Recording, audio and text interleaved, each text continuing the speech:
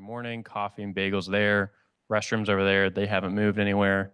Wi-Fi is on this pillar. And then we'll have lunch again around 11 for about an hour, hour and a half. And then kick off with the afternoon sessions. For this afternoon, after 4 o'clock, we'll be heading up to the 7th floor for a little happy hour provided by Strategy. Thanks again to Strategy for making that possible. And then we'll wrap up there for the main event. More to come, though. Ed? Awesome. I got check 2, 3. Check, check. Is it loud enough? Should I keep going? This is what they pay me to do. I sit at work all day and I just spin and spin. The thing I don't know is, like, let's say it came up with 100,000 Bitcoin. What the hell do you do with this? Wallet import format. But anyways, I'd call Tidwell and he would fix it. So anyways, okay. So first of all, this is not me representing the company Strategy, formerly known as MicroStrategy. This is not investment advice. Do not chew on aluminum foil, all that stuff, okay? So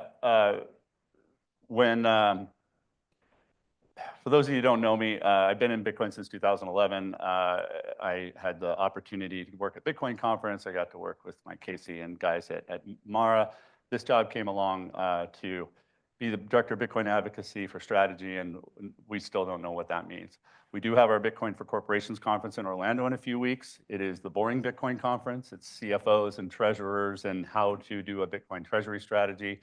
Bitcoiners come and they're like, when are we going to burn down the Fed? And I'm like, you're at the wrong conference, right? It's not the right place. But you know, we're going to have all the big Bitcoin treasury companies. We're hoping to have Ryan from GameStop there after he buys his first $4 billion in Bitcoin, which I'm not saying is going to happen, but I think so. It's a cool conference for that niche. Chris Kuiper will be speaking on the case for the institutional case for Bitcoin. But apart from that, you know, we've been holding BitDevs upstairs here every month, which is going really well. Is Jesse here yet?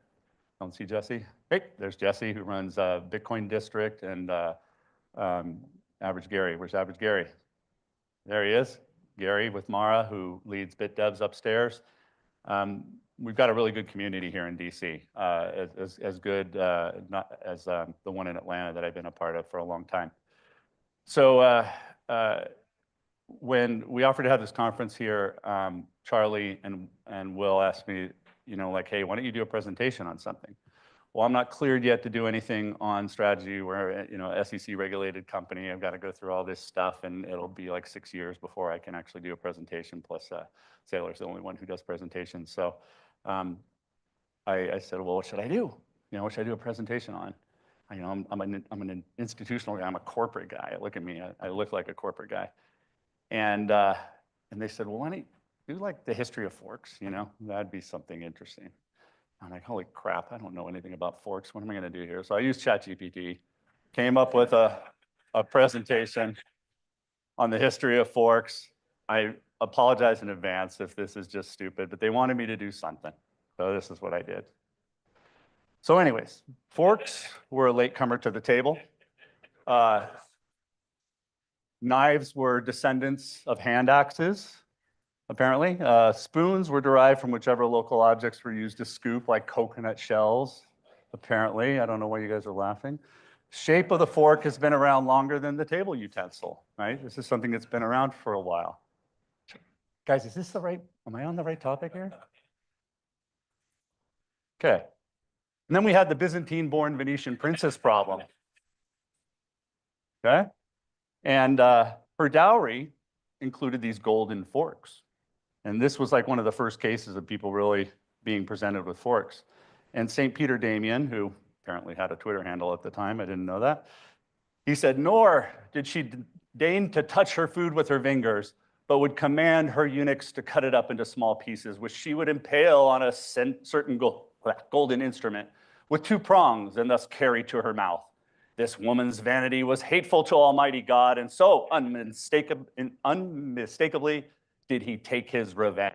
Like, her marriage ended really poorly.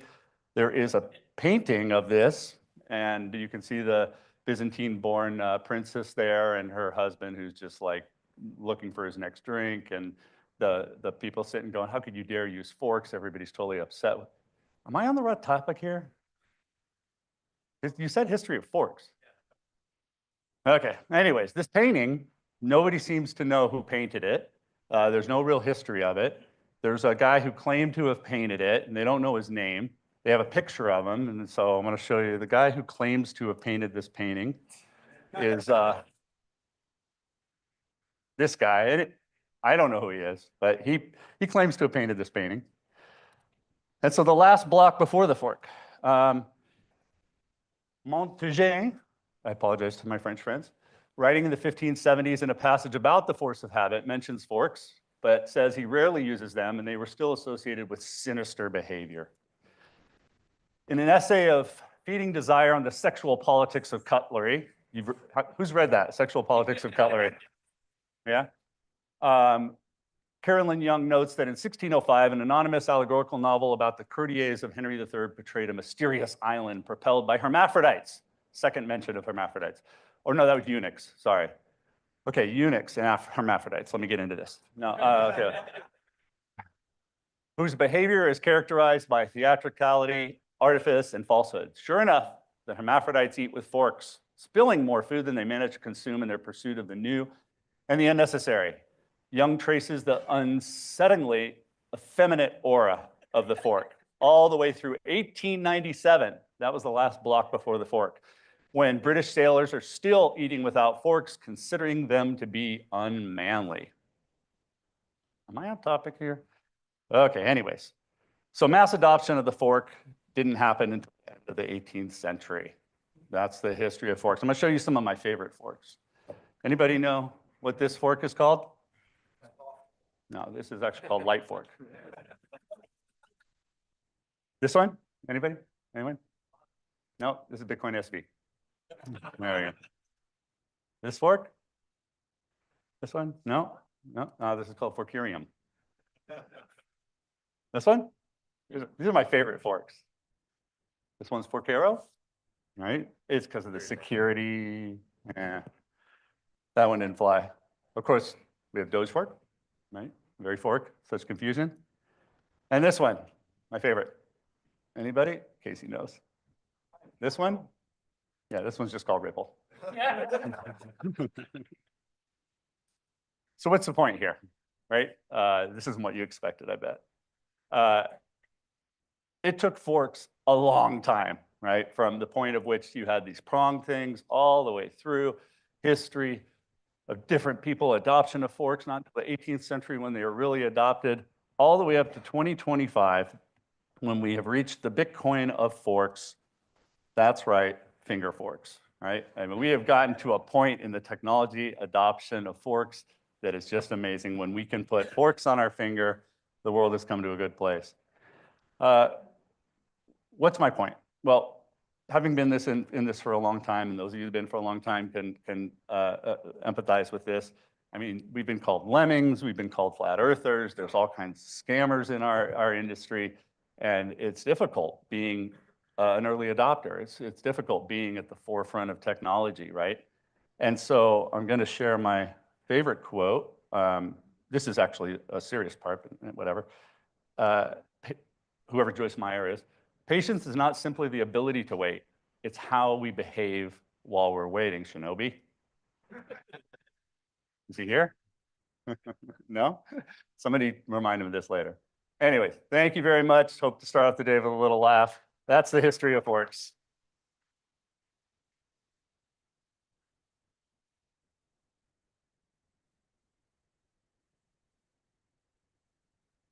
It's gonna be hard to beat, Ed.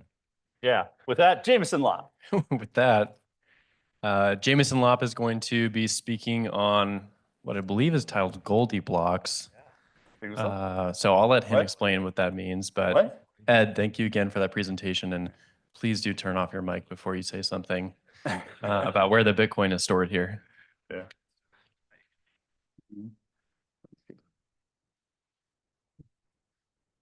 No problem. I'll figure it out.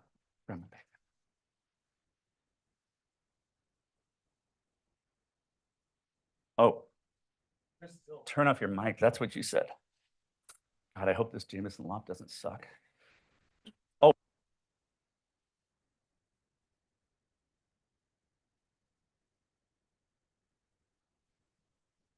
All right, Goldieblocks.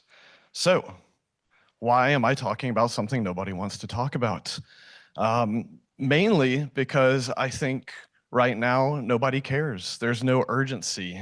There's no wringing of hands and gnashing of teeth over the block size. Why? Right now, there's actually not that much demand. In fact, I would argue perhaps the blocks are too large right now. This is something I started getting a bit worried about a year or so ago. I've been watching the blockchain for many, many years. I watch the fee estimates. This is something I've opined upon many times and wrote fee estimation algorithms in my early days working on Bitcoin. And it seems to me that from all the metrics I've looked at, we've never really gotten another level of retail FOMO adoption since 2017. We've had a few bumps here and there, but mostly it seems like it really is the institutions. And if there is retail adoption happening, a lot of it's going through the ETFs. So point being, there's not been a lot of demand for block space. We've seen, a few fads come and go. There was ordinals and runes. We did have a historically longest period of time ever around the last halving where the fees were exceeding the subsidy for something like 100 or so blocks. And that was good. That was proof that it's theoretically possible to have sustainable fees, at least for some period of time.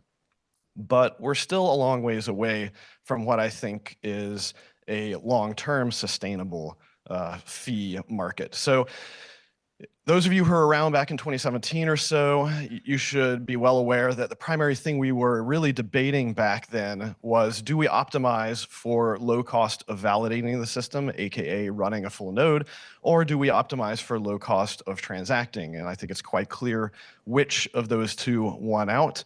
And I think that it was a sensible move forward, but that is not the last question that needs to be answered here. And looking at this over a very long-term perspective, I think there's going to be a question of how do we maximize the number of people who are able to use Bitcoin in a permissionless manner. And doing so, of course, requires block space. But how do we do that without screwing up the potentially fairly delicate balance of powers that we have between the different stakeholders in the ecosystem? This is why the block size debate was so contentious, is because it was also kind of a governance debate. It was a question of who holds the power in the system. So I think from reading reams and reams and reams of block size debate text, this is a quote that really struck me from Greg Maxwell 10 years ago. If the system is too costly, people would be forced to trust third parties rather than independently enforcing the system's rules, aka being able to run your own node. If the blockchain resource usage, and this is important, relative to the available technology is too great, then Bitcoin loses its competitive advantage compared to legacy systems because validation is too costly. Forcing trust back into the system, this is not what we want. And if capacity is too low and our methods of transacting too inefficient, then access to the chain for dispute resolution, potentially from second layers and other types of ecosystems that are anchored into Bitcoin, that will be too costly. Once again, pushing trust back into the system. So this is why I've entitled this talk Goldieblocks, is because I really think that what Greg Maxwell pointed out is that this isn't just a one-way problem. It is kind of a balancing act. You don't want cost to be too low. You don't want cost to be too high. And that is why I think all of the previous block size debates were flawed. I think block size is the wrong question. We've all been going around, or at least a number of years ago, saying, what should the block size be? But I think that just trying to pull some static number out of a hat is always going to be wrong. I think we have to ask more nuanced questions, which is how do we incentivize the efficient usage of block space? Which means, of course, that it can't be too cheap. But how do we incentivize development of other layers? This is also where fee pressure comes in and is incentivizing people to be more efficient. But how do we avoid the tragedy of the commons, which is, block space is a common resource. It is something that we all have to share. So if it's too cheap, you can expect people are going to be putting all their JPEGs into the blockchain. On the other hand, how do we take advantage of technological growth? And what that really means is we understand that technology is deflationary. A given type of computational resource is basically guaranteed to become cheaper over the long run, over many years. And then finally, how do we sustain, in particular, the thermodynamic security of the system? And I think the answer to all of this is fees. And of course, fees are a consequence of block space supply and demand. And so since we've mostly only been talking about supply, at least in the block size debate, I think that the demand component is something that was generally overlooked. And also, if you've been around for long enough, then you shouldn't be too surprised by this. This meme comes up in many different areas of society, but it's true for block space as well. So we've had times where there were very high fees, and that incentivized people to use less block space or to look for alternative solutions. Maybe those were layer twos, maybe those were completely other networks, maybe they were going back to using fiat and TradFi networks. But then, if we successfully increase the efficiency of block space, then there will be more block space available, which then creates low fees. Those low fees result in people putting their JPEGs into the blockchain. And then these inefficient uses of block space once again create high fees. And I think that this is a cycle that we should pretty much expect to continue in perpetuity if nothing changes. So what's best for miners? And I'll say this is not by any means a highly accurate model. I'm just trying to portray the way that fees work. And so on the left, this orange this is kind of a 1 megabyte block limit, and then red is 10 megabyte blocks, and then green is 100 megabyte blocks. And the only point that I'm really trying to convey here is that as long as the demand, which is on the x-axis here, is less than the available supply, then you can expect that the fees that people are paying, the fees that are collected by miners, are only going to grow linearly because people are only going to pay the minimum relay fee, which for a very, very long time has been like 1 Satoshi per virtual byte.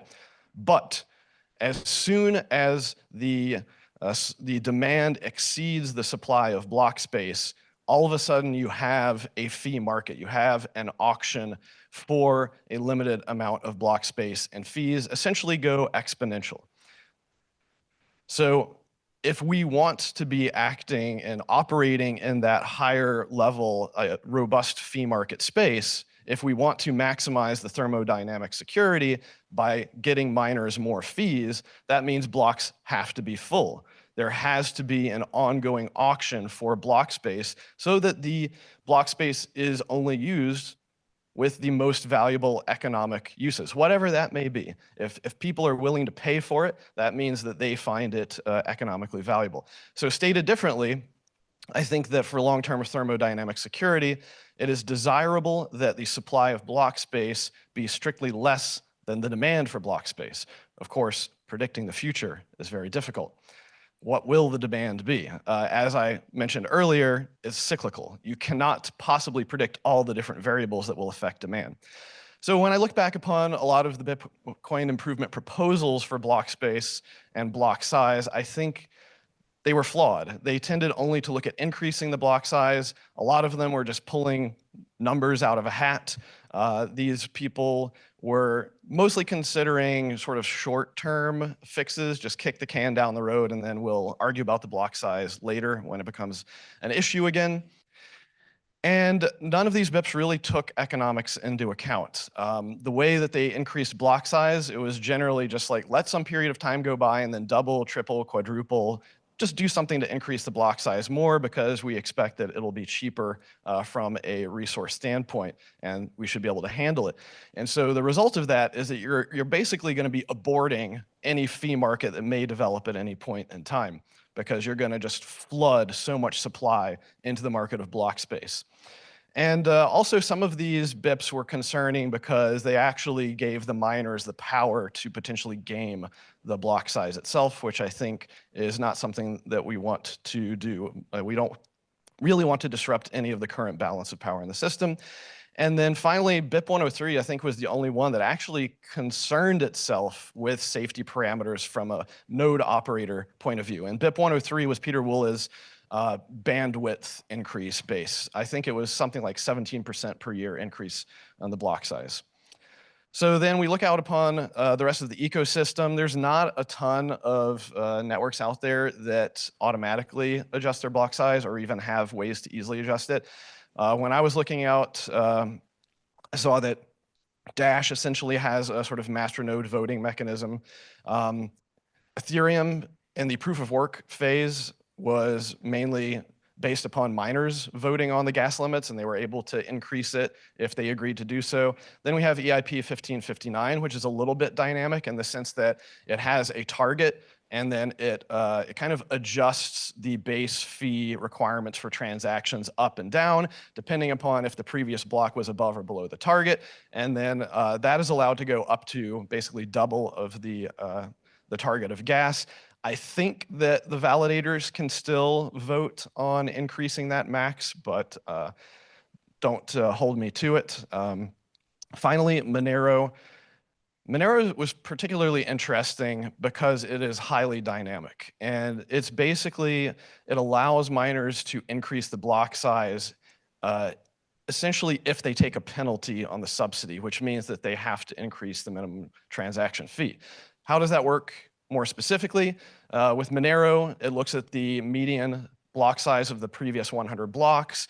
And if that's more than 60 kilobytes, then it allows you to create a new block that's larger than that median block size. And then there's basically a quadratic penalty formula that allows you to go up to as much as double the block size. But the higher you go, the more penalty the miners have to take on the subsidy, which means they have to require higher transaction fees to offset that cost.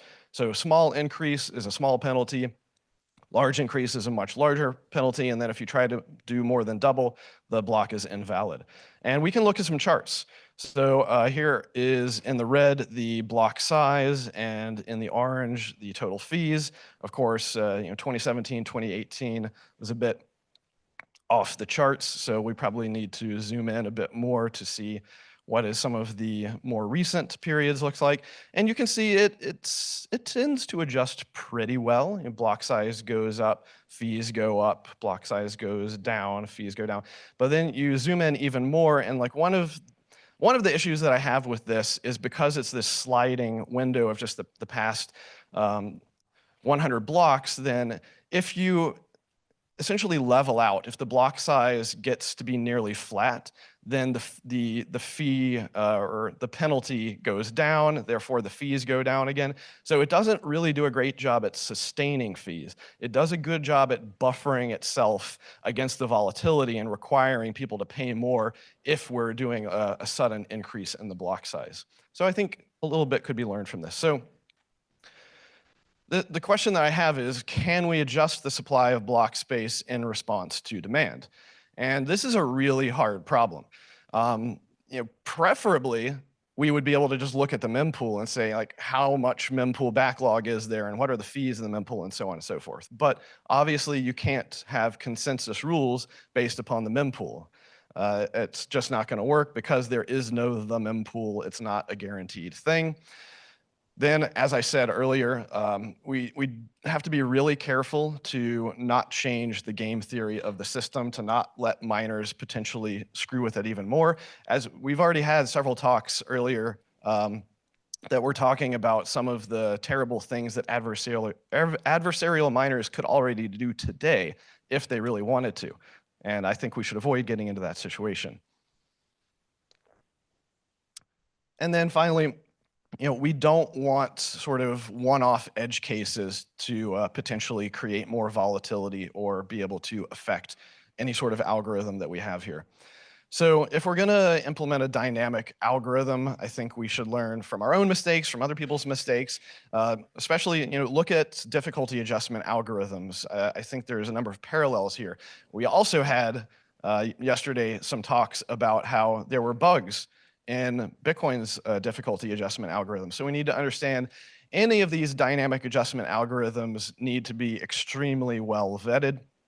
Even having off by one bugs, having edge case bugs can actually create potentially catastrophic circumstances if someone decides to game them adversarially. We can also look at the history of Bitcoin Cash and their dynamic adjustment algorithms for difficulty, and I think they're on like the third iteration, and I think the really high level issue of the first two is basically they were trying to be too quick to adjust, and they discovered that the miners discovered that that created an advantage for them to basically go in and mine Bitcoin Cash for a little while, come back out, mine Bitcoin, and go back and forth and really ping pong it around. So you do have to realize that miners are going to do whatever they find is best for them, not necessarily what you think is best for the network. So if we're looking at the Bitcoin block size, this is when I started asking myself, is it even possible? Like, is there data in the blockchain that we can use to try to figure out what the demand for block space is? So if we look at the block weight versus the fees, one thing I think should be pretty clear is that as long as the actual block weight used is less than the maximum, like I said earlier, then fees are going to be pretty low. There's not going to be much contention for block space. There's not really going to be an auction market. So if we zoom in a bit more, this is also looking, let's see, the first one is transaction fees per byte. This is transaction fees per block weight. As you can see, there's not really much difference between the two.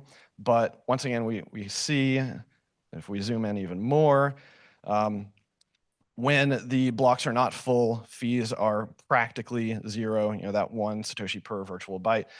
But then something changed in 2023, and I think this is around when like ordinals and people starting to put their JPEGs, their NFTs, their other tokens and stuff into the blockchain. This is when we really started using up all of the available block space, even when sometimes the fees would stay really low. So maybe this is going to change. You can see it starts to drop off again very recently. You know, maybe that was a fad that is over. I don't think that we can continue expecting or assuming that blocks will not be full. And even if blocks are full, there will be times where the fees are really low just because there are now other use cases out there where people are willing to essentially bid the minimum relay amount and hope that they can use block space for some non-financial good. What if we look at block size versus mempool, which is basically the sort of queued up demand for block space? And this is kind of what I was getting at, is these days we can't really expect that there's going to be a correlation between the two. As a result, I don't really see how looking at the block size, at the previous blocks and their size, is going to really allow us to have any sort of dynamic change that would allow us to create a sustainable fee market. But if we look at, here's the mempool, basically the Bitcoin and mempool versus the Bitcoin blocks transaction fees, we can see there's a pretty good correlation between the two, which should be somewhat obvious, right? Because the mempool is basically just what's waiting to get into blocks. So I think if we're looking at trying to create some sort of algorithm, it really needs to be focused on what are the fees that are being collected by the miners, not what is the actual size of the blocks that are being created by the miners. So if we're doing that, how can we do it without changing the game theory? I think most people would agree that we don't want to just let the miners vote on the block size. Then we have to ask ourselves, can we somehow do it based upon attributes of recent blocks and transactions? And the problem with that, of course, is that miners can stuff their blocks with whatever they want, and they're just paying themselves their own fees. So that's not very good game theory. Can we fix it? I think possibly. I'll be interested in speaking with miners after this to see what they think, because I'm not a miner. I don't know what other side effects this may have to your own business model or whatever.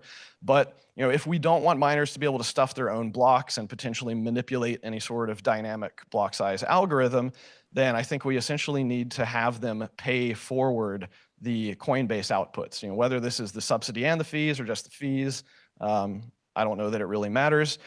But I think that this should be possible if we basically require those fees to be sent to some future miner with sort of an anyone can spend, check lock time, verify, some point in the future, so that you're essentially paying a random miner, and this would ensure that any fees that are going into the block are getting collected in the future, and you're going to be collecting the fees from some miner at some point in the past. So this is kind of hand wavy, but I've just been doing a little bit of modeling and was trying to figure out what are the different variables that you might want to put into a dynamic block size algorithm. And I think that the first thing you look at is, well, are the blocks sufficiently empty? If so, that means there's really no demand whatsoever. Like, we don't even have people putting the JPEGs in the blockchain. And if so, I would say look at how much weight was left over and just decrease the maximum size by that amount, and keep ratcheting it down until we see that there's some sort of market happening. If the blocks are full, then I think you want to, similar to the difficulty adjustment algorithm, basically create epochs of maybe 1,000, 2,000 blocks or so. I wouldn't go less than 1,000 blocks, and that's just due to the inherent volatility, the nature of the demand for block space. There are both daily and weekly cycles of demand for block space on a regular basis, and this also gets rid of some of the other volatility issues if you're trying to adjust things too quickly. And basically look at the trend between the previous period and the current period. And And these numbers might not make much sense yet, but if the current period is less than 10 sats per weight unit, then maybe bring down the block size by just a little bit. If it's larger than that, then I would recommend using some sort of quadratic formula to adjust the actual block size, basically between like half and 2x. And the reason that I think a quadratic formula makes sense is because of that, one of the first charts that I showed, where the fees don't go up linearly. Like once you have an actual auction market for block space, the fees don't go up linearly to demand. They really go up exponentially. So a little bit more demand actually causes the fees to get jacked up significantly. And so we should understand that and adjust with that understanding. And then finally, you want to have some floor and ceiling safety limits and sanity checks. And what are those? That's up for debate. I'll have recommendations. So this is how I came to the conclusion that the 10 sats per weight unit is a pretty good indicator. This is essentially, I chunked up into 1,000 block segments over the past several years and saw that once we were well above the 10 Satoshi per weight unit in fees, those were the times when there was actual decent mempool backlog. There were people actually having to bid for block space. So this is the closest thing that I've been able to come to so far for an approximation of figuring out when there's real demand for block space that we might then be able to use to input into some sort of adjustment. Now, what about the node operators? We don't want to disenfranchise them either. And so, this is one of the other projects I've been doing for many years, is checking, how quickly does a node sync? And basically, the right side is the older node versions, and as you go to the left, it gets newer and newer. And we see that the node software is getting more and more performant, and that is good. We don't want to disrupt that. This is another way to kind of visualize that is, over time, over each release, is it getting faster, slower? In general, we're kind of treading water. But as you know, the blockchain only gets larger and larger, so we want to keep being able to improve the performance of node syncing and validation, and we don't want this chart to go up and to the right, because that means it's getting too expensive for people to operate their full nodes. I've also done some research into peer bandwidth, and this is one of the more disconcerting things about the network. I think this is mostly a result of the fact that people are running their nodes at home on residential broadband connections, which are almost always asymmetric. Your upstream is almost always incredibly tiny compared to your downstream, and so it seems like most of the nodes out there have less than like 30 or so megabits per second upstream. So we know that there are a number of different laws when it comes to technological advancement and progression. Everyone's familiar with Moore's law, but most other computing resources have their own type of law, whether that's around bandwidth, disk space, so on and so forth. And I'm just putting this here because these are potential ideas, things to keep in mind if we're looking at what should various sanity checks be. And I think James O'Byrne is going to have some discussion into some of these edge cases, and hopefully that will be able to then be integrated into my thoughts process as well. So here is an example of download, downstream bandwidth over the years. As we can see, that's increasing a lot. But like I said, upstream is really what I'm more concerned about. There's not a lot of good data out there. This is from Ookla, and what you'll notice is from 2021 to 2022, I think they somehow significantly changed how they were actually measuring upstream bandwidth. And they seem to have wanted to hide this. Like I had to go back on the web archive in order to find some of these old charts. But suffice to say, if you look at the columns, which are showing the delta year over year, it looks like 10, 15, 20% per year increase in overall global upstream bandwidth. I'm sure that's not evenly distributed, but that's the nature of technology. So, like I said, we want sanity checks on the floor and the ceiling. If we were going to implement some sort of hard ceiling sanity check within the context of a dynamic block size algorithm, Currently, my suggestion would be upstream bandwidth. And so it would be something as simple as saying, take 50,000 block epoch, which is about a year, and every 50,000 blocks, increase the max cap by 10, 15, 20%, depending on what people think is safe. What is safe? This is what it would look like if we started implementing that algorithm as the hard cap. And like I said, this is the super hard cap. There would be another dynamic lower cap that would be based upon the economics and the demand for block space. But if we did 20% per year, then by 2040, we would have 15x the total block weight. And if we went with the more conservative 10% per year, then by 2040, it would be probably around 15, 16 million weight units, so like 4x of the current max block weight. And then, of course, there's a question of, do we hard fork or we soft fork? It seems like with sufficient creativity, almost anything can be soft forked. Hat tip to Jeremy Rubin for letting me know that you could do a block size increase if you just changed the Merkle root so that we have a new Merkle root in the Coinbase output that you would commit all the transactions to. The downside to that is that it would be even more of a blinding soft fork than the SegWit soft fork was. The SegWit soft fork only blinded nodes to SegWit transactions. They were still able to see non-SegWit transactions. A block size soft fork would blind legacy nodes to all transactions other than the Coinbase transactions. They would only see the Coinbase transaction in the block. They would still see other transactions in the mempool. They just wouldn't see them getting confirmed. This is, of course, always going to be one of the most contentious things to talk about, whether hard fork or soft fork is worth it, from a design space and sort of cleanliness and technical debt perspective. A hard fork is cleaner, but that I'm sure will be up for debate. Personally, I do think hard forks are feasible on a long enough time frame. And I've done some research into this, into node operators and how long they tend to run their node versions for. So here you can see, because a new version of Bitcoin Core comes out about every 6 months, so every 25 weeks on this chart. And you can see after about 3 years, pretty much everybody has upgraded their node. Different way of visualizing that. How many weeks does it take for 95% of Bitcoin Core nodes to stop running their current release version? And we can see usually that's less than 2 years, but sometimes it's getting up to the 3-year mark.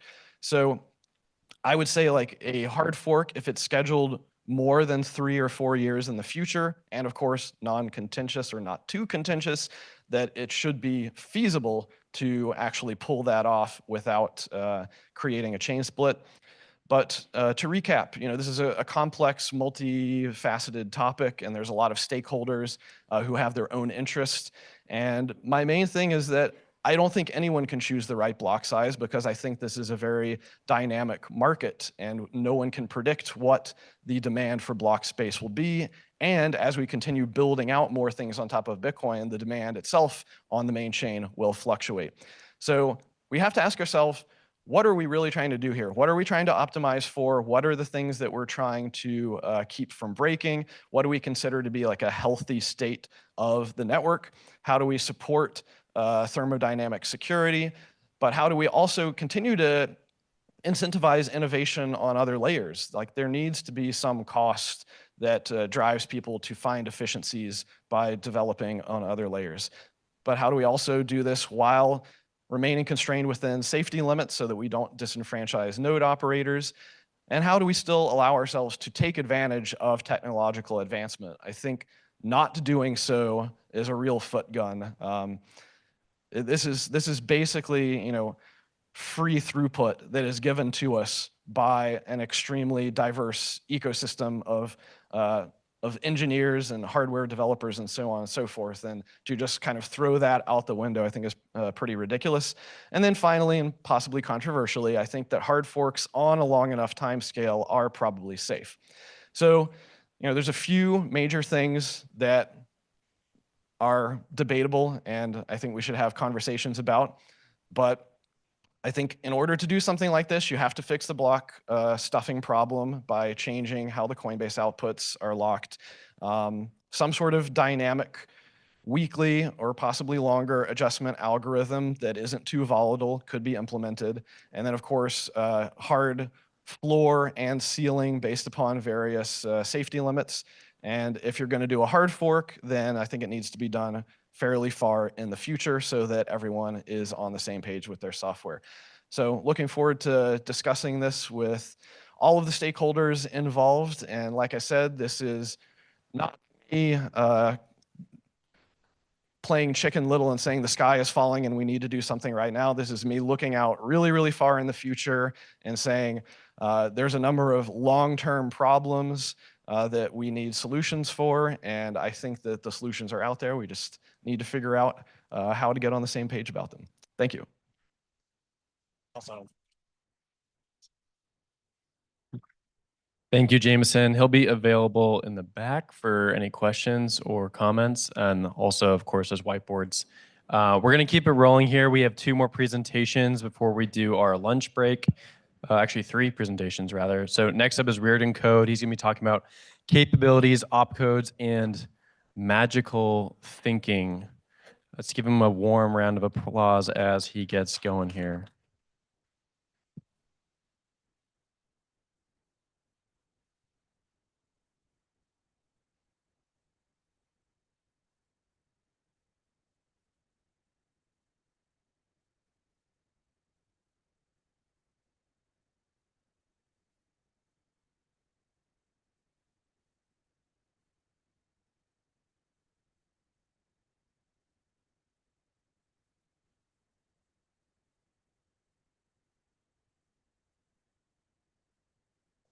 Charlie up here.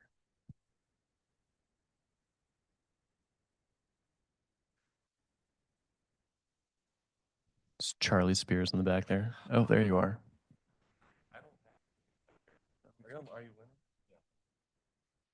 Probably. May have to email it to Will. I don't have any more insight. Yeah.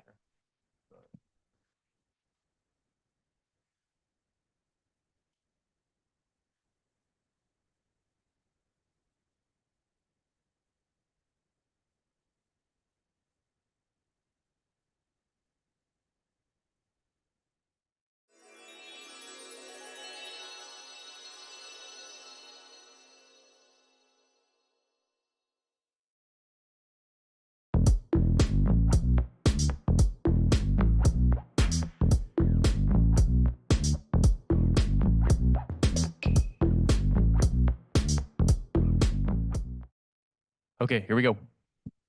All right. So I don't have a ton of slides today, but I'm going to talk about, as Will said, how we're talking about soft forks all wrong. So we've been talking already yesterday, and well, James talked about hard forks, but anyway, talking about forks, and we've been talking about them all wrong on Bitcoin. This guy here is trying to think about it right. He's thinking about capabilities, and that's what I want to talk about. So here's kind of the way we've been talking about soft forks. You've probably, if you've looked at soft fork stuff, seen tables like this on various websites like covenants.info or utxos.org or other places on the internet. And there's always like this, oh, we got some opcodes or some soft fork specific proposals, and here's what protocols they enable or how they help Bitcoin by enabling things. And this is weird because that's not how this works. Application protocols don't require opcodes. They require specific capabilities from the underlying Bitcoin network. So right now, Bitcoin has certain locking capabilities, right? We can lock based on time. We can lock based on transaction signatures using a public key and a private key. We can lock based on hash locks. There's a certain limited set of capabilities for locking funds that Bitcoin supports right now.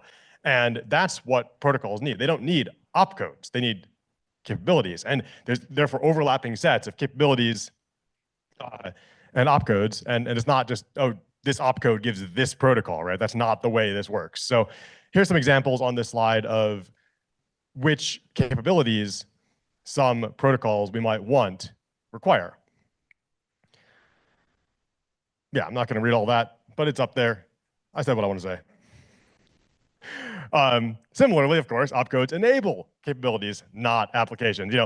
I think we talked yesterday actually about how James O'Byrne's op vault is designed to be a protocol-specific opcode. But when you get right down to it, what op vault, as designed beautifully by James O'Byrne, supports is basically a concept that goes back many years in Bitcoin of tap, leaf, update, verify, because op vault, in order to do the thing, to enable the protocol that James wanted to enable, it has to enable a certain set of capabilities, which includes essentially a opnext output script and op tap, leaf, update, verify. And so with those two capabilities, you get these very ergonomic vaults. But op vault is kind of the wrong name for it, right? It's actually a 2 opcode BIP that enables these capabilities, et cetera. So we're thinking about these things wrong. Here's some more examples of that other than op vault. I'm not going to read all that. So yeah, when we're talking about what we want to do in Bitcoin, we can't have an effective conversation if we're trying to go directly from opcodes to application protocols. That's just not the right mapping. We're not in the right design space. This, by the way, is not my idea. If anyone knows Yuval or Not Nothing Much on X, this was his idea. And I'd been kind of thinking along these lines, but not in the right words until I talked to him. So he and I had a long talk about this, and I totally agreed with him, and so I put it into this talk.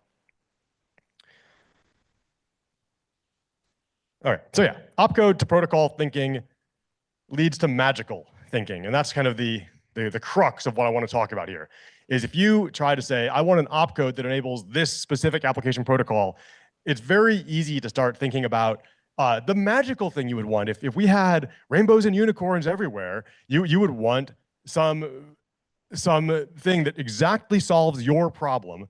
And that thing you want may or may not be practically realizable. There may not be a possible opcode that would do that, but when you're thinking, I want this opcode, it's kind of easy to fall into thinking we can design an opcode for this.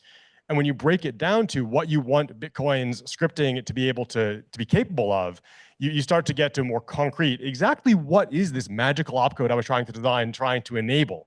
And that starts to refine your thinking. So I would say that trying to think about capabilities instead of opcode when you're designing an application protocol is a way to make your thinking more concrete and avoid that magical, I just want it to magically make sure that the value flows from this person to this person. Well, of course, Bitcoin can't do that because that's not within the set of capabilities you could put into a Bitcoin script. Bitcoin doesn't know about people.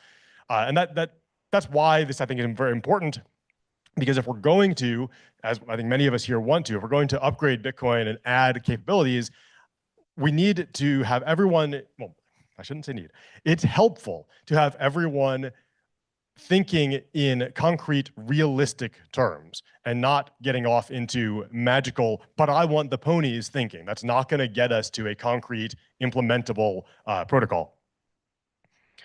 Oh yes, here's some examples of that magical thinking. I don't want to add this until this comes with this magical thing. So I've heard some people say, I don't want to add a covenant to Bitcoin until it enables endogenous fees for second layers. Endogenous fees, if anyone doesn't know, that's the idea that you could have the UTXOs that are bound into a second layer also be used to pay for fees when you're resolving that second layer back onto the main chain. And well, that would be lovely if we could have the fees for resolving onto the main chain come straight out of the UTXOs that are involved in the second layer. No one has been able to concretely describe the capabilities that would enable that feature, and I've asked. So the magical thinking that people get into here, like, well, maybe TX hash would do that. Okay, but what capability of TX hash is going to do that? And just maybe it would do it. So that's the kind of thinking that I think we need to avoid. Yeah, solving impossible problems. I want to solve. Another example would be I want to perfectly solve unilateral exit from protocols. Now that one, there may be some capabilities that would enable unilateral exit. I want to be clear. I actually have a slide that mentions it. But without getting concrete as to, I think we can solve unilateral exit with these specific capabilities, you're still over in magical thinking land. Yeah, and then of course I put it in a somewhat block streamy color because let's wait for a more comprehensive upgrade because we're all gonna switch to simplicity scripting, right, guys? Sorry, did I say that out loud? So So this is very, very hand wavy right now, but I'm starting to try and put together some mappings of opcodes to capabilities and then protocols to what capabilities they require. And this table is not good yet, by the way, but it's the start that I've put into it so far. And one thing that I kind of, the way I've color coded this table is the dark green is this opcode directly provides this capability in an ergonomic way that you could actually use for something. The light green is this provides this capability, but in a way that no one should ever use, Rindal. And then the pink or red is it doesn't do this. So when I look at this, I personally look at the rows in thinking about combinations of opcodes that have the most dark green. And personally, I actually dislike light green more than I dislike red, because I really don't want to be enabling things on Bitcoin that are going to lead people to do things in ugly, non-ergonomic, hard to debug ways. We've talked, I mean, all over Bitcoin X, of course, people talk about, are we going to Ethereumize Bitcoin if we add this or that capability?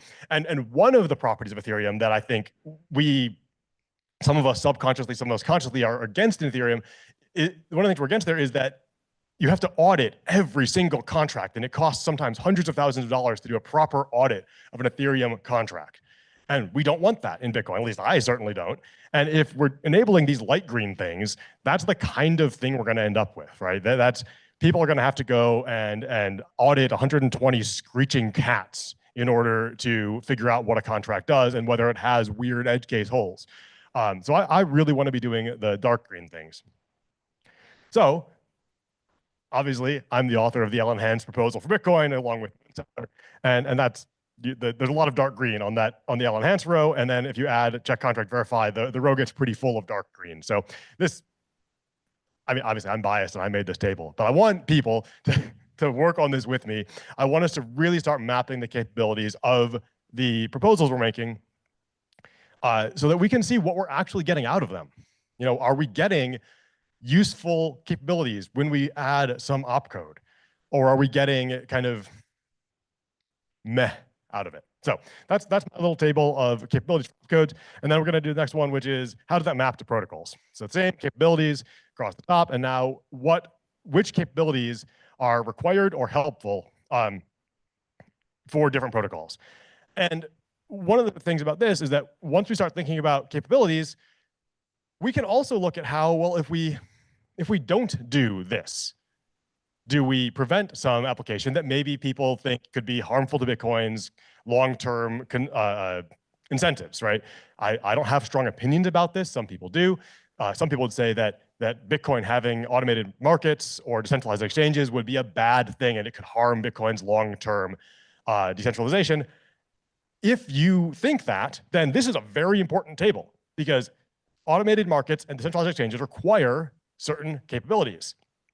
And if you don't provide those capabilities, you aren't going to get automated markets and decentralized exchanges. So at the same time as you're looking at what protocols do I get from this, you can look at what protocols do I not get that I maybe don't want.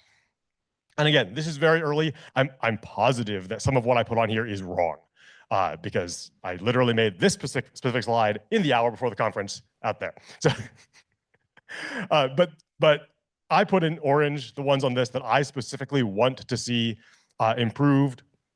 On this table, by the way, green means the capability improves the protocol, and the light green is improves, and the dark green is required. I should have said that up front. And so, again, what we're looking at here is where maybe would be the intersection between the opcodes that give us dark green things and the protocols that require those dark green things that we want. And again, if we kind of combine these two tables, we'll see that the kind of CTV plus checksig from stack gets us the dark greens required for, I think, all of the oranges on here. I didn't actually check that before coming up here and talking, but I think it does. And that's why I'm trying to go backwards to why are CTV and checksig from stack gaining so much momentum in the kind of mind share of Bitcoiners. And I think that's why. We haven't been talking about it very well, which is why I'm up here talking about this. but I think that's why, is that if you do something like CTV and check state from stack, you get the capabilities in dark green, nice ways to use that enable the protocols that people generally say, yeah, we want those. We want these better second layers that offer unilateral exits. We want better vaults, right? And so as I said, there's not complete mapping because the I'm also probably bad at talking into microphone, so sorry about the sound quality. So we want ergonomic vaults, but that one is not there from just CTV and checkstate from stack. But if we do check contract verify too, we fill in that input output column as well. So anyway, that's pretty much what I wanted to talk about. I wanted to leave time for questions. I think I have, because I want to have a conversation about this. I want to hear interactively what y'all think.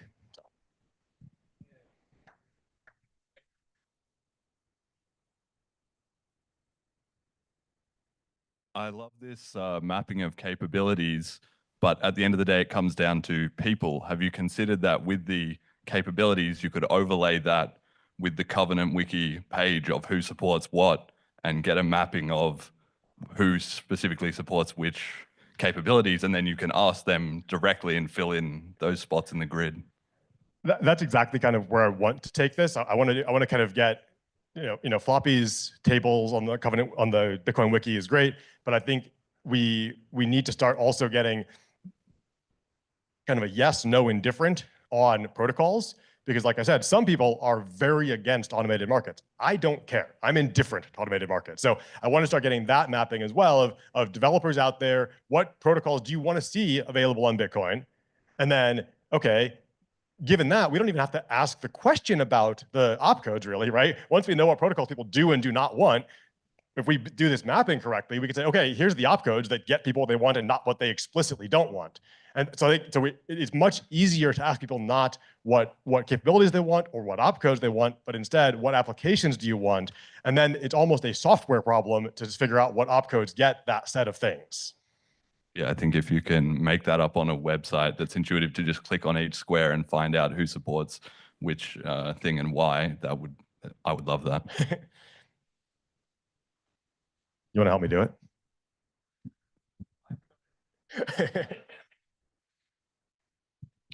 Appreciate your talk. I have just one question. For things like automated markets, I know you're not worried about that, or whatever you're worried about. Let's say you're worried about something up there. What would you say to the idea that degens don't care about slightly trusted bridges? I'm just sorry, BitVM as like a slightly trusted bridge. There's minimal, is trust, but it's like maybe it's a nice spot, and it does enable all those things in some roll-up fashion. So how do you think about that when it comes to capabilities, if at all? Yeah. I think we've come to a place in Bitcoin, thanks to BitVM and the horrors of collider script and things like that, where the real truth is that anything is possible with sufficient kind of minor trust assumptions and or cost going into it. And that does make this difficult, because are we really enabling that capability, or are we just taking it from you have to do a lot of trust or invest $1 million in hashing to get there into you can do it with just an opcode? And I'm not quite sure, honestly, how to deal with that spectrum that we're on. Yeah, degens don't care. And the other thing that I can say about that is that because the degens don't care about certain minor trust assumptions that come in, or accepting a little bit of trust to get what they want, we kind of shouldn't worry about that. I mean, that's my opinion, that we just don't worry about what the degens are going to do. They're going to do it. What we want to do is we want to make using Bitcoin for fuck you money, the correct use of Bitcoin.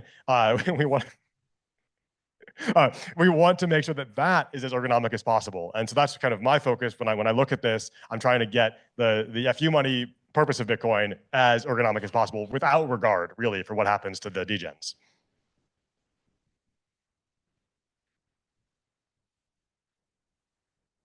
Hey, so I definitely think approaching things from use case over opcode design is the right way to go at things. But like, what are your thoughts in terms of analyzing like comparative cost and efficiency per use case based on different opcodes? Like, you can get the same functionality many different ways, but how does that actually play out in terms of the on-chain footprint and profile and economic cost based on the specific opcodes you use to implement some functionality, and how that should be kind of taken into consideration? Yeah, I mean, you have often said to me that we should stop byte pinching. And I think there's some threshold of kind of byte differences where we just shouldn't care.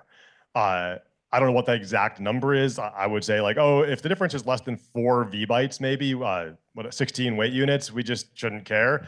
And what I found is that when we go through this and we look at things that are actually ergonomic, it's relatively uncommon that there's more than a 4 V byte difference in using different things that are all ergonomic for different protocols. An example where there is a more than 4 V byte difference is right now we're talking mainly about CTV as a way of getting a transaction hash onto the stack.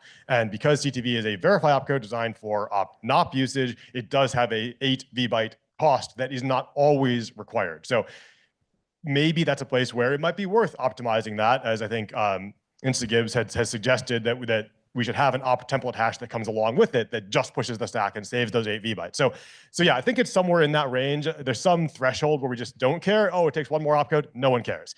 But it takes a whole other hash. Maybe we should be caring about those differences.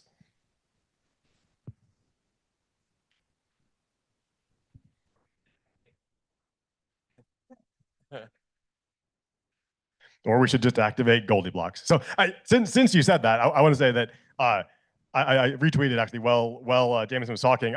I said something similar to Jameson a year and a half ago. I agree. At some point in the distant future, we're probably going to have a dynamic block weight because we're dealing in a market system and we don't have right now a way for the block space to react to the market. I think the error that has happened in the past on Bitcoin is thinking about block size changes before there even was the possibility of a market for block size. And I think we may still be in that era because the subsidy is so large, we just cannot tell what that should be, because right now the subsidy pays for all this hash power, and that prevents us from detecting the actual market value of these things. So since you asked, I get to say that little comment.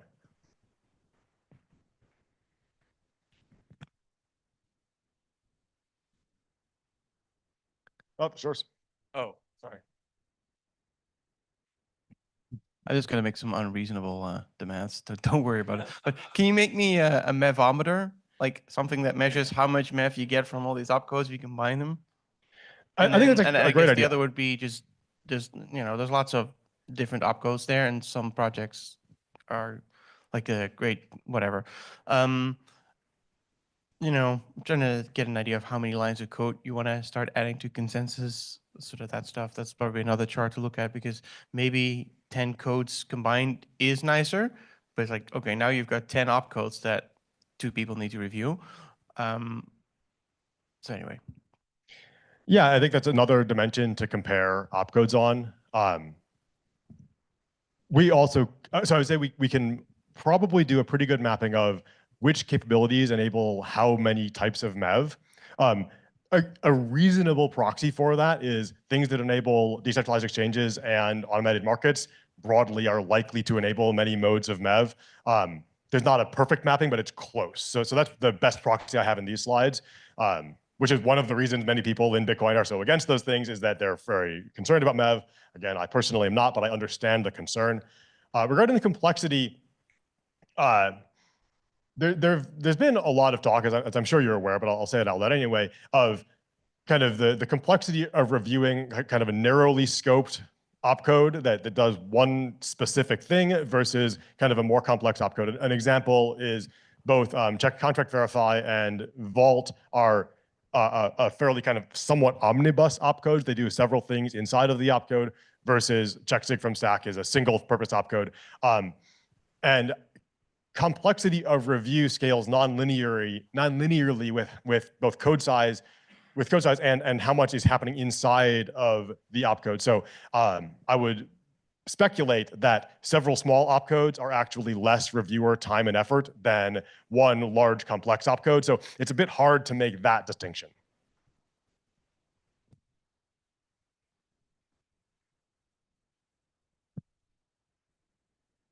I guess I had a question about, I guess, activation. My understanding is obviously there has been a soft fork in some areas now, and then when there is a soft fork proposed, there's a year-long something activation process, which implies that you essentially could only do one, maybe a year or every couple of years. Is that true? How do you think about combinations of codes and soft forks, et cetera, upgrade paths? I am very far from an expert on activation. It's not a thing I think about a lot. I would say that my personal thinking on Bitcoin is that when consensus is reached on doing something, the activation is the least interesting part of that point. As far as I'm concerned, for soft forks, it would be perfectly acceptable, for example, to just do a flag day. Forget the whole signaling and 6 months and a year, whatever. These are soft forks. We already have kind of broad consensus in the technical community. Just do it. Now, others disagree with that. I'm not saying everyone agrees with that. It's my opinion. And so I want other people to have these discussions about what activation paths might work. I think it's fine to combine opcodes. I think it's fine to do separate activations. I think you can have overlapping activations. Like, you could have the signaling happening for signaling activation, signaling for another soft fork happening during the activation kind of pause for another opcode. Like it doesn't actually matter that much to me, because what we're trying to do is build technical consensus around these things. And once that is reached, it doesn't matter how we activate them because we already reached technical consensus on it.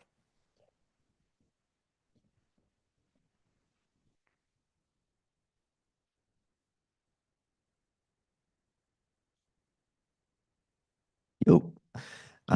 Yeah, I appreciate the, as Shinobi said, the attempt to focus a little bit more on the use cases. I do want to ask you, you were at BDC++ last year in Austin, I believe, right? Yeah. And there was a couple of presentations, notably from two people from the same company, Christian Decker and Rusty, who I think introduced a new bend in this entire conversation. And if I can summarize it, it was sort of introducing perhaps an approach to soft fork that goes in a different direction than what the piecemeal sort of like incremental narrative that has been dominant in the space. And, to Christian's point, I think it was more so like, why don't we approach this from sort of perhaps, or even Rusty's, like sort of like a Manhattan style project for Bitcoin, where we actually stop trying to go at the bargaining table every year and argue about and bike shed and horse trade about which opcode is going to make it in, and have a sort of like larger scope vision about exactly what we're trying to achieve. GSR is one example. I'm not saying it's the right one. There's sort of like, obviously, like Blockstream simplicity. There's Lisp stuff that AJ is working on. I just want to get your take on like what is your opinion of like this type of direction? Yeah, Austin, as you know, I was big into what Rusty had to say, and that, I still am. Like, I think that the restored script that Rusty envisions is a good long-term direction for Bitcoin. I said it to Rusty there, and I will continue to say it as long as I'm talking about Bitcoin. I think a more incremental approach is the right way to go.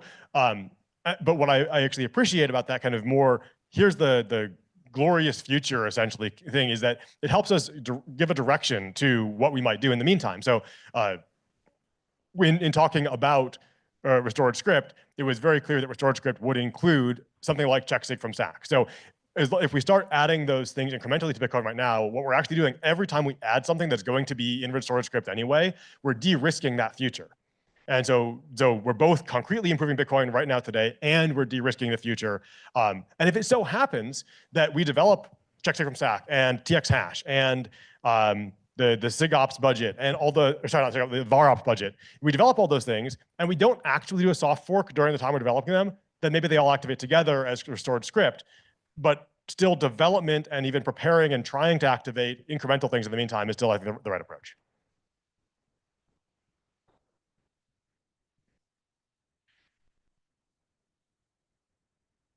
So from that perspective, do you think there's like an opportunity to kind of like package this story to users in the wider ecosystem as this grand scheme that we're trying to achieve and that we implement in an incremental way. So that there's sort of like a larger scope vision, right, that everyone can buy in because it seems to give everyone what they need. Therefore, we all push in the same direction without having to kind of like everyone pull their side of the blanket because they want to have what they need now. Personally, I don't think we can get like everyone on any page. I own the domain everyonewon'tjust.com because everyone's not just going to pull in the same direction. That's just not the way this is going to work. So I think the better kind of mindset is we're going to design a bunch of things. We're going to see kind of almost what a common denominator is. And that's like another reason that CTV and CSFS have so much momentum right now is they kind of fall out as a common denominator. Oh, you want to go towards restored script. You want to go toward vaults. You want to go toward blah, blah, blah. And CTV and CSFS end up as common denominators for all those different things. And since we're not going to get everyone to just pull in the same direction, instead we need to be looking at everyone's pulling in different directions, but they all pull this one thing in. And then after we have that, we'll sort it out again. So that's how I look at it.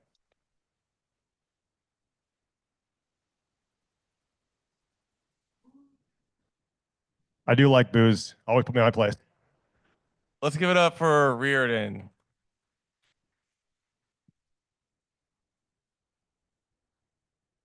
All right, we're gonna switch over to, I believe, James. Right?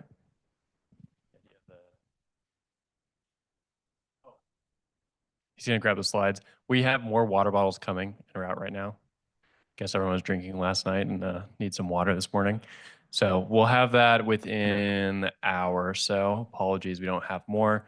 There's coffee and some sodas if that works for you guys in the moment. We'll have 2 more presentations and then lunch. Lunch will be around 11:30 again. And yeah, water will be here soon. There is a water fountain. Oh, yeah. There you go. Perfect. Nice. Okay, take it away, James. Here, use this one. This is more reliable right now. As a native of Northern Virginia, I'd like to welcome you here. Growing up, Tyson's was basically this beige, spooky center point of an already beige and spooky place. So it's kind of funny to me that the entire Bitcoin community is like having this done to them. So yeah, welcome to Northern Virginia. I'm glad you guys are here. We're going to talk about the block size because I was thinking, you know, the atmosphere of the covenants discussion is so breezy and collegial that I just want to keep that mood going into something relaxing and easy. So we're going to talk about block size. This is going to be like a vibe talk. People vibe code. This is sort of a vibe talk in that it's going to be like a multifaceted hallucination with me. That's essentially a fireside chat that incorporates both very low-level measurements, data. You're going to learn about how it works, but also I'm going to make some fairly high-level speculative arguments that you can almost certainly reasonably disagree with. I don't have any concrete conclusions that are like on a macro scale coming out of this talk. I'm not going to tell you what to raise the block size to or whether to raise the block size. But there are just so many misconceptions about what the fundamentally limiting resources are when it comes to block size that I just couldn't resist diving in and giving you all a little tour of what I think are very relevant factors. So we're going to talk about why it's worth thinking about, and I'm going to outline a few different kind of courses of reasoning for why it's something we should be kind of building some intuition for. And then we're going to talk about the objections to a larger block size, as well as some accompanying measurements and consequent, hopefully, demythologizing of the conversation. But first things first, we got to give credit where credit's due. As if I hadn't made enough friends already. You know, this book is probably the most interesting book about Bitcoin I've read since Andreas Antonopoulos' Mastering Bitcoin. And that's because it challenges an orthodoxy that I myself subscribe to firsthand. It's not a perfect book by any means. I don't agree with all of it. The tone is at times shrill. And it requires the ability to sort of disentangle bits of truth from, you know, something that doesn't have like a highly packaged, you know, delivery, which most of you are incapable of. So I wouldn't recommend it, but it's a cool book. So I think it's worth reinforcing what my goals are here. And I'm really, first and foremost, concerned with delivering on Bitcoin's full potential. And in fact, its original goal in many ways, which is value transmission and storage without trusted intermediaries.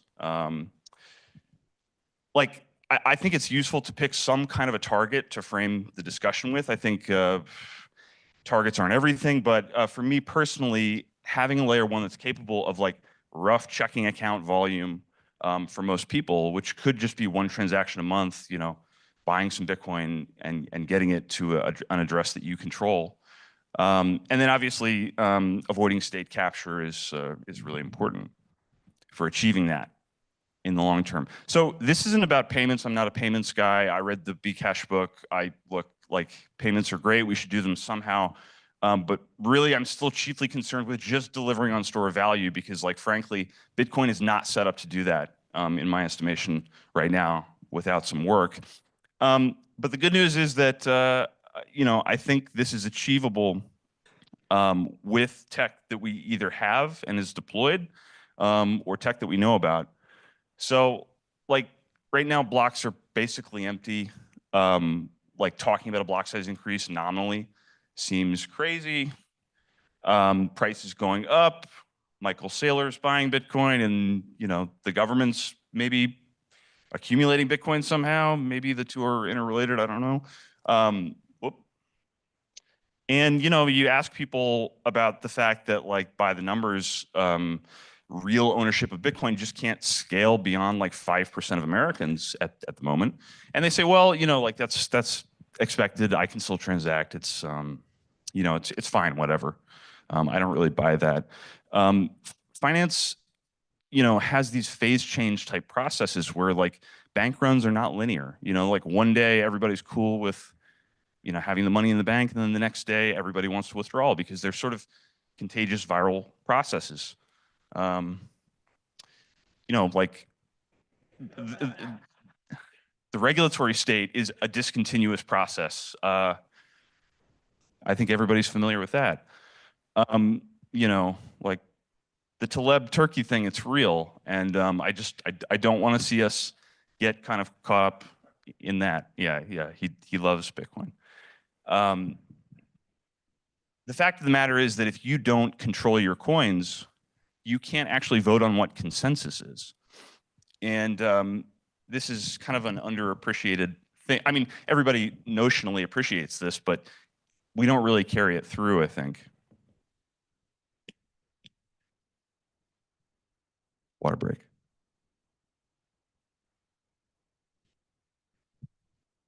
Because, like, I don't know if you guys saw the little BlackRock infomercial that was made, asterisking that, like, there may not always be 21 million, but the reality is that there is like a not implausible process by which these kinds of institutions can influence consensus. And if ownership isn't widely distributed, then like that becomes sort of a reality. So the question is, if there's some kind of regulatory action or, you know, unsavory fork proposed, and everybody wants to rush for the door, well, what happens? Let's talk about some numbers here. The limitations right now, well, okay, so this is kind of the setup. It's really hard to get a notion of like how many people own Bitcoin in the first place, and then how many custodial users there are. There's a research report done by crypto.com, I guess, about, you know, the estimated number of Bitcoin users. If we assume 5% of all Bitcoin users are self-custodians, which is perhaps generous. That basically tells us there are about 300 million people holding coins on exchanges at the moment. If we think about like what the capacity of Bitcoin is right now, it's about 20 million transactions per month.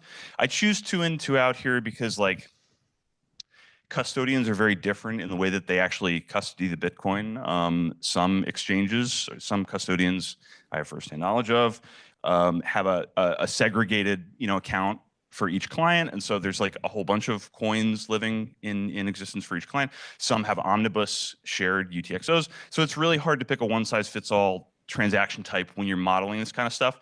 I kind of came down on 2 in and 2 out. That's definitely debatable, but I think it's kind of a fair approximation of things. So, okay, we have these 300 million users, and all of a sudden 6102B gets announced. They want to take their coins off exchange. If you had uninterrupted use of the chain, simply to do a 2 in, 2 out for each person, it would take over a year to get everybody to their own coins. So that's a big problem. So the way I could see this playing out, like, and again, you can say I have a tinfoil hat on my head, I would respond that that's sort of the origin of Bitcoin. US government 6102s, there's some exit window of, they say, okay, well, we'll give you 3 months. If you don't like this, get your coins, whatever, knowing full well that that's not possible for everybody. BlackRock actually encodes fork choice in their S1, so they get to basically say which side of the fork that you get as the ETF holder and which side they dump. So if there's a coordinated dump across large institutions, profit-seeking miners then have to flip. There's a proof of work crisis in Bitcoin. And basically, we sort of go the Bcash route of like, oh shit, we can't mine blocks anymore. So even if you don't, and we sort of wind up in the gold warehouse case, except ironically, with gold, like you can actually still sort of transact it peer-to-peer and anonymously. So like, where have we wound up here? And unfortunately, like the L2s that exist now, Lightning, don't really solve this because Lightning requires a UTXO. So we're kind of back where we started on that one. If every custodial user wanted to open an LN channel, then you're looking at a minimum of like 10.5 months. So maybe it's not as bad as all that. Like maybe we get ARC. Maybe basically people can do batched exits into these like pseudo custodial systems like Cashew, Fedi, Mint. Maybe there's some kind of UTXO sharing scheme. But I think like that requires custodians setting up pre-existing batch connections. And without L1 access, like you're always transacting at the benefit of someone else to some degree. I think if we've learned anything from Lightning, we can't look at ARC and say, okay, this is going to solve all of our problems. We're sure of it. Because like, for example, we don't know what the weight is of exits. I mean, I know you can compute that, but if Lightning's taught us anything, it's like there are implications to these complicated schemes, and we don't really know them until we see them in production. And so if we have the technical capacity to sort of like avoid all this and hem to the original goal or something sort of resembling it, I don't know why we wouldn't. On the other hand, if you don't buy the tinfoil stuff, there's a more optimistic way that congestion can happen on Bitcoin. And I was recently talking to some of these companies, and they are coming with their BitVM, roll-up transactions that are freaking huge.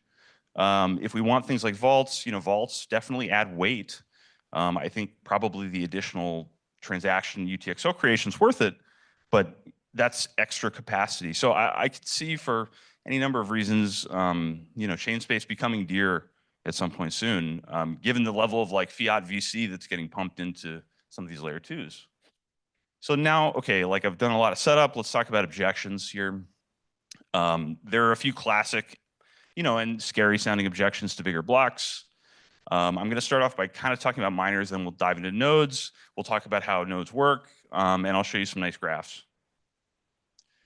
So one of the arguments against big blocks is that it will centralize miners, because the idea being that if you have really big blocks, they're slow to transmit. So if Bitmain mines block, they have a head start kind of building on top of it, because while it's transmitting to the rest of the network, the they get sort of a head start. This is kind of intermingled with selfish mining a little bit. But the reality is that blocks are basically always transmitted via compact blocks. So compact blocks are a protocol that leverages the fact that most transactions in a block, your node has already seen and validated, at least in terms of scripts before. So when the block comes in, you're not doing a lot of work. You're sort of just connecting it up. In most cases, maybe fetching some transactions that you haven't seen. So this actually makes block propagation very fast and not so sensitive to block size as you might think. The other thing about miners is that, like, well, pools in particular, hashers are a different story, but pools aren't really limited by like hardware connectivity constraints. You know, they're doing a lot of physically intensive stuff. They're buying ASICs, you know, in large quantity, which isn't cheap. So it's not like miners are really constrained by the nodes that they run. You know, another objection is like, well, if we have bigger blocks, there's going to be this like huge diff in the mempool. And, you know, even if you have compact blocks and the other miner gets a compact block, he might not have seen all of the, you know, the transactions in increasing number. And so he'll have to go and fetch them, and that'll create slowdown. But there is a design called weak blocks. And the idea behind weak blocks is, if you're familiar with the way pool shares work, the way a pool accounts for work done is that the hashers submit, you know, lower work, not quite to network difficulty, but like still, you know, substantial POW to the pool to prove that they're actually hashing. And the idea is that, like, if you repurpose this to have these weak blocks broadcast, then you're showing the rest of the network like which transactions are likely to be mined in the future. And this is somewhat of a unorthodox take, but I think peer-to-peer relay, like, the incentives kind of aren't aligned long-term anyway, because it's basically bandwidth donation from you. And as we've seen, like, useful policy is often years behind what people actually need. So I think you're going to continue to see dark pools, accelerators, all that stuff. And this would be a problem anyway if we stick with small blocks and have high fee rates, high congestion, because there's so much rapid turnover. You're basically, your mempool is like an order book for the global Bitcoin network. And like, there's so much thrashing going on in that you're going to have different, you know, reconciliations to begin with. So I think weak blocks is a great thing to be working on. Instagibbs has actually done a little implementation that repurposes a lot of the compact blocks machinery. It's not a huge change, and it's a very useful thing. Talked a little bit about selfish mining. I can skip through that. So fee revenue is another argument. It's like, okay, we need these small blocks with a high fee rate because otherwise the miners won't make any money. Well, if you actually, I mean, this is kind of a fallacy on its face, because there's this like Laffer curve idea where if you have cheap transactions but big blocks, then the absolute subsidy that the miners get is sort of equivalent, even if the fee rates aren't high. So if you actually do the math, this is basically just breaking down, if you want to replicate the existing new coin subsidies entirely with fees, you see that, you know, 4 mega VByte block, if you have 156 sats per VByte, you know, you're facilitating around 5,000 payments per block.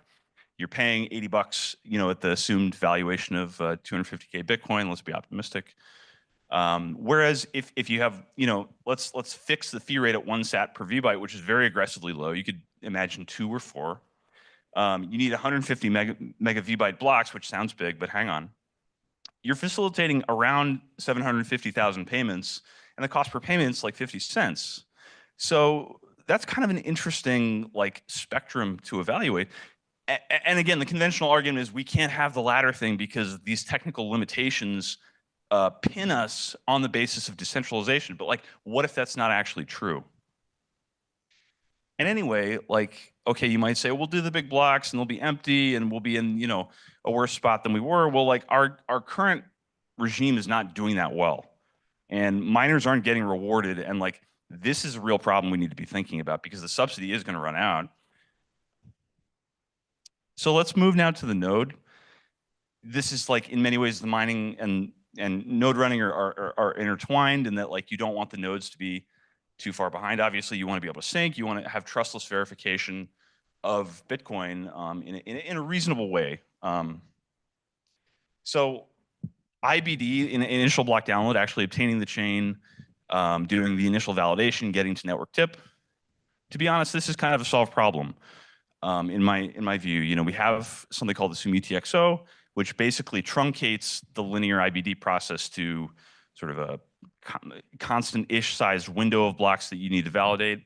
And look, I mean, like the blockchain grows infinitely for all time, so it's unreasonable to assume that most users of Bitcoin are going to go and do a full validation in the long term. That should be doable, but like the number of people who are actually interested in doing that, there's strong overlap with someone who wants to do that and someone who can pay $1,000 and have a gigabit internet connection. So I think it's kind of we have to face down what the long-term steady state is of IBD, and it's like we've kind of already solved it. And obviously with these other technologies, like it'll just keep getting better. Most people don't know that assumed valid is already in use. So by default, most of the signatures in the Bitcoin blockchain are not validated by your node with the default settings. Like the node boots up, and there's enough metadata there that like it's a totally safe thing to do. But like we're already kind of phoning in a lot of that process. So we should just kind of own the security model. Okay, so this is maybe the more interesting one, and where a lot of the measurements come in. Tip maintenance is very important. Obviously, you want to have blocks propagating quickly through the network. So how are we going to do this if blocks are bigger? So basically I took a copy of Core and modified it in various ways, and I ran it on my home computer, which is a desktop. It's nothing crazy, it's a good computer, probably about $1,000 these days. And this should apply sort of directionally to anything with a solid state drive and enough RAM. And to make it really interesting and to kind of deliver on my goal of checking account volume for most people, let's pick a pretty crazy target of 7 billion people making 2 transactions a month. If you do all this math, you get to the necessity for about 675 megavbyte blocks. That's about 6.5 million sig checks per block. So let's see what that actually looks like. So let's write a benchmark that's going to perform 6.5 million sig checks over 30 threads on my desktop computer. And we're going to do secp. So did anybody else get drunk in high school and play Mario Party? My millennial brethren.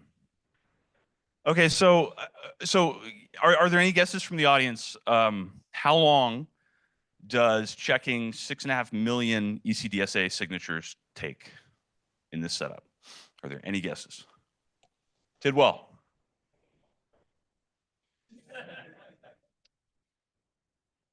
You're not far off.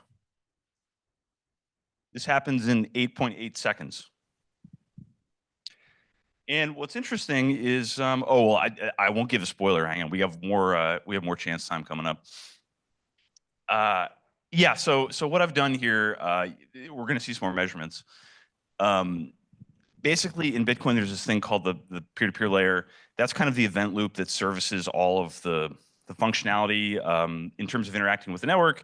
And it's kind of the critical path for how like block connection and tip maintenance happens. So you can really just go into net processing, add a bunch of stuff. You can go into validation, add some timing stuff. The only other, like the big 3 files are validation, net processing, and the script interpreter. So as an aside, this is a great way to learn about Bitcoin Core. If you want to get good at Bitcoin Core, like what you should do immediately is go and start modifying it, running your own little fork, and just like, testing it out. We're going to talk about UTXO cache warming too. Yeah. So anyway, like let's go back to chance time.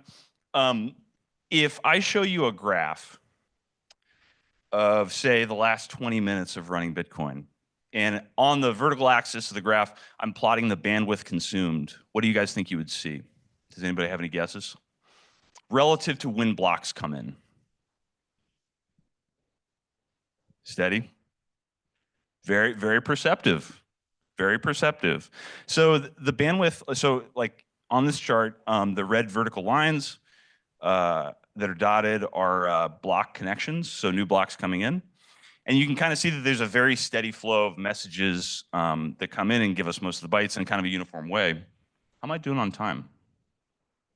Okay, cool. And just, so that I'm not cherry picking, this is like, a few different periods here.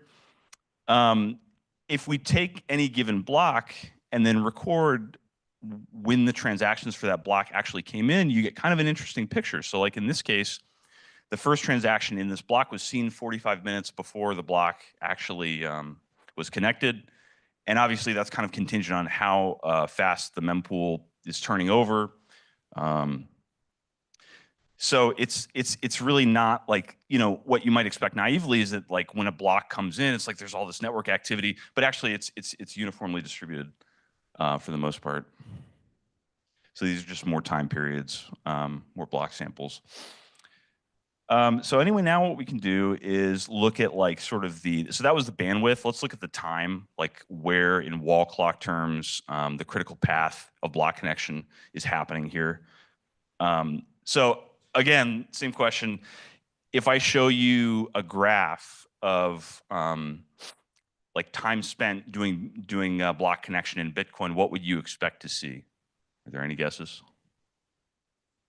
I would naively expect to see a whole bunch of activity around when a new header is received, block comes in, block connection happens. So actually, this, yeah.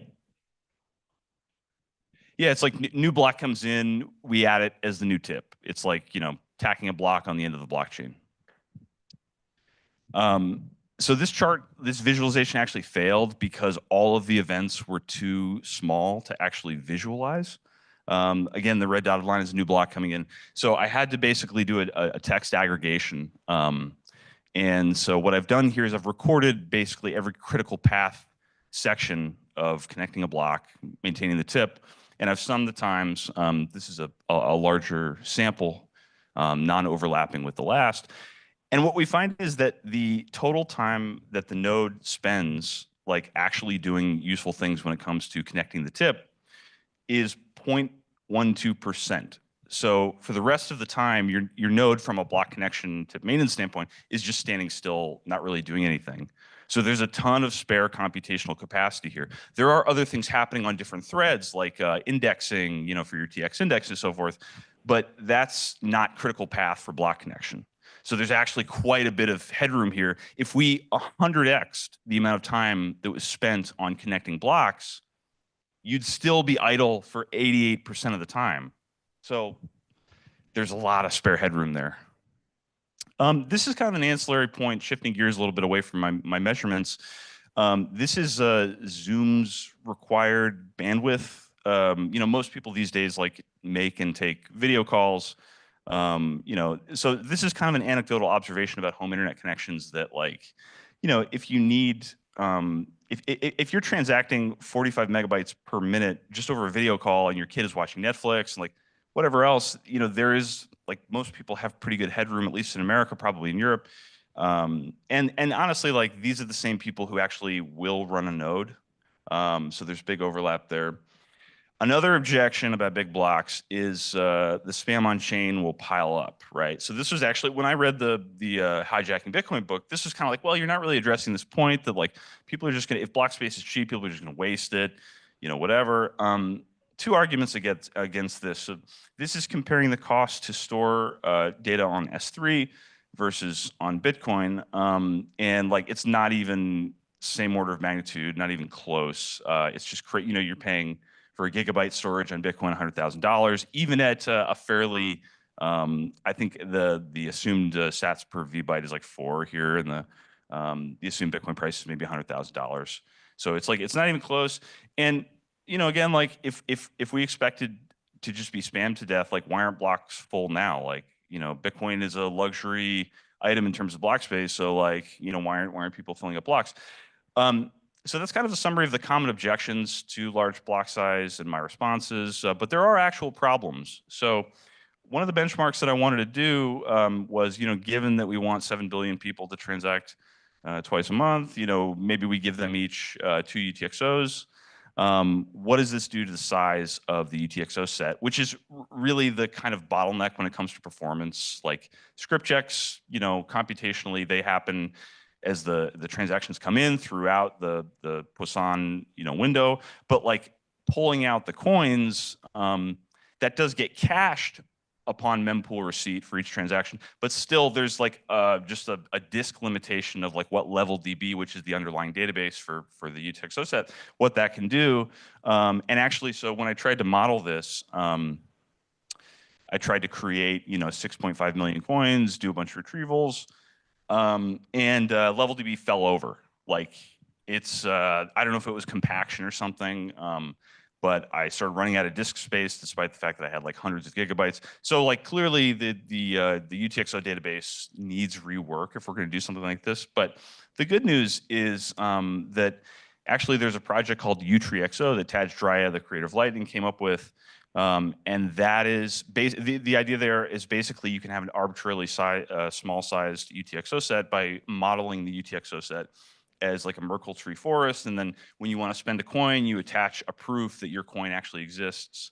So if really we want to like do crazy gigablocks or whatever, which I'm not recommending necessarily, but like the UTXO access can be resolved by moving to a UTXO like model, and they're doing a lot of work on that at the moment. But again, like, the coins cache gets warm, so maybe this isn't a huge deal if we can just figure out how to not get level DB to like barf when the sizes get big. So, okay, let's assume you don't want to increase the block size, which we're not going to talk about for a while because there are way more tactically pressing matters like the covenant stuff. I completely agree with that. I don't think this is, as Jameson said, like, this isn't something we think about tomorrow, but it's important to build intuition now. But let's assume that never happens.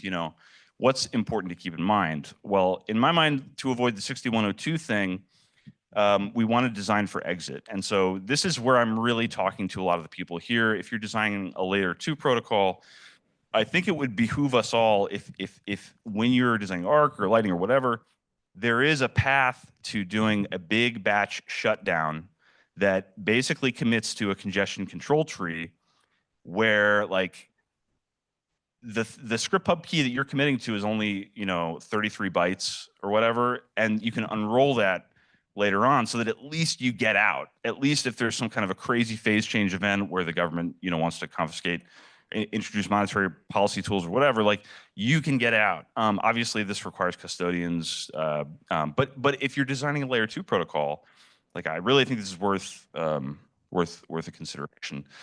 So I think we need to like really evaluate how the last 5 years have gone. Lightning, I do not think has delivered on the sort of consumer-facing hype. Lightning will not scale us. That's not really Lightning's fault. That's kind of our fault and the narrative's fault. But we need to reevaluate this stuff, and we really need to ask ourselves, like, what trade-offs are we making? What are we here for? Like, what is Bitcoin? What is the point of Bitcoin if it most of it basically sits in a walled garden that is accessed at the benefit of someone else, and other people are choosing the rules or have the potential to choose the rules. I don't think that like a fetishized version of Raspberry Pi worship like is a good thing to trade for more widely dispersed ownership and the ability to exit quickly. So that's my parting admonishment. The good news is that like we have really good tech, and we have really good prospective tech that's not far off. Just takes some engineering effort. So it's not as dark as it seems. Thank you very much for listening to my rant. I hope you enjoyed the hallucination. Yeah, we got time for I think one, maybe two questions. Okay, maybe 3 or 4. A lot of questions. Firstly, that chart that you had with Coinbase plus fees was really awesome. I can't wait to figure out how you produce that data or what website has that. Coinbase plus fees? Yeah, that chart where it had the burn down of the halvings and plus the fees. It was this guy? All right. Well, I'll talk to you about it later. Let me ask my question.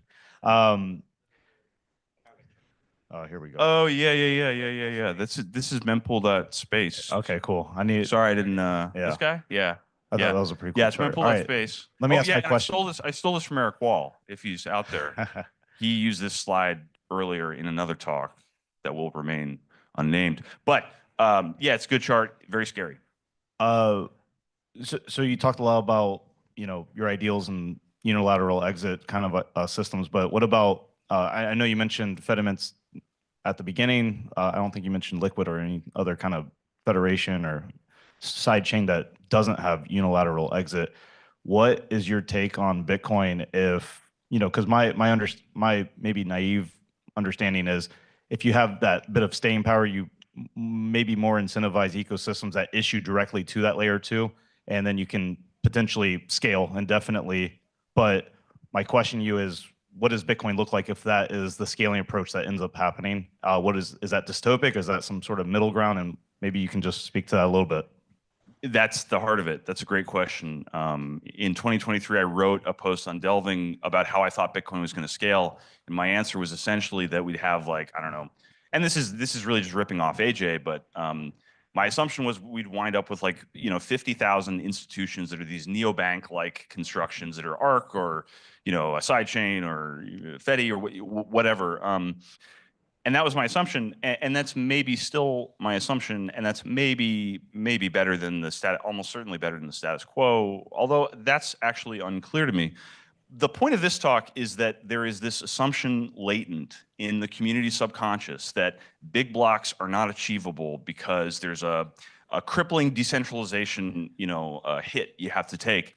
I just don't think that that's true within some threshold. And so my point with this is that if we can have the nice things, if we can have on-chain capacity, like let's get that. Let's make a good trade to kind of maximize that. It's like if people could go back and multiply the IPv4 space by 4 at no cost, like you would, right? So as Jameson said, it's very hard to determine what that upper bound is. But my point is, if there's no observable difference in decentralization, like let's get it, and then we fall back to the layer 2s and neobanks because they still have nice things like quick finality and anonymity. Like there's going to be reasons to use those things, but on-chain capacity is a crucial resource as well.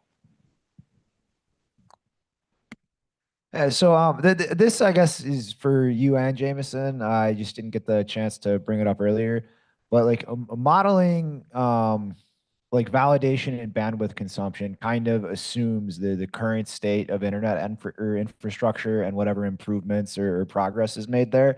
But like, what about just like black swan events in the real world that cause massive degradation or disruption to network infrastructure? And like, what's your thinking on the more we increase the block size, like the more we're magnifying how bad events or environmental changes like that will be?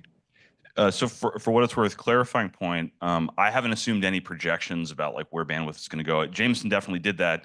I am just looking at what's available now.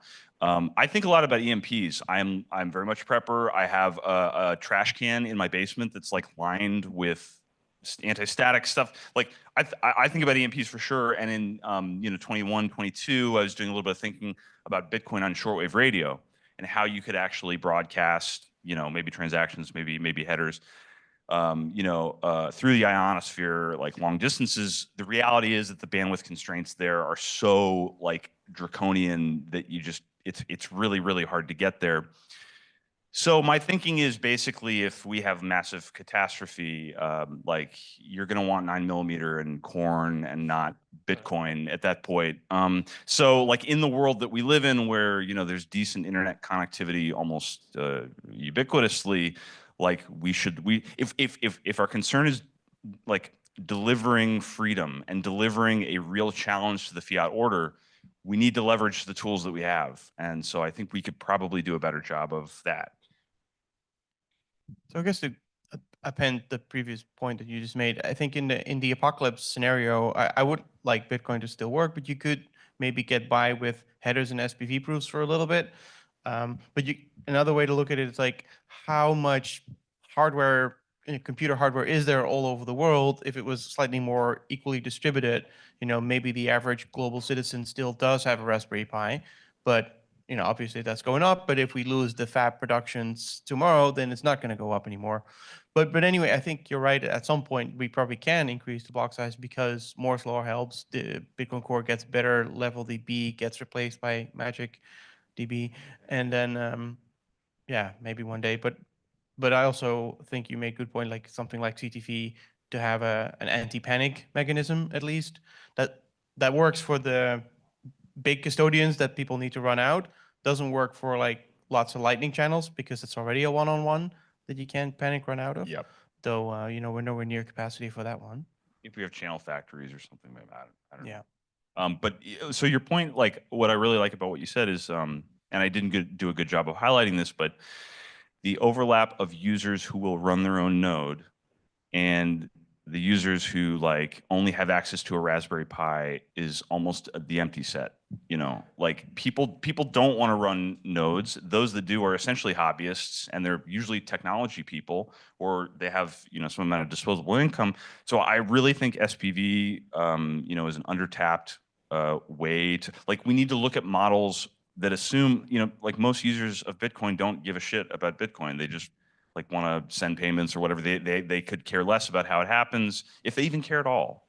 But I would say that a 6102 happening not here in America, but in Middle Africa, people will run to their phones. I mean, they might just say 6102, fine, my Bitcoin is now gone, I'm going to do something else. But if they do want to be self-sovereign, they're probably going to have very low-end hardware. And I think Luke Dasher 5 or 10 years ago made this little chart of saying like how bad it is to run Bitcoin on a mobile phone, and it's going to get worse until 2040 or something, and then it'll get better based on some assumptions. I think very pessimistic assumptions, so you could maybe do better.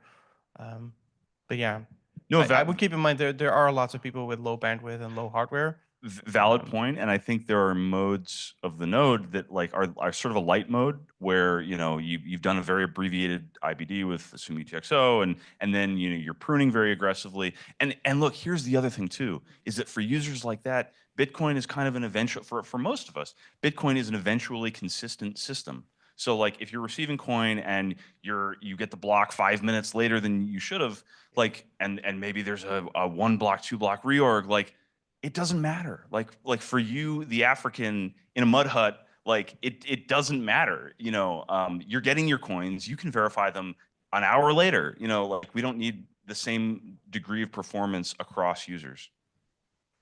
Yeah, I mean, I'm guessing most Africans by now live in major cities, but but still there's bandwidth constraints there. And I agree, as long as you can get the headers and the SPV proof, you can say, okay, I'll get the terabyte of data later when I'm at an internet cafe and suck it into the phone. So there's probably ways to make it work. Yeah, I just think a lot of those people like aren't at all interested in, maybe a few people, but like. Well, okay, but that's the problem of I think a big reason why Bitcoin on-chain usage is so low is because most people don't care about it.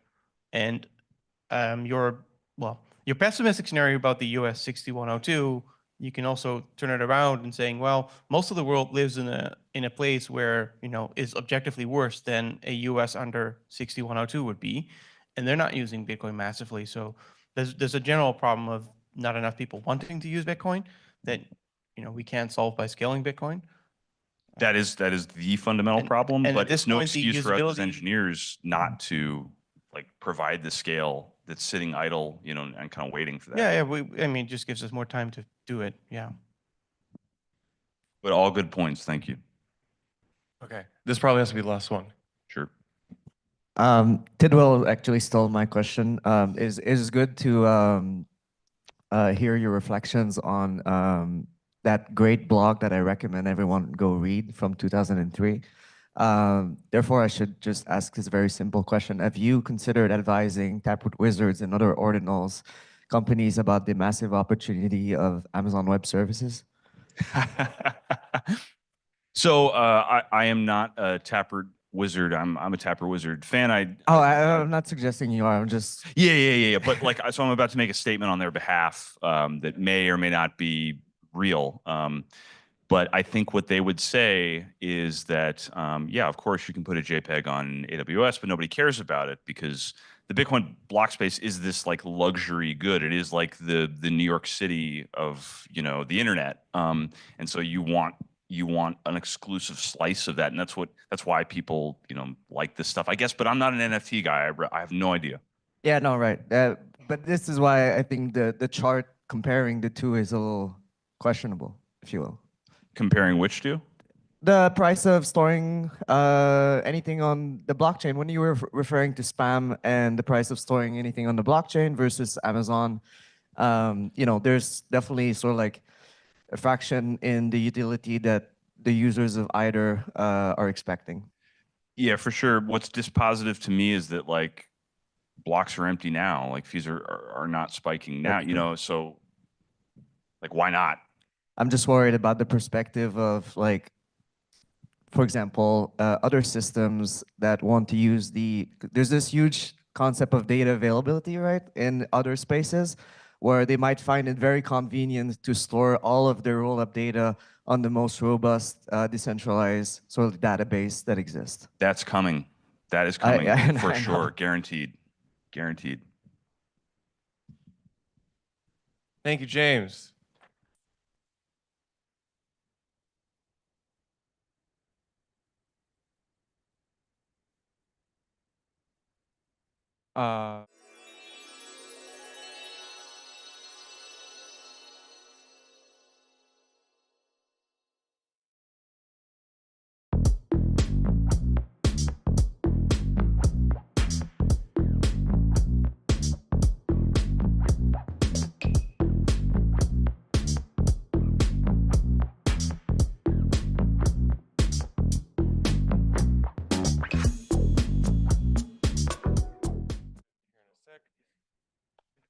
Okay.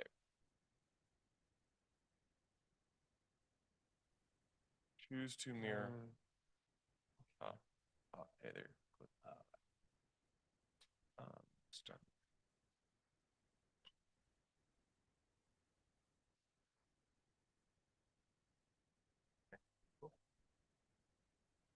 There you go. Thank you. Check 1, 2. Hey, everybody. I know it's right before lunch, so I'll try to be brief. I was assigned to talk about BIPs. I think this block size stuff is really interesting, as well as the future of Bitcoin and digital assets versus using it as money and things like that. But we're going to talk about BIPs quickly. My name is John Attic. Everyone says attack, but actually the name comes from at oak. So, yep. I'm a Bitcoin core developer since about 6 years now. Bitcoin, a BIPs maintainer, editor, along with some colleagues since a year now. And these are my online coordinates. They'll be on at the end of the talk. Real quick, I speak a few languages. I live in El Salvador currently. I'm building a bit of a citadel there in the mountains. I like to surf. I like to ride dirt bikes on and off road. I'm a believer in open source work involving more kindness and humility, and I'm trying to work on that on myself. That's obviously a difficult thing to do sometimes. Bitcoin, there's a lot of egos. Bitcoin I see is imperfect and needs continual improvement, but it's very important, and that's why I work on it. I think this decentralization, robustness, privacy, and scalability are the key things that I'm concerned about. So we'll be talking very quickly, what are the BIPs, the BIP activity of the past year, the current state of the repository, BIP3, and suggestions for any wannabe BIP authors. First of all, just to gauge the room, how many people know what the BIPs are? I assume everybody, just about? Okay, good. How many people have read or consulted a BIP? Nearly everyone, great. All right, how many people have reviewed a BIP? Given review feedback on a BIP? Okay, I encourage you to do that if you're interested in it. And finally, how many people in this room are BIP authors? One?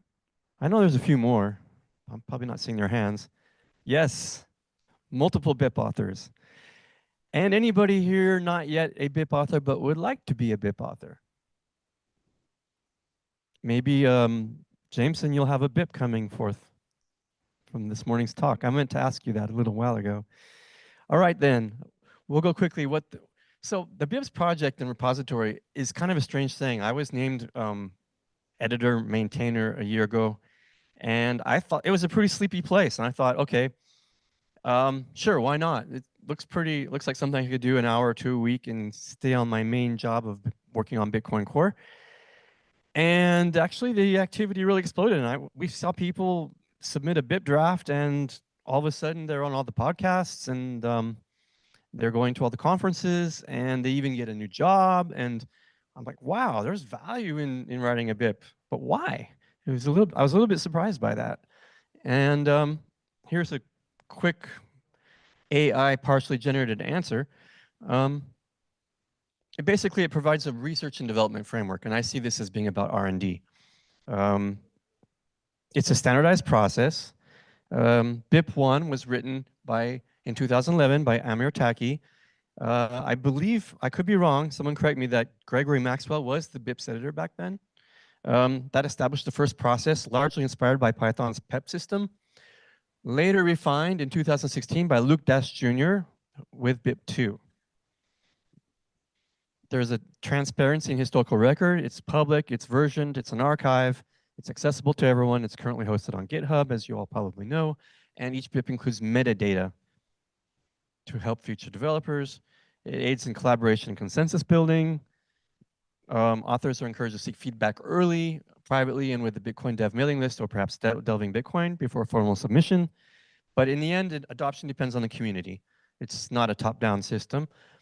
The BIPs provide technical clarity and interoperability. A lot of lately BIPs have been about interop, for example, between Lightning specifications working on the base layer. A catalyst for innovation. Anyone can propose a BIP. The barrier to entry is relatively low. Not all BIPs are adopted, but it provides discussion and innovation. Hopefully, the BIPs help mitigate risks in protocol changes through the rigor and review process.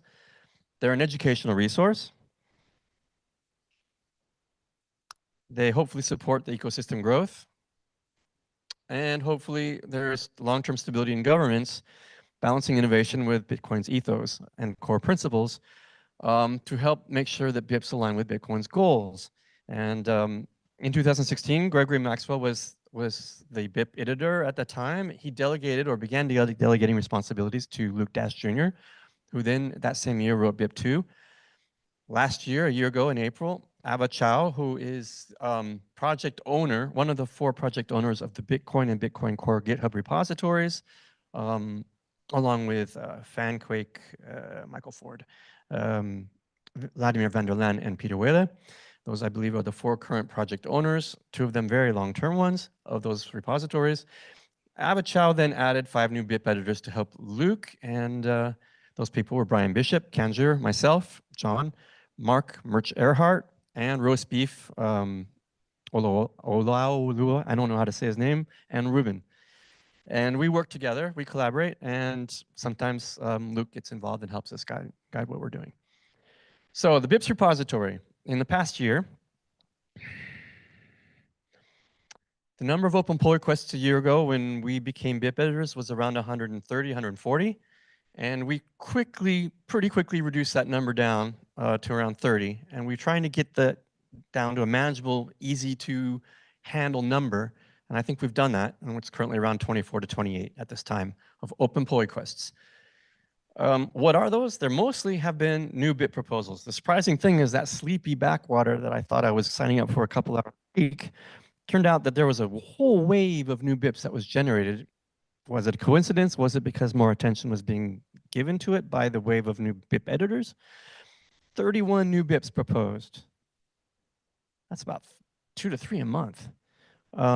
14 of those new BIPs have been merged, and 17 are currently unmerged, work in progress status. These are the merged BIPs. Congratulations to them. Most of them are in draft mode, but some of them are already in final, like testnet 4. Quite a wide range, including some new opcode proposals like BIPs 347, 348, and 349. These are some of the currently unmerged 17 work in progress BIPs. More opcodes, BIPs 346 and 442, optx hash and oppair commit. Generally, as well as the BIP draft, which does not yet have a number, opcheck contract verify, the constraint often on progress on these is actually reaction by the BIP authors. So if you are a BIP author, you know what you got to do. I'm half joking, but it's true. We're mostly on these waiting on author reaction. So anybody have an idea how many BIPs in total we currently have in the repository? Anyone?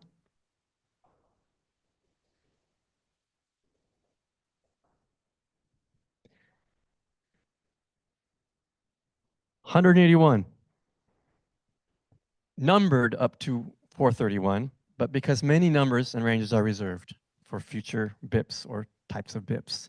For instance, quantum resistance, we don't know when it's coming or if it's coming, quantum computing, but we've, for example, reserved a range of 10, and others for different sorts of soft forks and things. So BIPs by status. We currently have 9 statuses for BIPs. Final and active are actually sort of together, and there are only 3 that are active, and so it's a bit muddled.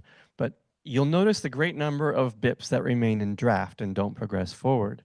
I'm not sure if that's due to a lack of clarity or confusion around BIP statuses having 9, or if it's just that they didn't move forward. It's probably a mix, but there are quite a few that just remain in draft. BIPs by type. We currently have 135 standards and 41 informational and only 5 process, which makes sense. What is I sense, along with Merch, that there is a bit of confusion between standards track BIPs and informational ones because informational ones are seen as optional. And so that tends to push some to become standards tracks that actually probably could have been informational. So Merch has been working on a new BIP, BIP 3. It's currently in proposed status. And he this morning opened up a new pull request to activate it. It would be the first update to the BIPs process in 9 years, since 2016. And there's your activation PR that was open this morning. So what's coming? Assuming that this moves forward, and please review. There's only been a handful of us, maybe 10 total, 5 active who've been really reviewing the changes.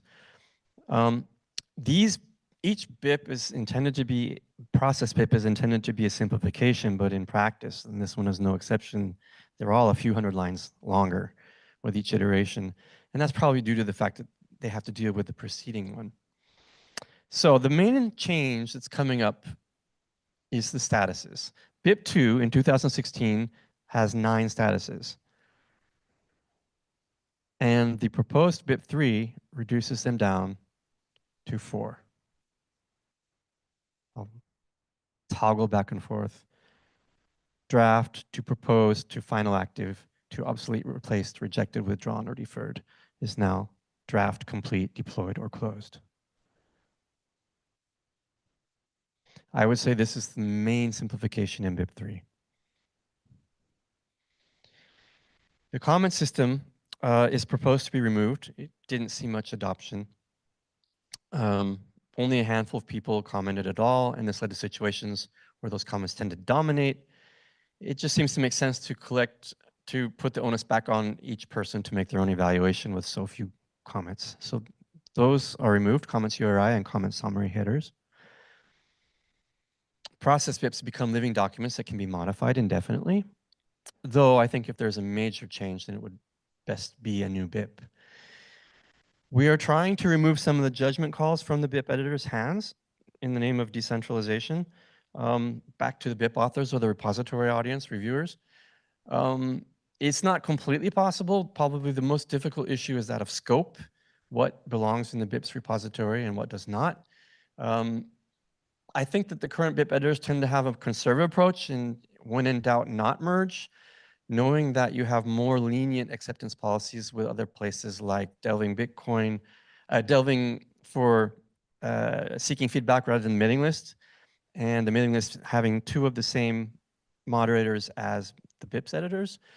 The idea is for those 2 to have a coherent similar policy and be a bit more restrictive, whereas Banana and delving could be a bit more lenient. So at the moment, we're still discussing it. We tend to think that if there's a question of scope or controversy, to, when in doubt, not merge, knowing that you have delving Bitcoin and Banana as a backup for those sorts of things. Discussion is still underway. It's hard to define a scope of what should be and should not be a BIP.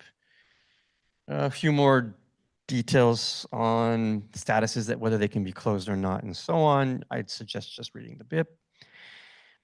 The other big change, perhaps, is that the standards track BIP type is superseded by a specification type. It took me some convincing to agree to that, but the problem is that the informational and standard tracks BIPs, those types cause confusion, and some people thinking informational ones are optional, they would just put them into standard tracks, which when it necessarily wasn't needed. So the two are combined a bit into a specification BIP type. Some previously required sections are now optional, up to authors and reviewers. And this has been ongoing. We've been removing other implementation sections in BIPs over the past year because other implementations tend to go out of date, obsolete, not be maintained. So we're preferring to just discourage that section completely. Tracking of adoption is out of scope, except to determine whether a BIP is in active use. A few other minor changes, licenses, auxiliary files. And the last, some metadata updates. They're not a big deal. We dropped the comments. Superseded by has been replaced by proposed replacement because it's actually up to each BIP author as to whether it should or should not be replaced. And then the community decides whether or not to adopt. Title is a bit longer.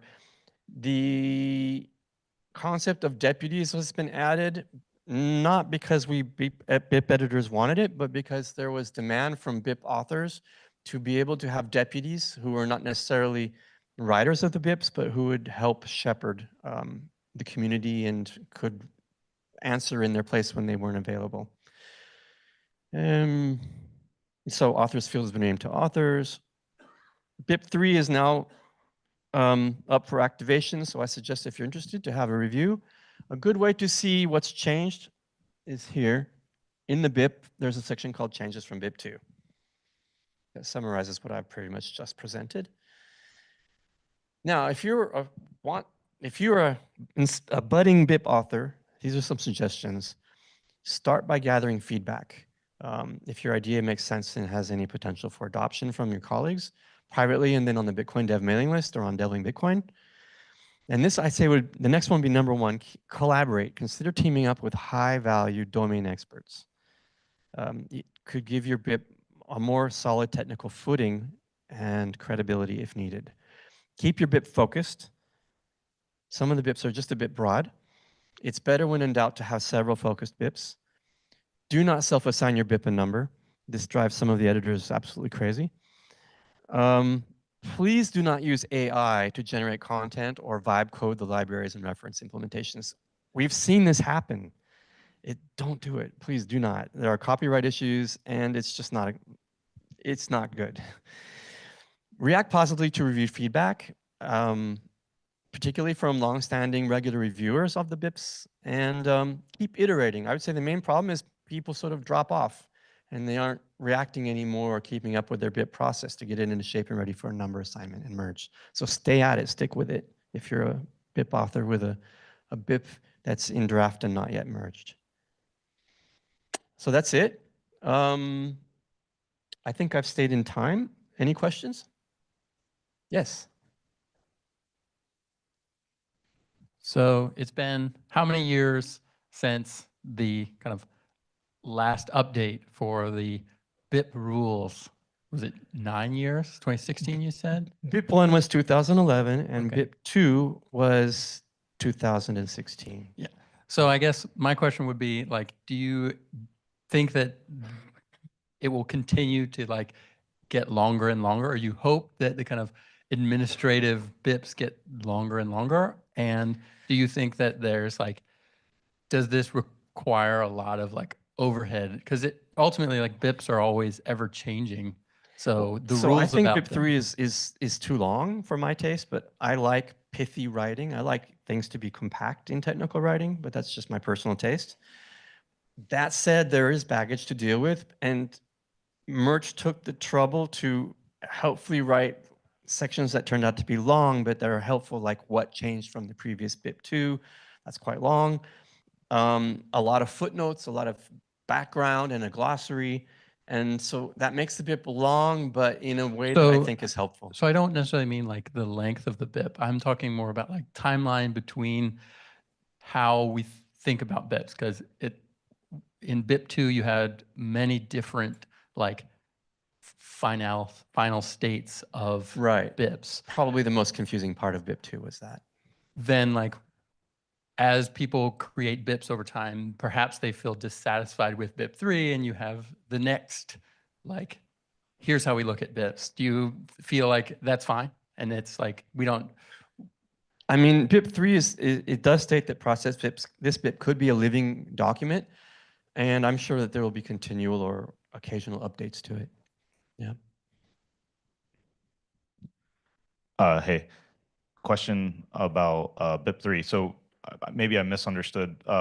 Right now you said there's 183 or 100 some 80 some odd BIPs that were finalized or completed.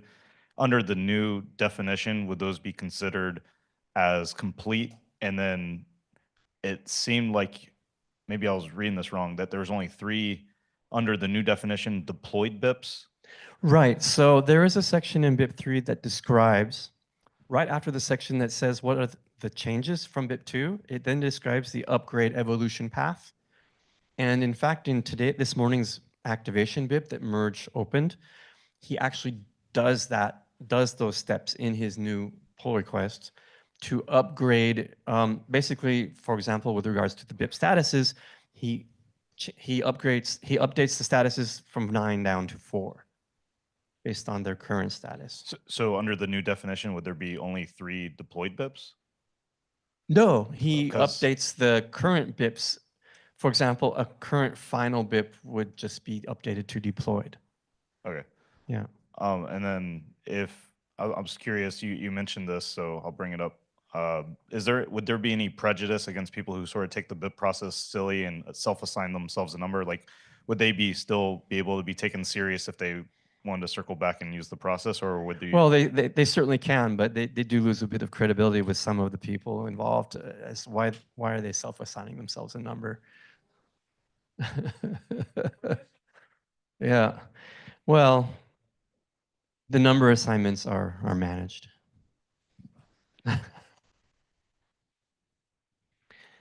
First of all, thank you for doing this work. It always warms my heart to see Bitcoiners identify a need and then step up and meet that Thanks. need.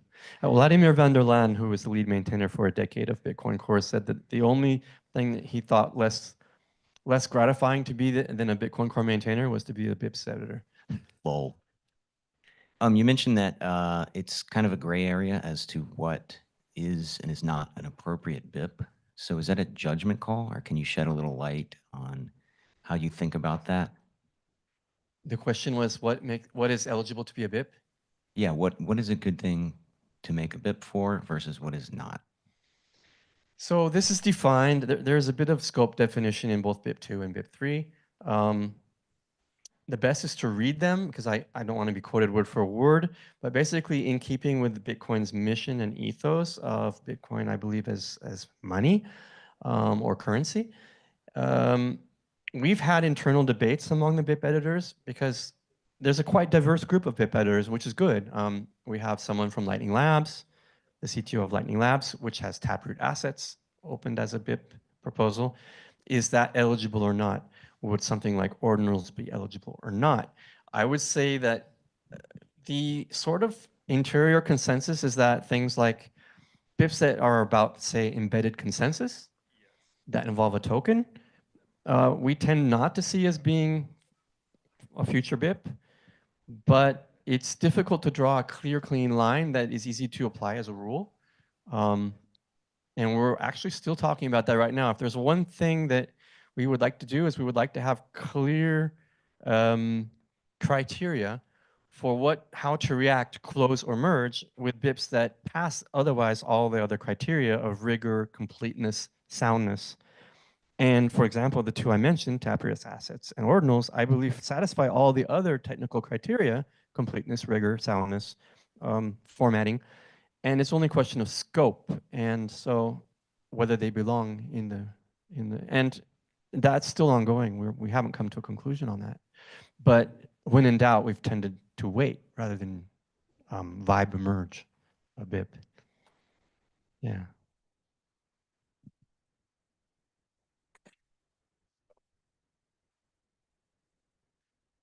Hey, thanks so much. I just wanted to ask, Are there any sort of processes or procedures to see about the activation of these proposals, improvement proposals?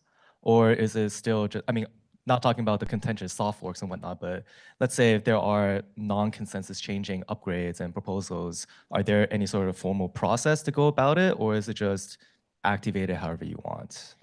Do you mean once the BIP exists, or like for example, you know, there was a three, I believe there was 3 that was to be activated and whatnot. I was just wondering if there's a more formalized process, a structured process to, you know, hey, this is now finalized. We do want to activate it. It might not be, you know, consensus changing and whatnot, but what would, is there a I process think for it that? depends on the type of BIP. If a process BIP is different from, say, a consensus fork. So it depends. It's actually slightly unclear as to exactly how we should activate a new process BIP from an old process BIP, because you're changing the process itself, so it's a bit meta. But in terms of the other, the BIP gets finalized or proposed, and then an implementation is heavily reviewed and eventually perhaps merged into Bitcoin Core or another implementation, but usually Bitcoin Core. And then discussion begins about the soft fork activation, and that discussion can be quite lengthy as well sometimes.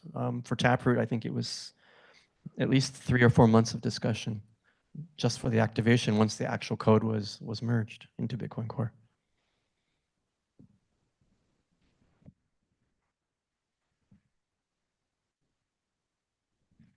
Going, gone. Going. Let's hear it for John. Thank you very Thanks so much. much.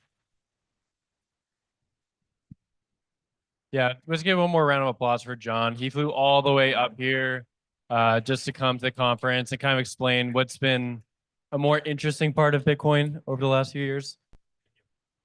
Okay, we're going to transition to lunch, which is in the hallway today. We have some great sandwiches and Coke. Constant discovery and curiosity has ultimately made me a better Bitcoiner.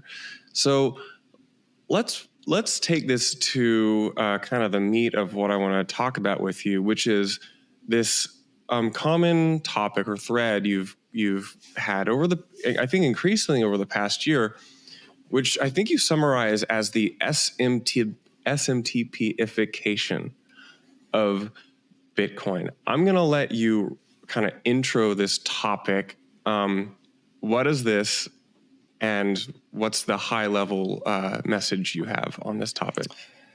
Yeah, so it's a more specific way of saying ossification and the potential negative ramifications of what can happen with ossification. So, you know, there's been a lot of debate around ossification of Bitcoin and whether we should, you know, seek to sort of preemptively ossify for the safety of the protocol and network, or should we continue trying to make improvements to it, even though we understand that ossification is basically inevitable. It's going to get more and more difficult to make changes to it. So what is ossification? It basically means slowing down of development and even the ability to make changes to a network protocol.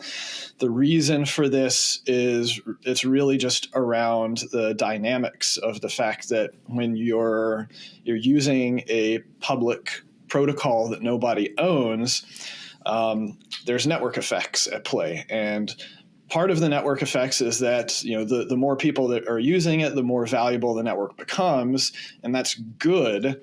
But the flip side, and where ossification comes in, is that as the network grows larger, it also sort of gets crushed underneath its own weight of the difficulty of coordinating changes across all of the people who are operating on the network becomes more and more difficult.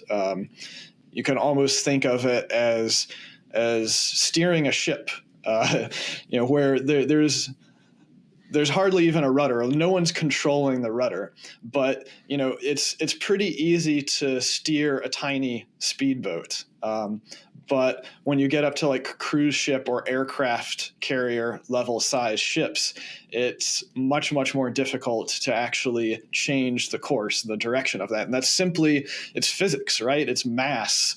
It's the total amount of energy required in order to effectively change the velocity of a thing. And so I think that network protocols, in a sense, have their own sort of velocity and mass and other physics attributes, except, this is in cyberspace rather than meat space. Bitcoin Season 2 is brought to you by Botanix. Botanix Labs is pioneering a new direction for DeFi with the first EVM L2 running on Bitcoin that's built to be forward secure, decentralized, and share gas fees generated by the network with users. See the future of DeFi at Botanix, botanixlabs.xyz. So you warn against ossification at this time, and you put it in context of like how email itself has become pretty much condensed to a couple handfuls of servers. I think a lot of people may not understand this today. Could you kind of explain this analogy a bit further? Yeah, and we could talk about it for hours, and I have, because this is a like 40 to 50 year long history of what happened to SMTP, which is the email protocol, where essentially it was simultaneously a massive success, but also it's a failure, and not many people look at it from the sense of how it's failed, because most email users today are so far abstracted away from the actual protocol, they don't even realize that they're not using the protocol. So, in the early days, in the late 70s, early 80s, when SMTP was a baby, pretty much everybody who was using it was running their own SMTP server. So think of it similar to running your own Bitcoin node.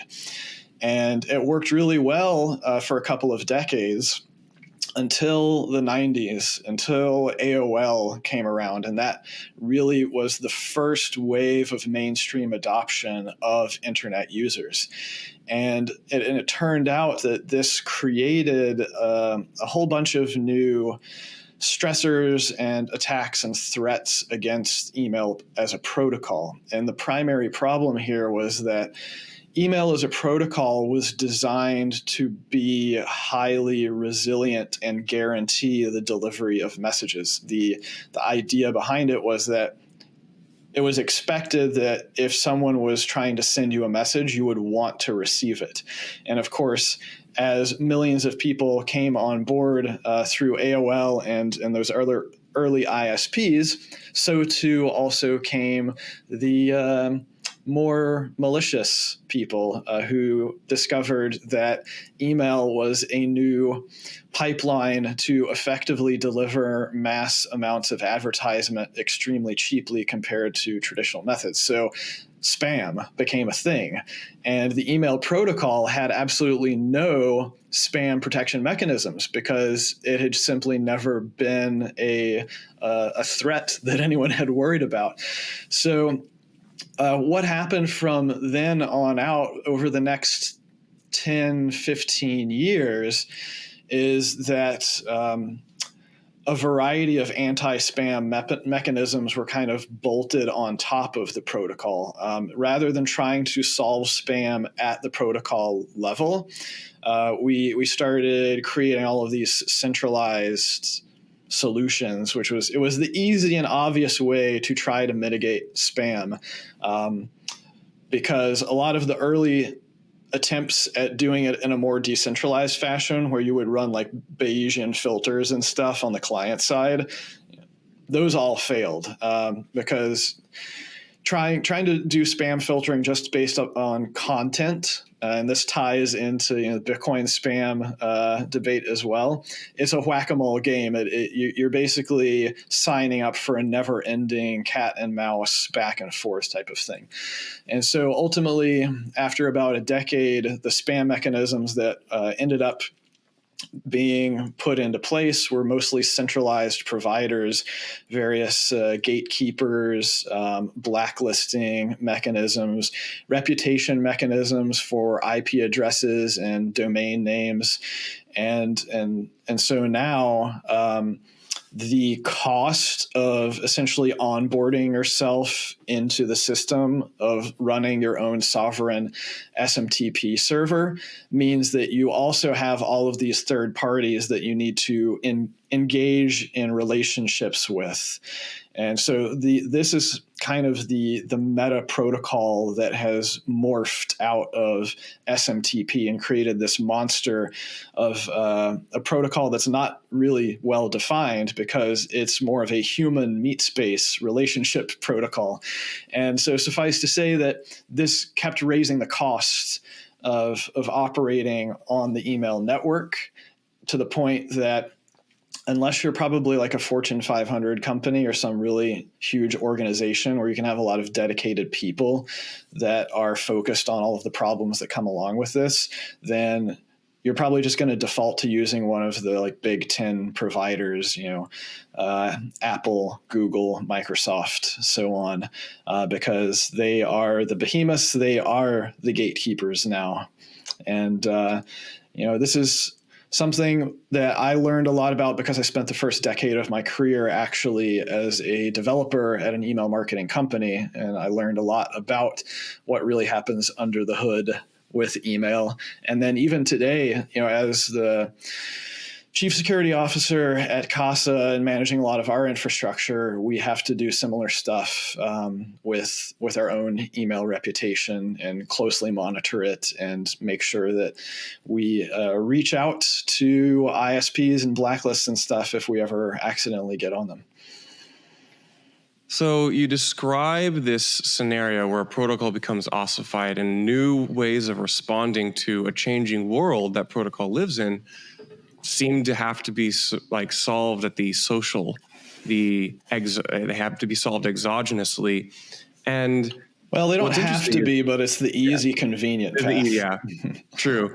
And what's interesting to me is, and maybe I'm more aware of this lately, but this seems to be an increasing voice in the Bitcoin camp. I hear many people even justify the pursuit of trying to use meat space regulations and real world government structures to basically ameliorate or reduce the perceived risk of trust assumptions, which are required, as far as we know, at the base layer of Bitcoin in order to scale or maybe increase access to the sliding scale of sovereignty on Bitcoin. But let's look at how would we improve Bitcoin at a protocol layer? Instead of trying to say we're going to try to regulate BlackRock to make sure they don't steal our Bitcoin. What does it look like for us to begin solving or addressing some of these issues at the protocol layer? I've heard you use the term adding building blocks to Bitcoin. Can you describe what this means? Right. So, you look out on the landscape of what people are building, especially when it comes to layer twos, and I think you find that there's missing functionality. And the result of this is that a lot of the layer twos are not what I would call fully permissionless. This mostly has to do with how do you peg Bitcoin into some other anchored system. And the easy way to do that is, you just send all your money to a trusted third party, and then they offer that functionality on top of it. And maybe that's a centralized exchange or a custodian, or maybe it's even something different like an eCash mint.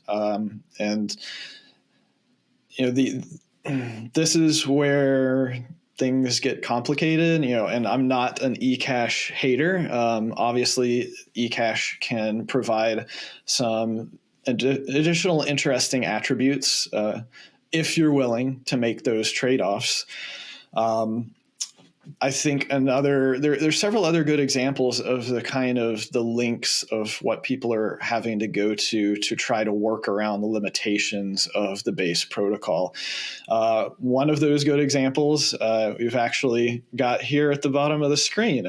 So, shout out to our sponsor, Botanics. Yeah. Yeah. So if anyone has looked into Spider Chain, it's a complicated way of trying to come up with a permissionless pegging system, because they basically said, we looked out on the sidechain ecosystem, and the biggest sidechains out there, like Liquid and RSK, those are federations.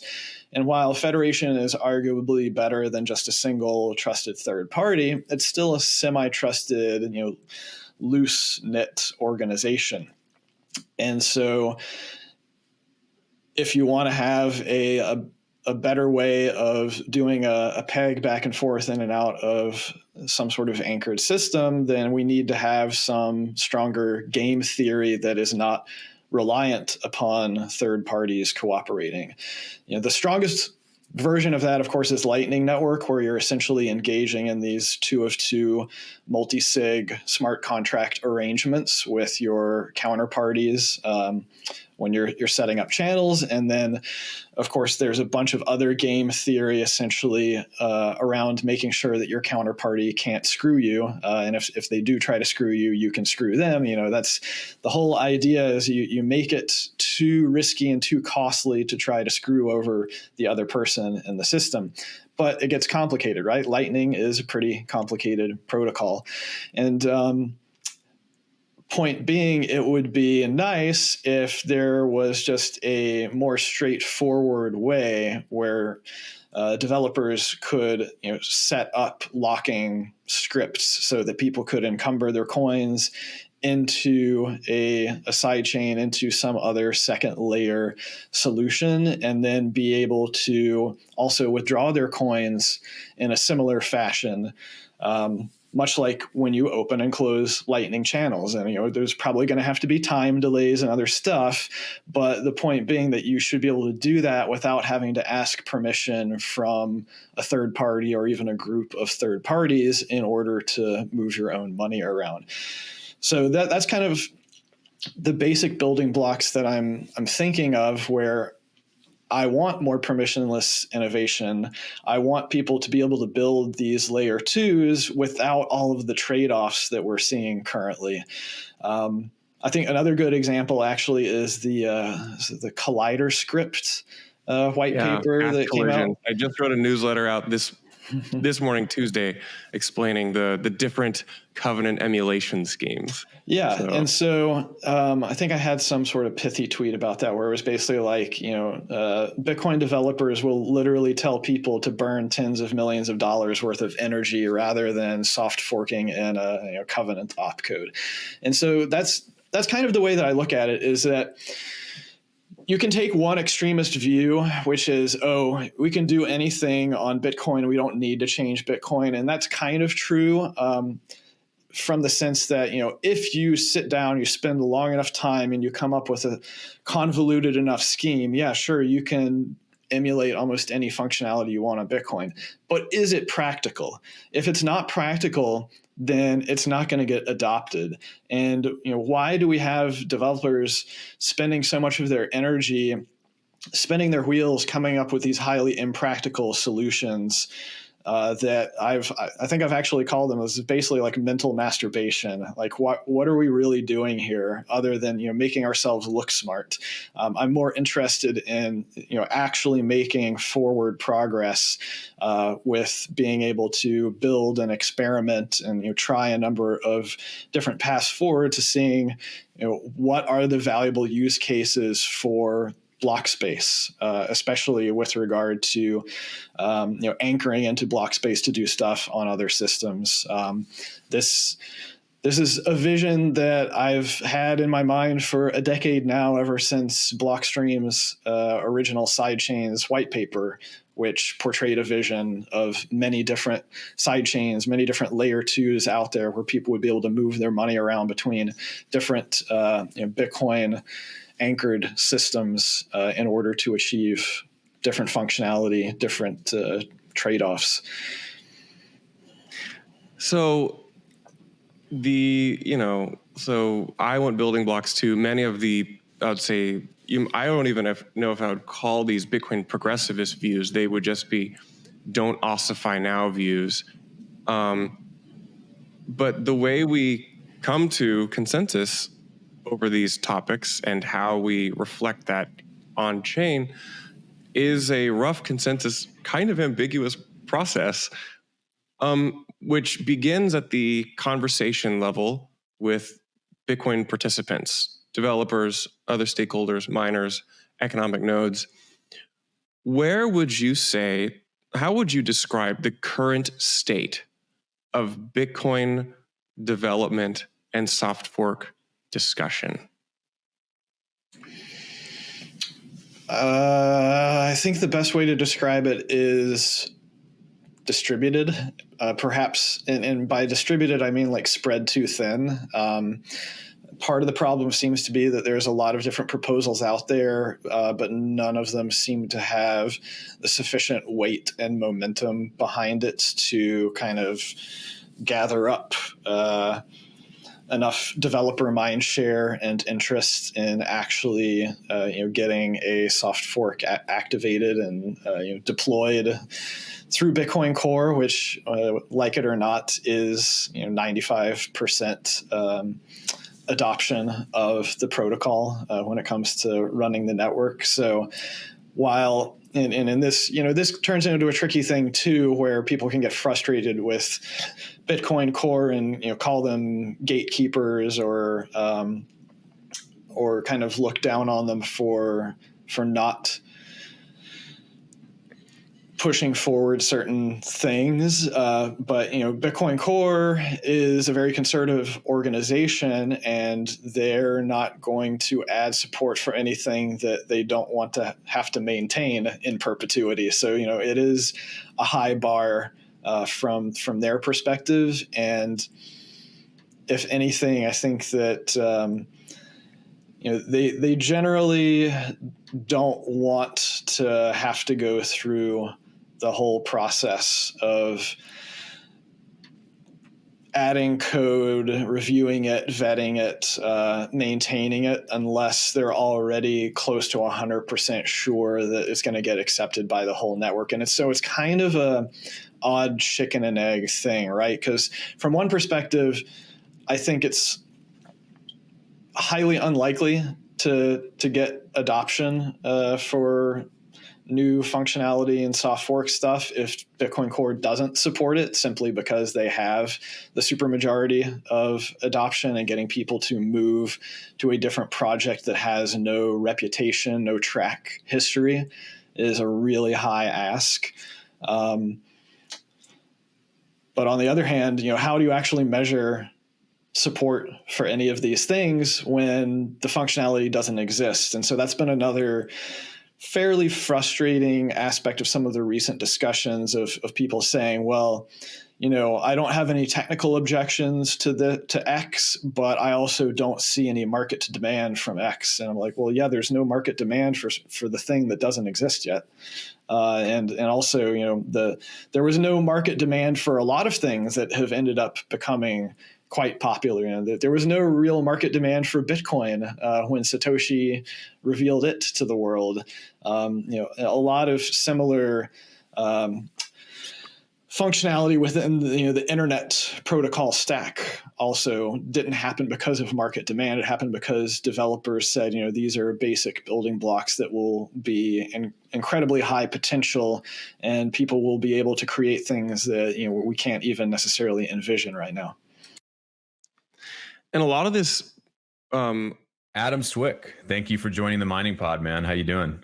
Great. Thanks for having me. Always a pleasure to talk Bitcoin stuff. Yeah, absolutely. And a lot of big news for Mara. Y'all just had a pretty strong earnings call yesterday for 2024. Just a few kind of high level notes from that. Total revenues for Q4, 214.4 mil. Cost of revenue was down. Well, looking specifically at mining and hosting services, 130 mil, and operating income of 341 million. One of the big themes from this earnings call I saw really was related to that operating cost. Mara has historically had a pretty high operating cost, something that Fred actually mentioned in the call in one of his answers. And this is a rough quote, it's not verbatim, but I thought this was pretty interesting. He said, "We're trying to grow to be more capital efficient instead of grow to hit a number. We became the biggest, but we haven't been the most capital efficient. We want to spend less on CapEx, less on OpEx, have lower operating costs." And he mentioned the wind farm that y'all purchased recently as being a big driver potentially in the future for some of those lower operating costs and the ability to shift older assets like older machines to that wind farm, tap into cheap power. What have been some of the primary drivers behind Marathon lowering its operating costs over the past year or so? Yeah, I mean, I think you hit the nail on the head on a lot of those things. And it really has been the ability to some of these sites we acquired in terms of going from 0% of Mara owned sites to now, I think it's around 70% of our miners are at places that we own. And that just, of course, unlocks a lot more control. Yes, it takes more capital to own a site. The asset light model that we refer to was the best way to grow really fast. I mean, look at history. That was a key part of the recipe to Mara being the biggest miner. Grow as fast as you can, but that growth has to be balanced with efficiency. And that's the key focus we're looking at right now. Once you own these sites, there's no longer, at hosted sites, there's sometimes misalignment of incentives. In this ever more dynamic Bitcoin mining world, you want to do things like overclock and underclock and sell power back to the grid as grid prices are moving more than they ever have before. And when you own your own sites, you have all of those tools in your toolbox versus as a hosted site, it's kind of you signed up for a flat per kilowatt hour fee and the person on the other side is delivering that per kilowatt hour as they promised. And it's kind of plain simple vanilla. But instead, again, if you look through the reports, you'll see some of the pretty stellar numbers coming out of these sites that we took ownership of. It feels like, on the one hand, it feels like we took ownership of them yesterday. It feels like 10 years ago. But in reality, it was kind of like beginning of 2024. And I mean, what that really boils down to is just testament to some of these great Mara people on the ground in excellence in running sites. Another benefit we had of being asset light for a long time is working with a lot of hosting partners and seeing what worked and seeing what didn't work. And so we could try to create the best version of all of these sites, whether that be small things in terms of how you're repairing miners, how you're managing your fleet, to cooling systems, single phase immersion, dual phase immersion. But I think it's starting to show itself now after a lot of investment earlier in the year, and we expect it to only to show itself even more moving forward. So how could Mara continue to lower some of those operating costs? So you mentioned 70% of the assets that Mara currently operates are owned by Mara. Or at the beginning of the year, I think you mentioned, or at least the shareholder letter mentions, it was 0%. Yeah. What room for improvement is there from that? Like, should we expect to see 100% owned assets going forward into the end of 2025? Or it's kind of funny because this world is so new, and so we haven't reached a part of history repeating itself when it comes to Bitcoin mining, because every year is a brand new year, and unlike a year we've seen in the past. And so the first thing that you come to mind when shifting from hosted to owned is you just remove the margin of that third party that was hosting you. So that all makes sense to people. You cut that out. But one of the things that has never been done before really at scale is what you mentioned, like things like the wind farm. Is miners are always aware that they face this pretty intense upgrade cycle when it comes to their ASICs. ASICs are always improving, becoming more efficient. You're in this global war for hash rate and the most efficient wins. And so there is this pressure to keep upgrading your machines. But suddenly now you're facing this question of, what do I do with my old machines? And to be clear, you didn't have this question in 2017 because there weren't really old machines. It was just the S9. But now there are older machines. And so what do you do with them? Do you throw them away? Do you run them and take up your precious rack space making minuscule dollars? Or do you find a place like a wind farm where you can vertically integrate that way? And you read about power prices at the grid becoming more expensive, et cetera, et cetera. But if you own the wind farm, that takes away this biggest variable, which is power cost. It means that power cost is near nothing. And these older machines can run when the wind blows. And when the wind isn't blowing, you don't run them. And it extends the life of those machines, which is something that isn't doable for a lot of other competitors unless you go down that path of owning that wind farm. And so when you ask that question about how much more improvement is there, again, it's hard to answer because Mara is doing things and others are doing things that have never been done before. And so I don't think we know the answer to that question. And we're shooting for zero cost mining. I mean, that's the goal, is to have miners that don't care about Bitcoin price and global hash rate. They're just there securing the network, minding their own business. Is that, to kind of break down the marketing terms a little bit, because obviously it's a great goal, but I mean, can we even say that that's possible, zero cost mining? I mean, it'll have a cost obviously up front, right? You have to acquire the sites, and even at some of these marginal price sites like a wind farm, there's still a cost to produce the energy. Like, what can you do in terms of actually trying to get to that point? Because I think that, obviously miners want the lowest cost energy as possible. And this whole thing you're talking about things that miners have never done before. There are obviously every week in mining, there are kind of new things happening and the business models continue to mature. One of the maturations that I think we continue to see are these convergences of the actual energy assets themselves and the miners. Like, energy companies will become miners, miners will become energy companies. Is that just basically the idea? It's like Mara wants to basically become an energy company or partner with energy companies so they can get close to that zero cost energy? Or yeah, I think you're kind of getting to it. And again, I'm going to choose my words. Two thoughts. First of all, is the energy at the wind farm, yes, there are operational and maintenance costs. Like, it's not truly free. However, it's dramatically cheaper than buying power from the grid.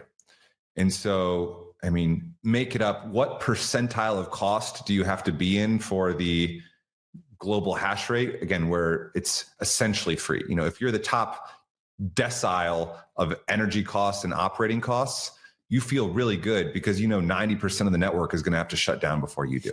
And so that's number one. But obviously the North Star is trying to get to truly zero cost, like you said. And I think that unlock of truly zero cost is feasible. And it's about that word partner that you said. And it's a very powerful world. It's shifting from being a customer and showing up to the grid and saying, hello, I'd like to buy a lot of power, please. And it being a transactional buyer of energy, seller of energy relationship, to instead of us saying, hello, we'd like to buy a lot of power, it's now saying, what problems are you facing? And we're going to solve them for you. Is it a stranded energy problem where you've got a hydro dam in the middle of Africa that has not had the transmission built out yet? Is it that you have an energy generation demand mismatch? Where your grid needs a lot of power during the day, but not at night. Again, at which point we can locate there. Is it stranded or excess molecules, meaning gas, flare gas, which you're literally lighting on fire out at your oil and gas field? And so theoretically, you would be willing to accept, 0.00001 cents for that gas because you were lighting it on fire before. So those are the partnership opportunities where Bitcoin mining is a tool to solve a problem, as opposed to Bitcoin mining being the customer of energy. And there's a very big fundamental difference there. And that's what we have to get the world to understand. And it's the same struggle that I think Bitcoin has been facing for a long time. How do you communicate this to the world? How do you educate the world about Bitcoin? It's a very different conversation if you knock on someone that's been in the oil and gas world for 50 years and you show up and say, hey, I'm a Bitcoin miner, I can solve all of your problems, let's do this. They're going to say, what are you talking about? What's Bitcoin mining? Versus if you say, what problems are you facing? Oh, you've got gas you're lighting on fire. How about we bring a generator and we bring demand to your oil field so you don't have to truck it out? Is that interesting to you? If we come to you and consume and pay for the gas, that they say yes to. It's evolving very quickly, but it is achievable, I think. I like the kind of divergences in business models we're seeing with a lot of these miners, because to speak to your point and to speak to one of the things that Fred said in the earnings call, he said, Mara's view is that grid energy in the US is only going to get more expensive. There's a constriction on it with AI and HPC. Obviously, this is very much in question of how much energy do we actually have to allocate towards these things, and what does that mean for every other consumer on the grid? Other miners in the past or currently, like Riot, are kind of saying, why would I buy the cow when I can get the milk for free, i.e. I can curtail, I can get a lower energy price. Mara right now seems to be saying, well, you buy the cow and then you get the milk for free. The question that I have, though, before we hop on to maybe some international aspirations, because there's a dual level strategy that Marathon talked about in the earnings call of buying assets at home in the US and partnering in joint ventures and things like we've seen in Abu Dhabi, or rather the UAE abroad. But going back to buying the cow, what will Mara do to finance this? And how would you respond to investors who might look at the convert that y'all did last year and say, wait a second, why are you buying Bitcoin with this when you could be using that to deploy it into energy producing assets or mines? And then they look at the shareholder vote that was recently held to increase shares from 500 million to 800 million and say, wait, are you going to dilute us further? How do you look at financing for this? And maybe, I know there's a lot going on there, but what would be the primary financing avenues? And then going back to that convert note, why use that for Bitcoin rather than for assets for the business? Yeah. So as you start to move to more traditional assets like wind farms and otherwise, it does unlock a whole other world of financing. If you can approach any big bank or finance or investor and say, I want to buy a wind farm. And they're like, okay, I know how to underwrite that. I know how to diligence it. You can't approach every bank in the world and say, I want to buy a bunch of Bitcoin miners like ASICs. We saw a lot of lending markets last run 2021. A lot of lenders got burnt. There was a lot of repossessions, et cetera, et cetera. So it's hard to get financing for your ASICs. And if you do, it's going to be expensive. However, again, the traditional finance world is used to interacting with these things. So again, it's just another tool in the toolbox for us to be able to constantly evaluate what is the best source of funding for this asset at this time, which kind of answers your second question. Is this is such a fast moving industry. You're constantly comparing and contrasting what are your potential sources of funds in that moment and what are the potential uses of funds. And this changes day by day in this industry. And we are constantly updating our models and reevaluating, trying to make the optimal decision on both sides. And so, I mean, if you look at the convertible notes, I would argue we have some pretty advantageous terms there that were likely open for a matter of days, if not weeks. MicroStrategy is very good at this in terms of trying to time these things perfectly. You want people to be educated enough where they want to buy into the convert, but not so much where the market is saturated of it. And so these are things we're asking ourselves all the time. The ultimate hope when it comes to acquiring these generation assets is we should be focused on assets where they're uniquely valuable to us. And what I mean by that, oversimplifying, let's pick a random wind farm. You have a wind farm that's the wind is, we're going to use round numbers. The wind is blowing 50% of the days, but the grid only needs power 50% of those days. And so, overall the time you're selling power to the grid for 25% of the days, 25% of the days you have power, but grid prices are like de minimis. And then 50% of the time there's no wind. We can show up and if it's more advantageous to sell that electron to the grid, we'll do that.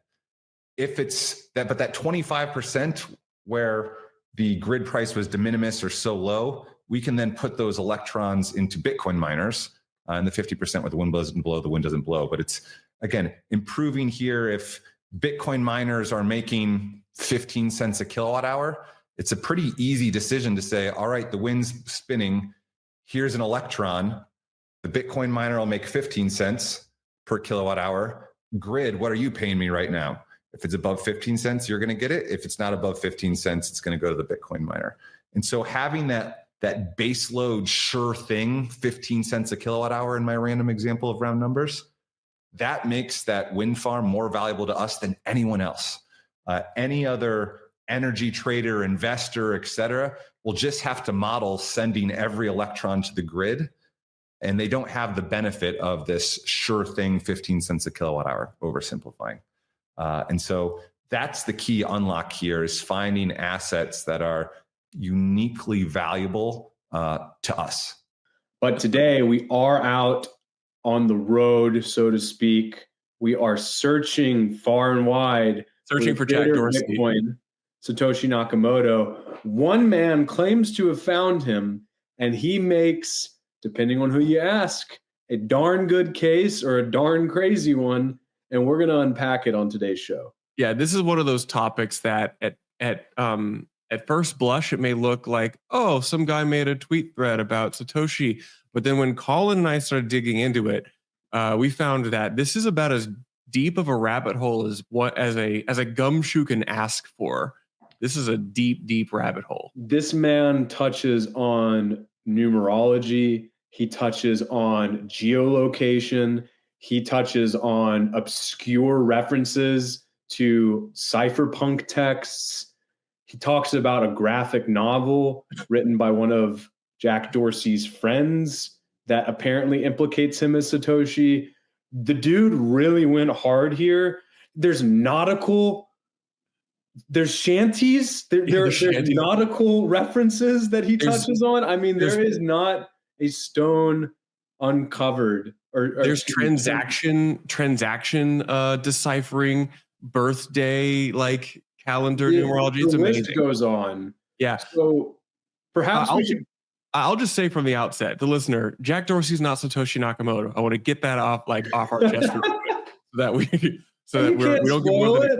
Now they're not going to listen to the rest of the episode. Ah, dang. Well, I'll take the absurd view that absolutely Jack Dorsey is Satoshi Nakamoto. He is the Lord and Savior of Bitcoin. And if you needed something to prove it, it's got to be the Satoshi shirt. It's got to be the Satoshi shirt. For our viewers, you can see, I've shared my screen. You can see Jack Dorsey wearing a very obvious classic Jack Dorsey Satoshi shirt with Beyonce and Jay-Z at a Super Bowl last year, with the headline in this article, my favorite headline of all time, Jack Dorsey, outfit repeater, seen in Super Bowl suite with Beyonce Also, and Jay-Z. Seems to be posted up next to 2 magnums of wine. Yeah. Classic Satoshi move there. And looks very focused on the game or very disgruntled. Jack often looks very serious, very stoic person. But Super Bowl aside, we're not going to be talking about Travis Kelce and Taylor Swift. We're not going to be talking about how the Swifties have taken over the NFL or how Jack Dorsey's outfit repeating has caught the world by storm. We are going to be talking about this absolutely incredibly woven theory about how Jack Dorsey is apparently Satoshi Nakamoto, according to one Sean Murray. Yeah, here's the tweet thread from Sean Murray, SEA with the apostrophe over it, Sean Murray. That is in French. Handle aigu. Yeah. Handle finance guy 74. In his bio, he has as a description, originator of why Jack Dorsey is probably Satoshi Nakamoto. So there's your context. And this is a long, long thread. And it is a long list. And that's just not the iceberg.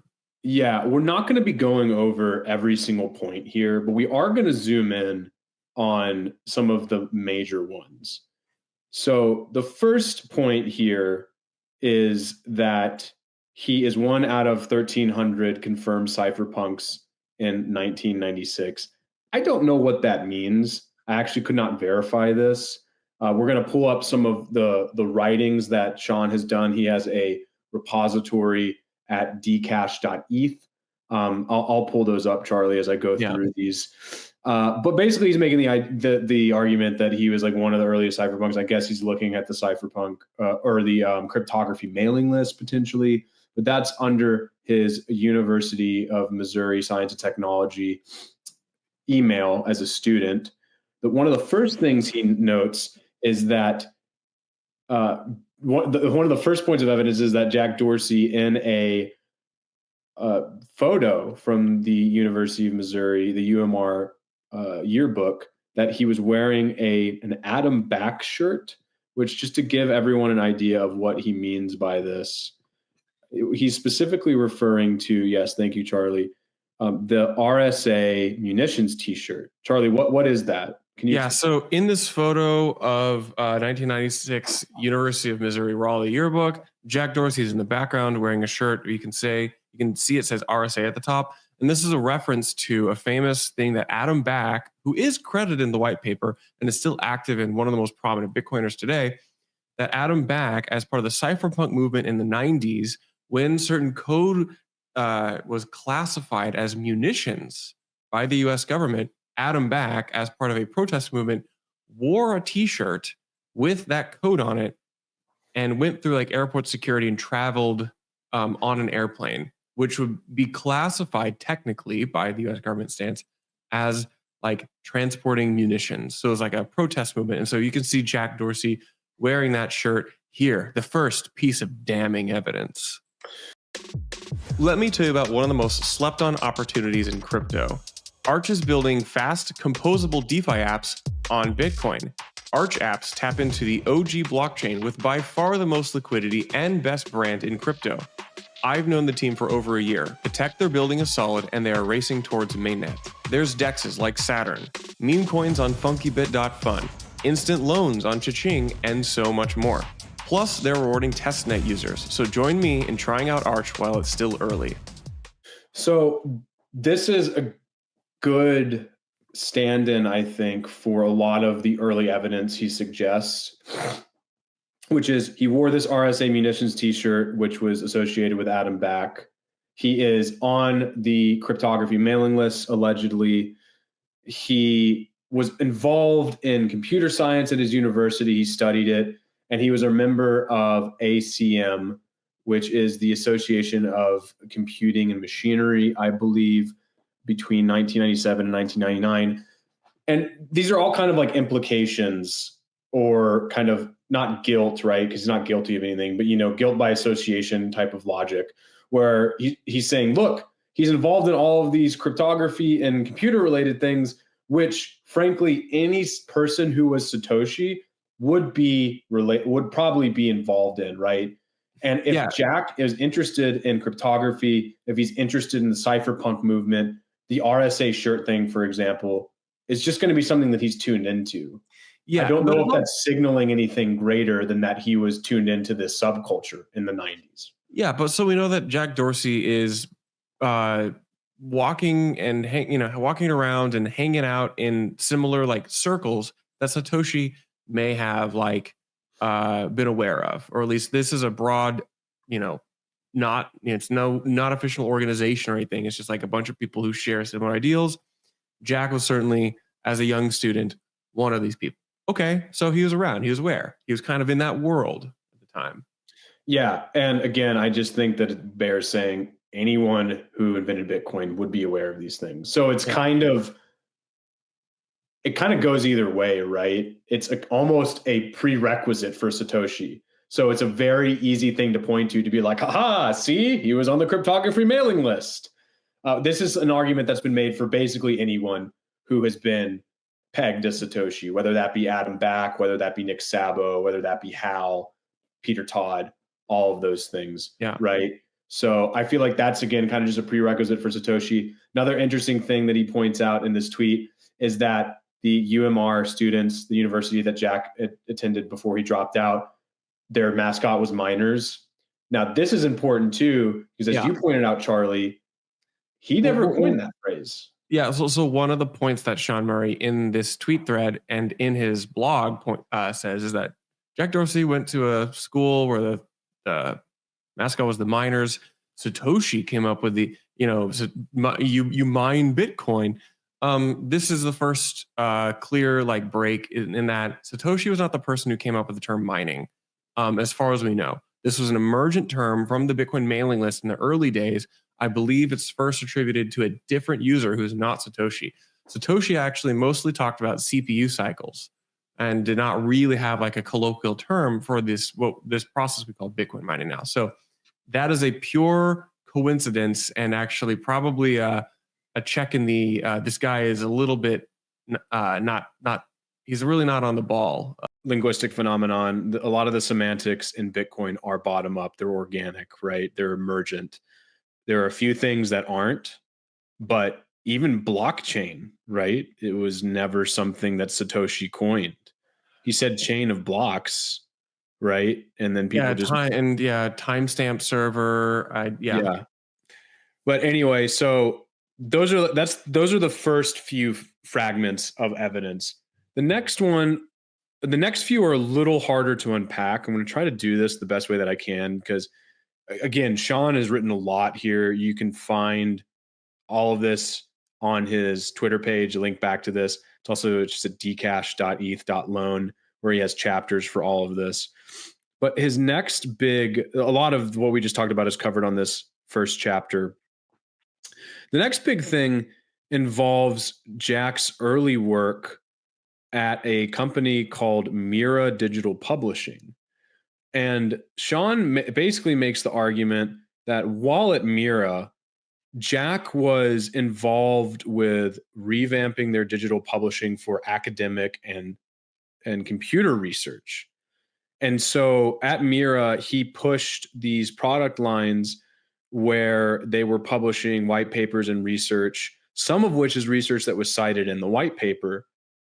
And so Sean makes the argument that while at Mira, Jack would have been very attuned to all of these kind of obscure, abstruse, and ultimately not very well read white papers that eventually make their way into Satoshi's own white paper.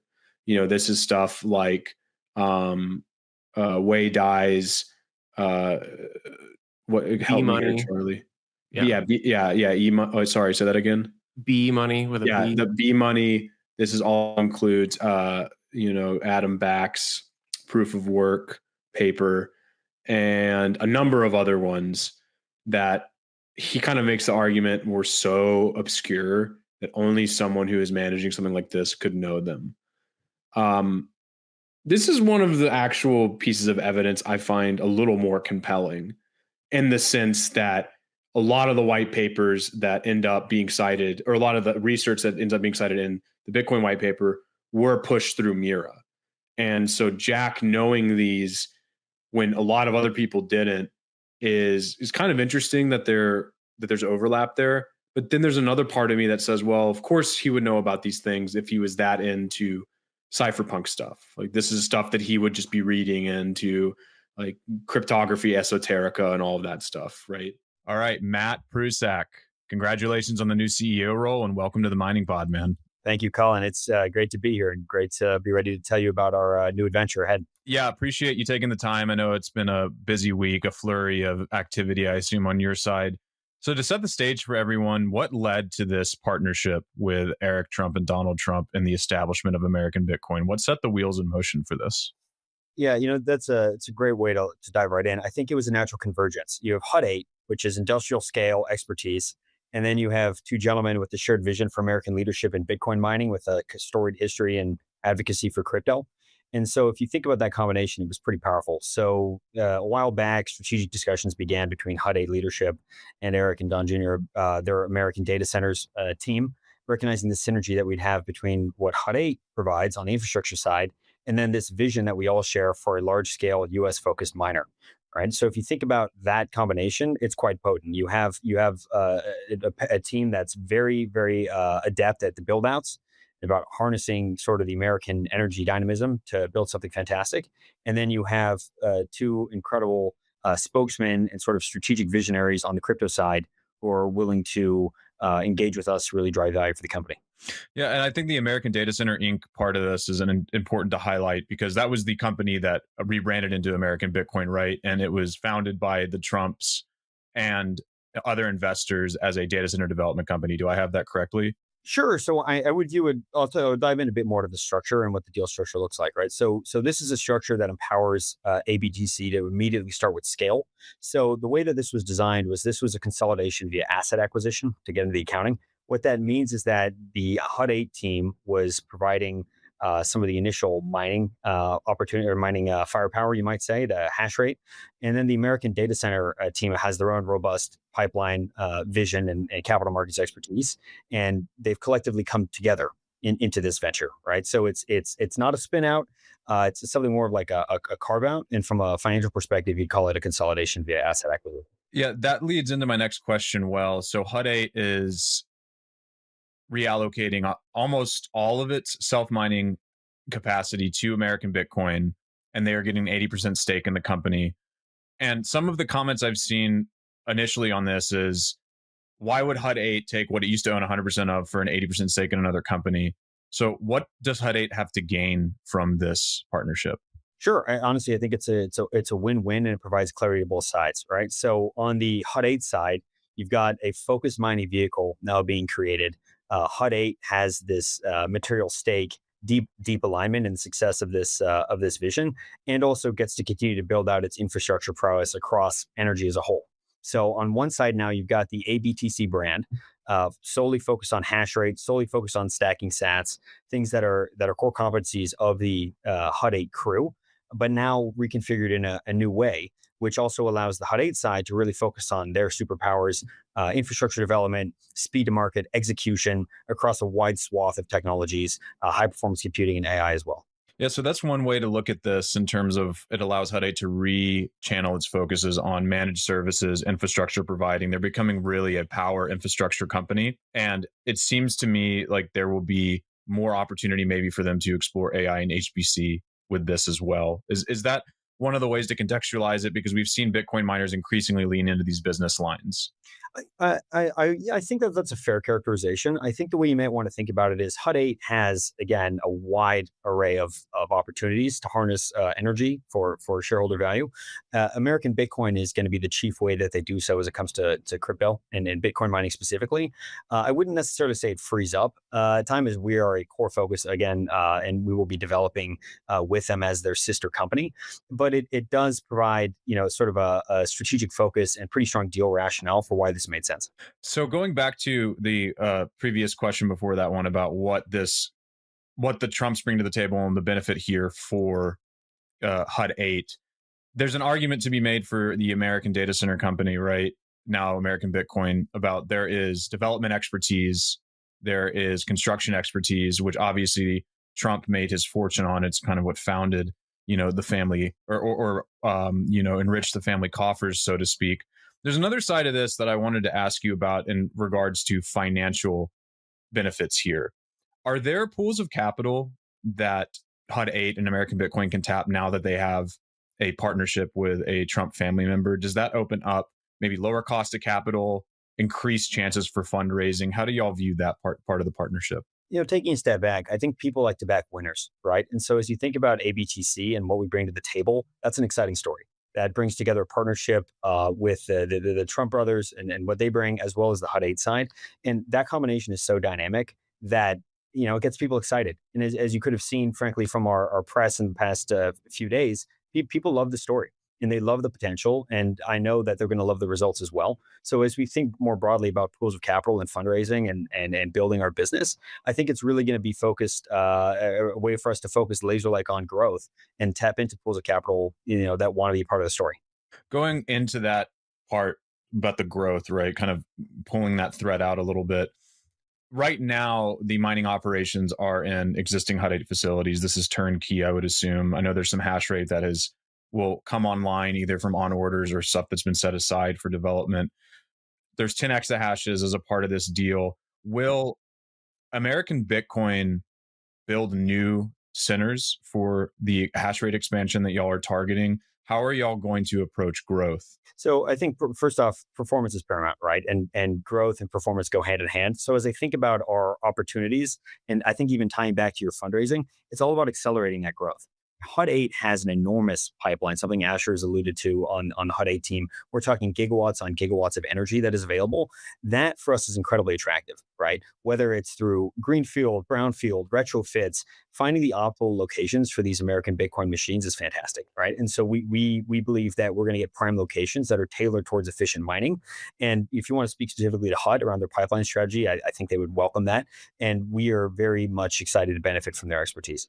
On that note, with what HUD 8 has in the pipeline, one of the more interesting deals that came out of last year was the U3 S21 EXPH deal that HUD 8 did with Bitmain, where they were going to outfit, I believe it was maybe the Vega data center, I could be wrong about that, with this new direct-to-chip liquid-cooled server rack form factor miner from Bitmain. And they have an option to purchase up to 15 exahashes of this.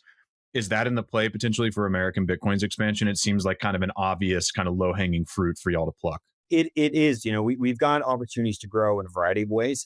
Those machines have really been an exciting opportunity for HUD 8 and for the ABTC team as well. Again, as I said before, performance is paramount. So we evaluate all manufacturers, Bitmain, MicroBT, other emerging players, US-based ones as well, some you're familiar with. Our decisions are really going to be made on a few factors: efficiency, cost, reliability, and delivery timelines. So as we evaluate opportunities like the Bitmain one that you've described, we're really looking for ways to maximize our stack and maximize our hash rate. And being on the cutting edge is certainly helpful when it comes to that. With regards to the 50 exahash target that American Bitcoin has, I believe that was mentioned in some of the PR. That's fully self-mined hash rate. That doesn't include managed services on HUD 8 side or anything like that. 100%. So that is American Bitcoin hash rate, and will be proudly under our banner. I know that you are limited in what you can say for forward guidance, but like, what is a realistic timeline for that? If you can give any at all. Sure. I have to be very thoughtful, as you described, but we've got a clear phased roadmap to get from 10 exahash to 25 to 50. In the near term, I think it's going to be that initial execution on the 10 to 25 range. But if you look at HUD 8's track record to date in building, we do in months where we've historically done in months what others do in years. So when it comes time, we can really accelerate into growing, frankly, with our HUD 8 partners as the builders.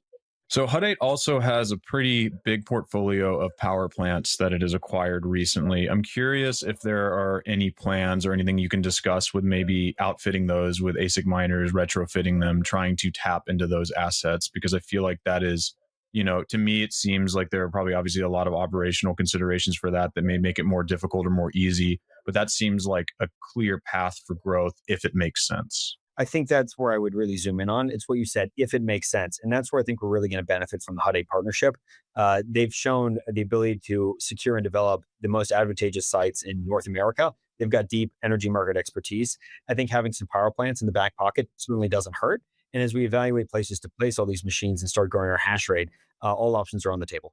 Well, the BitX movement, the cool thing about it is like behind the virality, there is like this ethical standpoint on everything. And I think a lot of people who purchase BitXs, I would assume, don't care too much about that.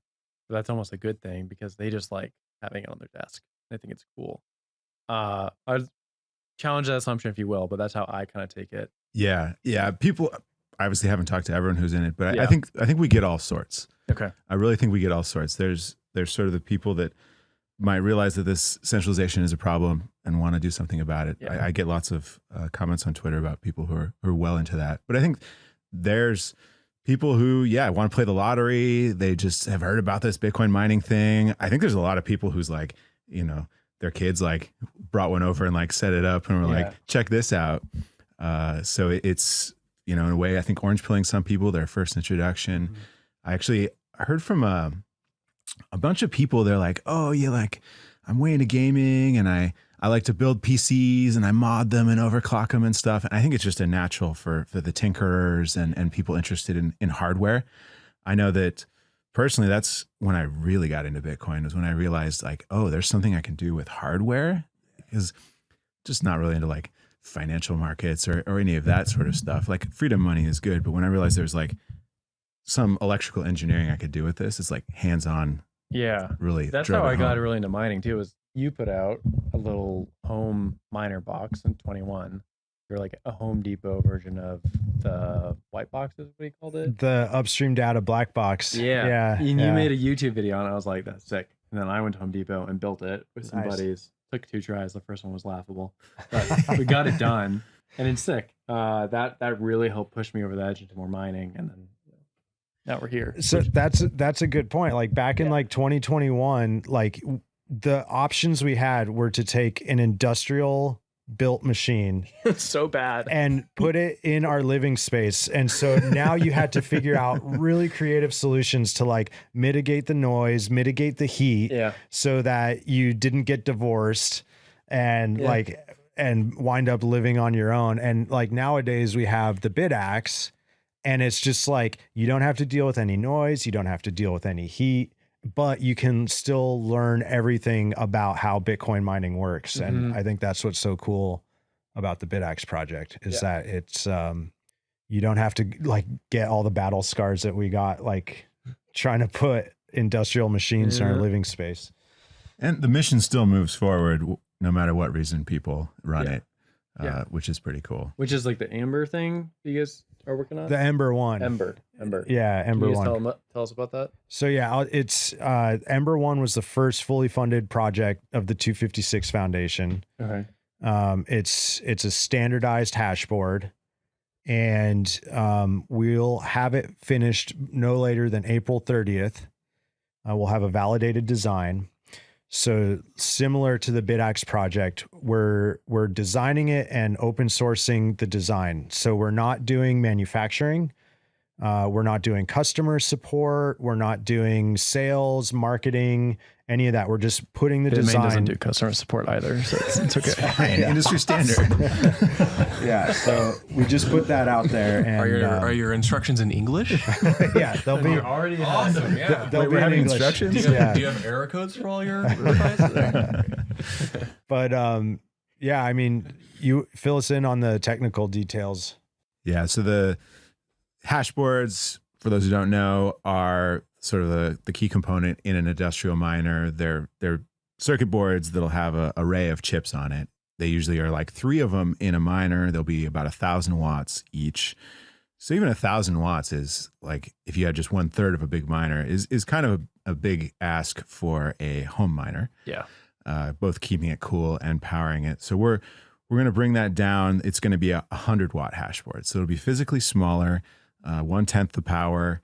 And, you know, we're standardizing the form factor with the idea that the first one is going to be powered by sort of reverse engineered Bitmain ASICs, but you could put whatever ASICs you want on there. You know, a designer could put whatever ASICs they want on there, as long as it kind of conforms to this form factor, 100 watts. You know, we have a wide input voltage of 12 to 24 volts. Normally hashboards are like 12-ish. Yeah. This will be more universal in that there's a lot of different options you can use to power it. And then the data will be just a USB connection. Yeah. Whereas now there's like, you know, Westminer has a ribbon cable.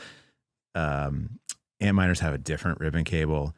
We're using a universal serial bus, if you will, that you could just connect to a specialized control board. You could connect to your laptop. You could connect to a PC. So it's very approachable if you want to develop on it, if you want to integrate it into a system. That's the Ember One idea is you could take and run one of these in your own in your own enclosure. Yeah. You could put 5 of them in there, make a 500-watt miner, which would be a decent space heater, or you know, maybe you want to come up with a system to power it via solar panels. I was actually talking with someone who's working with solar panel microinverters, and this is potentially a good pairing for like a 300-400 watt solar panel. Yeah. You know, you could have one of these in there to make use of excess generation, like right at the panel. Throwing out an idea if anyone's interested in working on this, but we have a wide input voltage to help deal with that. I think an underappreciated trend I see in the BitAxe movement. So you've got this like the hardcore, the eco type person who's like privacy, open source, yada yada. But I see an emergence of almost what I would call like designer BitAxes, like people flexing like, We got this cool enclosure. I've got these like fun 3D printed stuff. I'll put like my decals. I've seen Ordinals collections do like custom BitAxe runs. Yes. And like give them to people. Yes. So like this is interesting like evolution I've seen, which is kind of cool. What are your thoughts on this? I don't know. Did you anticipate this kind of thing happening? I did not anticipate this kind of thing happening, but I'm all for it. Right. It is open source. If you are into ordinals, that's your own problem, but you can do this. It is a problem. There was an ordinal group that worked with one of the existing BitAxe manufacturers, and they wanted to have their ordinal JPEGs on the board, and they ordered 1,000 of them. They were like, "Let's go," and they gave them out to all their homies. But they only mine Bitcoin, so in the end, it's still a win. But yeah, it's permissionless. You can do whatever you want with it. There's an open source license that you need to follow, but other than that, you can do what you want. Our friend Ronan Miner set one up on the coffee bar up here. Yeah. But it's a water cooled BitAxe. It's really sweet. It uses like little like fish tank components and tubing from Home Depot, but it's super cool. And like, he didn't have to like talk to anyone to do that. Like We got a specs are video out of there. it. We'll throw it on the YouTube channel for this one too. Right on. It looked very, very cool. Very cool. Yeah, it's super neat. And so I love to see those kinds of things. I think all the projects that we're working on with the 256 Foundation is the same kind of thing. Like we could never, ever in a million years guess all these cool applications that people are going to come up with. Right now with the sort of, Bitmain monopoly over this is they make their machines for one purpose, and that is grid connected mining in essentially a data center. Everyone else who's using them for anything else is hacking it with limited success. I think that's ridiculous. We got to open this up. People are going to come up with crazy stuff, build all new markets that we can't even imagine the likes of right now. Yeah, I mean, even with all these like black box solutions that we've been tolerating, the closed and proprietary Bitmain miners and What's miners, people have still made incredible strides in innovation. Like like Schnitzel heating his entire home, all the water in his home off of the miners. If you've ever seen Rev Hodl on Noster, like he's integrated Bitcoin mining into almost every process of his homestead. Or like if you're like Diverter, who's like the guy who wrote the seminal guide on mining at home, mining for the streets, and you don't want to exchange KYC information to get Bitcoin, you can just plug a miner in at your house and pay your electric bill and get Bitcoin for that. And people have come up with really creative solutions around these closed black boxes that we're dealing with. So once you open source everything, like imagine being able to change any parameter in the firmware, or like take the engineered CAD file for the board and like change the size of it to fit your water heater, or like whatever application you want to put these in. We're going to see innovation that we just can't even fathom sitting here today. 100%. I'm totally confident of that. We've seen it before in other industries. Like the personal computer revolution was just some dude screwing around, right? We had IBM making mainframes, and some other people were like, that's kind of weird. Like, how about we try computers that people can use at their houses? Yeah, this has very Linux vibes to it. I think that's a pretty big inspiration. So I'm going to bring up Will Rees. Will, welcome to Bitcoin Season 2. It's good to be here, Charlie. So I actually think I've been using your app for like closing in on half a decade now. I mean, I'm look back at like my user history. It's like maybe sometimes multiple times a week for like closing on 4 years now. This is crazy. You've been building this for a long time.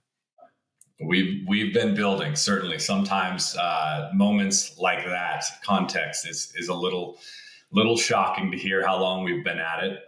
And like you said, there's been all the eras have been so distinct from, early fold days. Bitcoin was different. The community was different to now. It's been a wild ride. We'll get into this. I'll talk you through the evolution. I'll have you give me the evolution of fold, but let's just like drop right into your life as the CEO of a company imminently going public. I believe it's on Wednesday. It's on the NASDAQ, right? And like, what does your week look like last week, and what does this coming week look like for you? Well, I'd have to say the listing part is probably going to be the least intense part of the experience so far. The most has really been, the last 9-12 months, which has been, really, setting a vision and finding the right people to make it happen and somehow end up on the other side and you're there. But the amount of work that went into it that was totally on top of just operating the business as we've had, since we've done for over half a decade. This had added an entire new layer, new players, new challenges.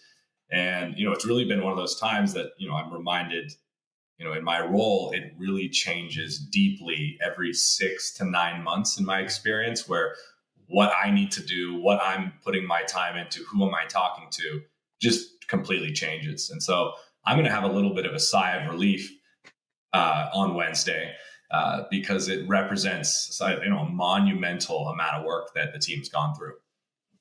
Yeah, it's kind of like all the work happens before you get to go either ring the bell on Wednesday morning or just sit at your computer and watch it launch on Wednesday.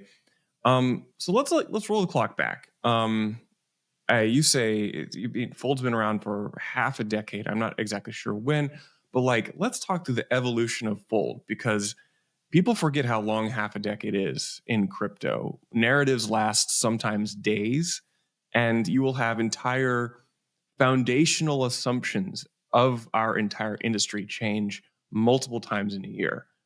What does the idea and Fold 1.0 look like back in the day? Well, I think the first time that I met with my co-founder, Matt Luongo, we were working outside, not on Bitcoin, but we were kind of partners on a project at a large tech company. And in that stage, Matt had shown me what he had been building on the side, and essentially allowed people to exchange a gift card for Bitcoin. And it was this really clever way of allowing people who received a $10 Starbucks card from their grandmother over Christmas to flip that into Bitcoin. And, while that was interesting to me, the most interesting thing was, hey, you can build in Bitcoin. You can, there's business models and demand and opportunity here that, I had always been interested in Bitcoin as a project and as a movement. But to have that, and my background being, as an entrepreneur and kind of product guy, it really changed. I mean, it absolutely changed my life in a huge way. And like you say, what you learn is you're not just here building trying to find product market fit and build value, deliver something. But at the same time, those fundamental assumptions of what you're working on itself are changing. And you'll see that Fold's kind of history and evolution reflects a lot of that underlying change that was going on. And so that first iteration was, hey, how can you turn a gift card into Bitcoin? From there, what we saw was, hey, there's actually a lot of people living on Bitcoin because they are miners or they're being paid in Bitcoin in the early days off of BitPay. Those people need to unlock that Bitcoin to go about their daily life. This is before even digital gold had fully totally cemented. And so it was a lot more open, the possibilities where Bitcoin could be. And so we focused on, hey, let's use actually a gift card as a means of transferring Bitcoin and allowing you to go buy groceries, pay bills, all of those things.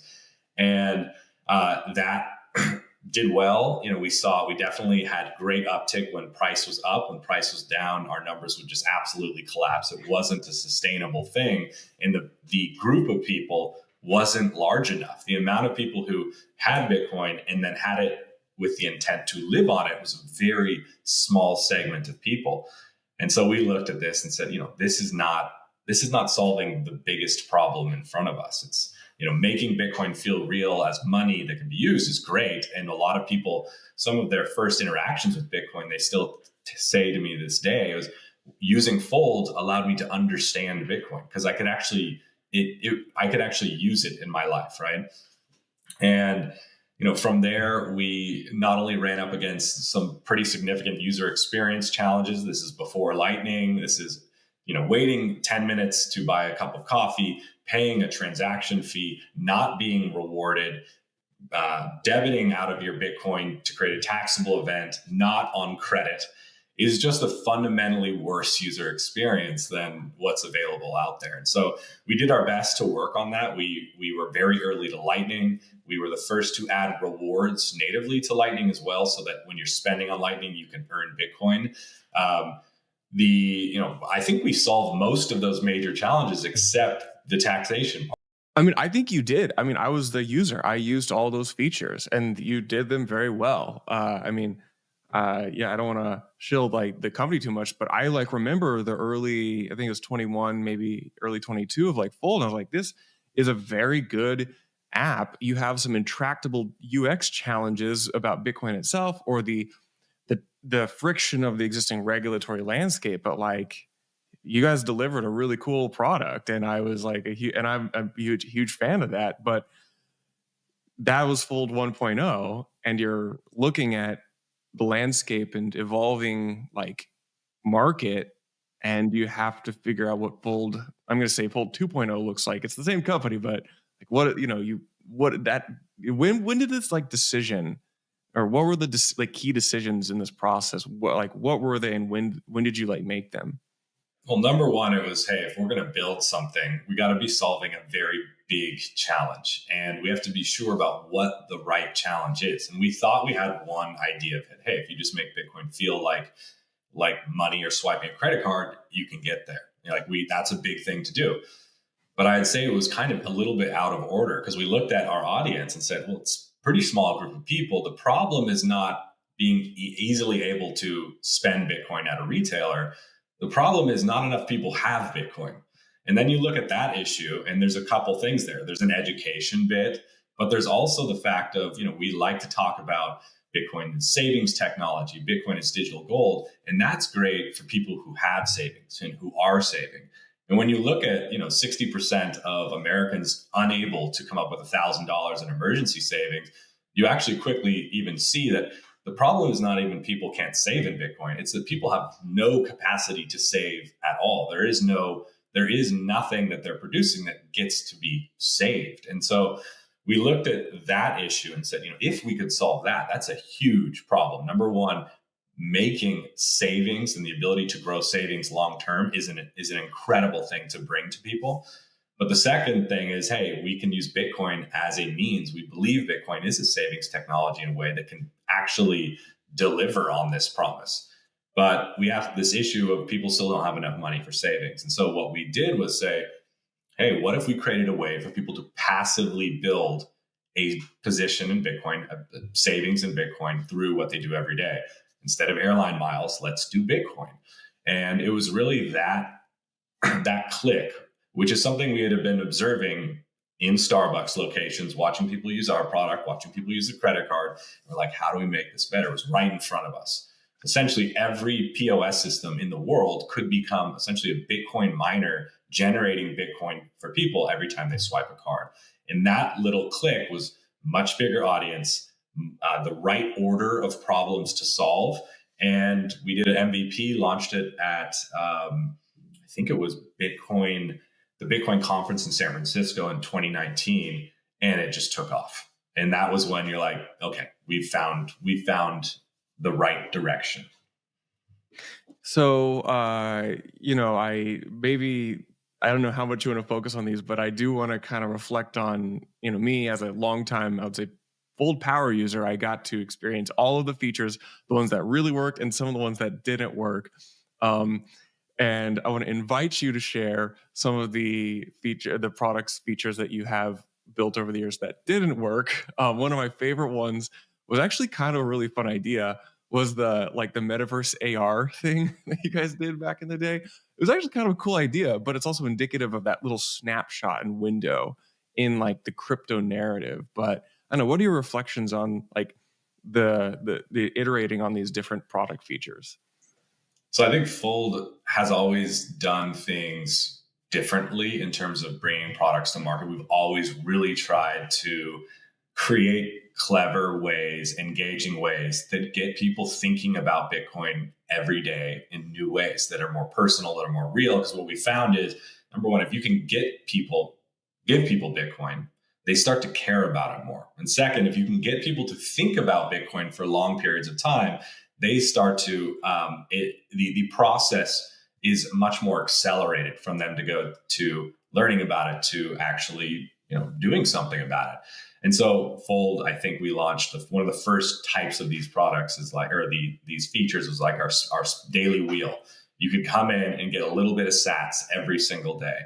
And this was, very successful to the product and getting people thinking about Bitcoin and Fold every single day, building a little bit, looking back in 2 years saying, oh my God, it's grown, X%. And it's, my spins are worth more than I was saving on that weekly basis in that time. And so we looked and really encouraged the team to think about interesting, creative ways to bring Bitcoin to the world. And we had one of our developers who, dabbled in AR and all of this stuff, kind of brought this and said, I have a prototype.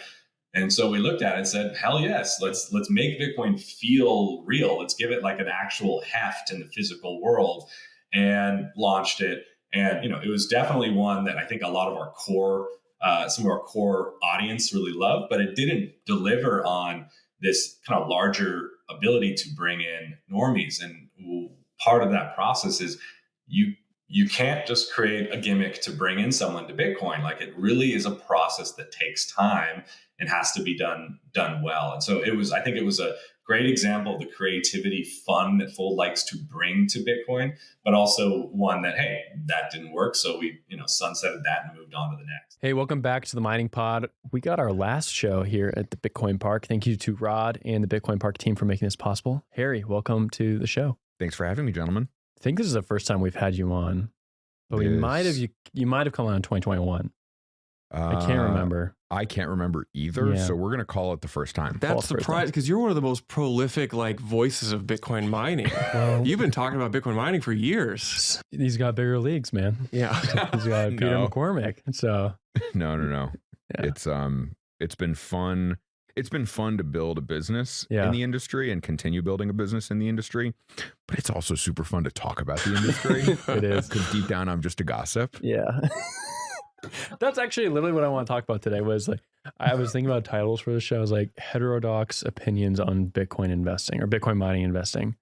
You and I have talked a little bit about this on the phone here and there, but I want to talk for our investor audience about how we should come to valuations on Bitcoin mining companies, and then how we look at the current landscape of people making investments. And I'm not really sure where we'll end up with this. I'm also not sure what you can and cannot say. So we will have a fun ride. Yeah, I'm more than happy to talk about the industry. I have lots of opinions. One or two of them might even end up being right. I think that I've been, this year in particular, I've been thinking about the historical treatment of the industry, because we're kind of just old enough now to be able to look over the longer arc. Mm-hmm. And I was, we were in New York. We had the great honor at CleanSpark of ringing the NASDAQ bell earlier this week. Oh yeah, congrats on that. Thank you. It was more emotional than I expected it to be. Yeah.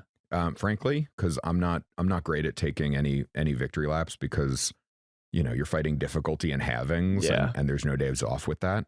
So it was really nice to have the team together and get to kind of take a moment to reflect on where we've come from, but also take that same moment to refocus on where we're going, which is really exciting. But in some of the comments that we got to make afterwards, we brought a group of investors and bankers and analysts and those kinds of folks. None of you guys have heard about. Just kidding. If you're into Bitcoin podcasts these days, you might have heard of this guy. If we can welcome Hunter Beast to stage from the Mara/Enduro team, talking about BIP 360, Bitcoin, quantum security. Welcome, Hunter. Hey guys, good to see you. I'm going to talk about Bitcoin's quantum security, if you can't tell already. I've I gave a similar talk to this at MIT just last week, but I wanted to mix it up a little bit. So, because we do have a little bit of overlap between the conferences, and also a bit of feedback I got was that, like, I explained what a quantum computer is, and some people already know what that is, and so they just want me to speed through it, you know, and just actually get to the point, because like you can grok what a quantum computer is, like you can just go and look it up. And I'm not a physicist. Also, I'm not a quantum physicist, so I'm not like the most qualified person to explain what a quantum computer is. But I have studied post-quantum cryptography, and that's a different story. That's another side of things, right? It's almost like how you counter the problem of quantum computers. And so let me go into that. How does quantum computing pose a risk to Bitcoin? Well, the major thing is essentially, if you have a public key, you can essentially break elliptic curve cryptography by running an algorithm that will drive the private key from that public key. And so the major problem is exposed public keys. Before I go into that, I'd like to go into mining a little bit, because some people might think that mining is sort of could be affected, and it could be. There's an algorithm called Grover's, but it's just not particularly efficient. And so that brings us to signatures. In particular, these are what's used for public-private key cryptography, also known as ECDSA or Schnorr. And the curve that's used by Bitcoin is called SecP256K1. And there's a quantum algorithm that could potentially factor large numbers, which is sort of the hardness of factoring large numbers is essentially what secures elliptic curve cryptography. And that concept is called the discrete log problem. So yes, exposed public keys are the problem. And also, I want to go through this a little quickly so we have plenty of time for questions. So essentially, early addresses, P2PK coins, also they're like Satoshi's coins, that sort of thing. They start with like 02, 03, 04. Those are actual like public keys that are encoded on chain. They're very old. Nobody uses those anymore, hopefully. And of course, whenever you publish your transaction to the mempool, you reveal your public key, and along with the signature. And so anything in the mempool could, but it's more vulnerable to, say, what we call short exposure attacks, whereas these other ones are more vulnerable to what we call long exposure attacks. Reused addresses are also like if you spend from a address that you've received funds from, and then you receive funds to it again, you've already revealed your public key when you went to spend them, and so that's also been revealed, and you're vulnerable to quantum attack. Finally, taproot addresses. This is kind of a big one because a lot of people are using taproot. They're essentially a public key that's been encoded in an address. So whenever you receive coins to a taproot address, for whatever reason, no matter what you do, if you try to do some fancy stuff with the script path spends or whatever, the key path spend is still there and possible from that X-only public key that's encoded. It's worth talking about Shor's algorithm real quickly. It's not very good right now. Quantum computers are not, I will absolutely acknowledge, they're not necessarily a huge threat right now, theoretically, hopefully. But that could change. And like saying that quantum computers will never happen isn't really a strategy.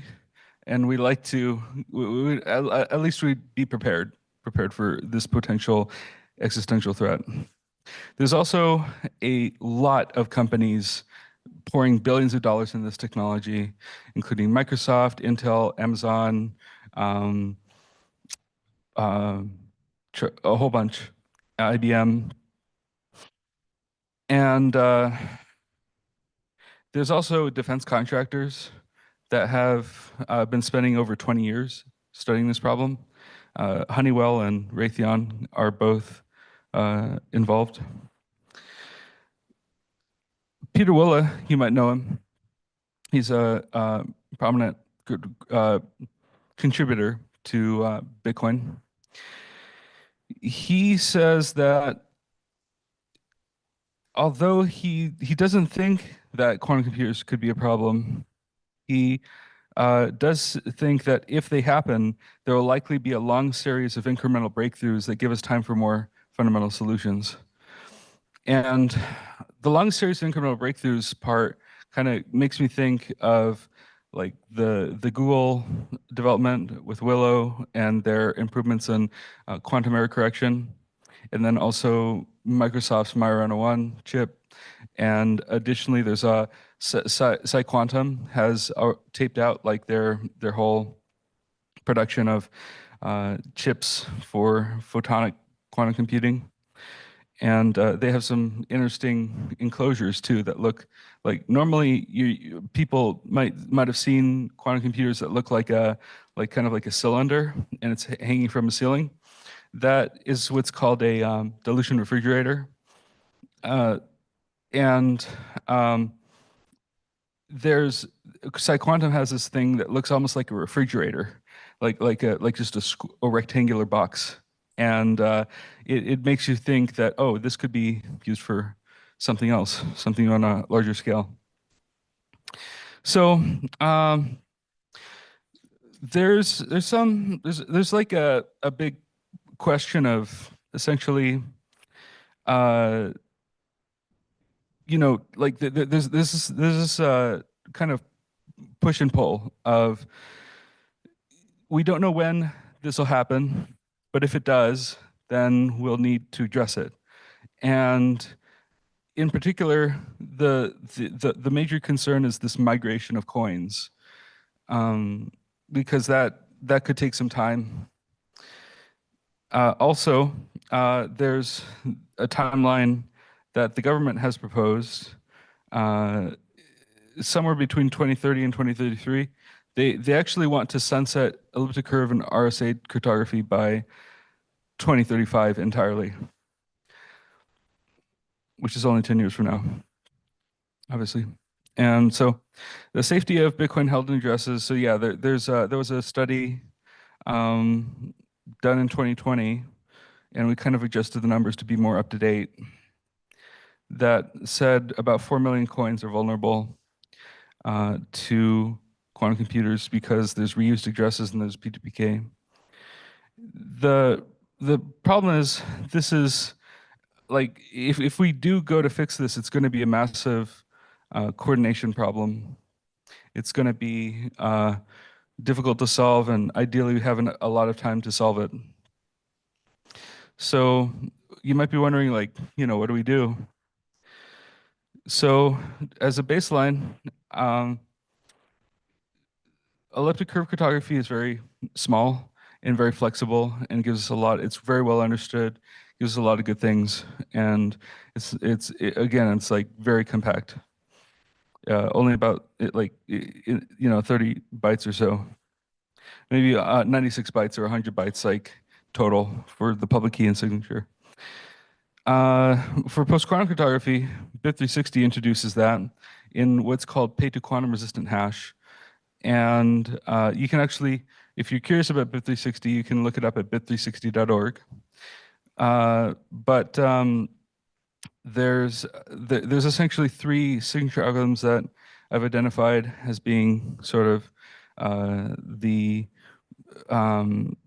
probably the best ones to use. And there's a number of reasons for that. One is you might notice these are all NIST curves. And although like people might be skeptical of NIST because of their history in terms of what's essentially called kleptography. And if you want to know more about kleptography, just like we can talk about that at some point. But there's these are all different algorithms that come from independent sources. In particular, Sphinx is DJB crypto. If you know Daniel J. Bernstein, he's a prominent cryptographer.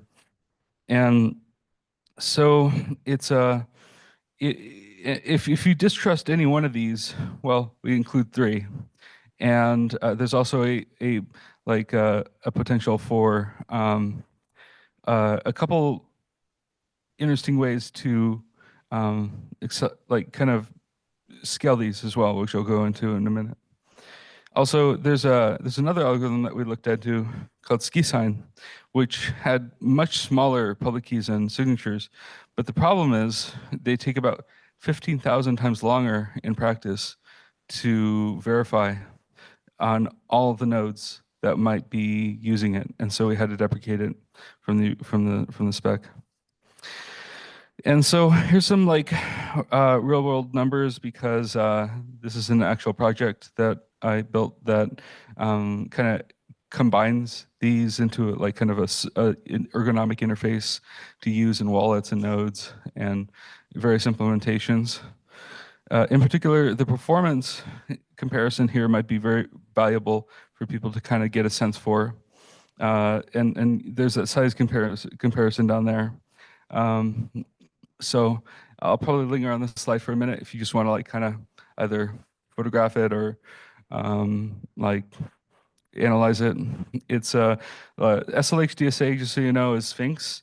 ML-DSA is Crystal Lithium, and FN-DSA is Falcon. And as you can see, Sphinx takes a long time for just about everything. ML-DSA is interesting because it's much faster at signing than Falcon is. Well, Falcon is much smaller, or quite a bit smaller, a little bit smaller.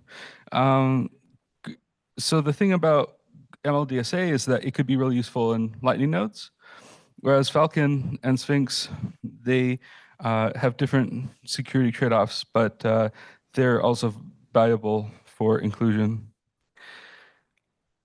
So there's this thing that we kind of identified at Sermon Systems where we're wondering where we are in terms of the pay to public keys, like Satoshi's coins, whatever is out there. How many are there? How many coins are out there? How many UTXOs are out there that are vulnerable? And we built an index. It's not very good right now because it hasn't finished and it's been months running. But we're thinking of switching to UTXO, and so that might help make it more responsive. And so that's something. It's a kind of lingering project. I also want to talk about what we could do about Satoshi's coins if they are ever compromised. There is essentially a consensus level software change we could implement that would disable new P2PK outputs. It would also only allow for spending one P2PK input per block. And it can't be more than one block because there's definitely some concerns around sort of orphaned blocks or relitigated blocks. If we had some block that came once a day that had the quantum reward. So we believe this approach will be incentive compatible with miners, and so hopefully it'll kind of stem the tide. There's about 40,000 P2PK keys out there, 40,000, and UTXOs, and that could take the better part of a year to go through entirely with Hourglass, which is a big improvement over instead of kind of the alternative would be only just over a couple hours. So spreading a liquidation event that could take only hours over the course of a year could potentially mitigate the concern around, to some degree, to some extent, a lot of liquidity hitting the markets and tanking the price and that sort of thing, which is worth talking about from a development perspective because crypto economic security is what makes Bitcoin secure, right? So like in some ways like the price and the incentive for miners to secure it can be, if the price goes too low, there might be concerns around the security. So there's also how do we scale this? There's also a question of that. Like, do we increase the discount? Well, unfortunately, increasing the discount can be very problematic because there's the potential for JPEGs, not something maybe more JPEG resistant. There's also this. We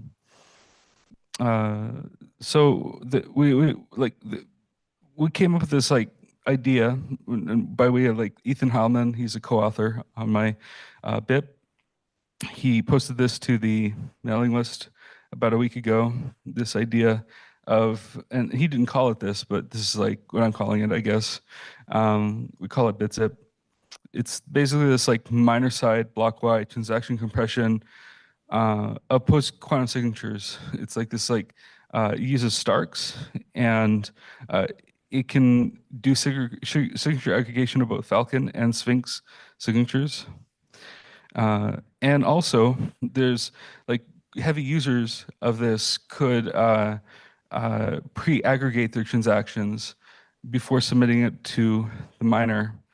And this would have privacy benefits because people could prove that you spent those coins using Starks, but they wouldn't have necessarily the actual inputs, the actual like data involved in those transactions, which is a question like how that works exactly. Devil's always in the details, but Starks in particular are pretty effective in essentially like it's in some ways could be might consider like a block wide rollup, but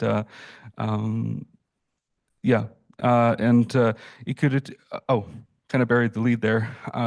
It could potentially have 80 to in the hundreds of transactions per second, which is several, like at least 1 or 2 orders of magnitude more throughput than Bitcoin main chain L1 does right now.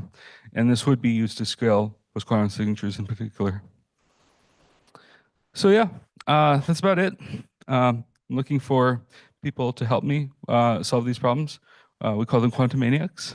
And please go to Surmount Systems, find my contact information. There's a Telegram group, and also there's an X.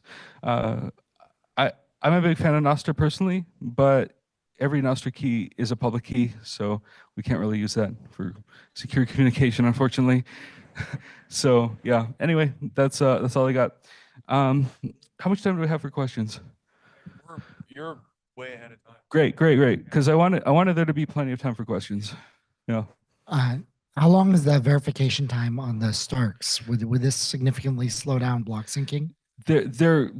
Well, verification, yeah. Well, like there's aggregation and there's verification. Both could be very. They could be both very time consuming. There are a couple of new techniques out there I've been clued into that might be able to speed that up. There's something called, one second, Stark-based signatures from the RPO permutation. This concept, trying to find it. Oh yeah, it has the potential for speeding up multi-threaded implementations of Stark verification using Blake 3, and the signatures would take 9.2 milliseconds, and it also verifies in 1 millisecond. So yeah, there could be major improvements made in this technology, and so it might not be too much of an impact, hopefully.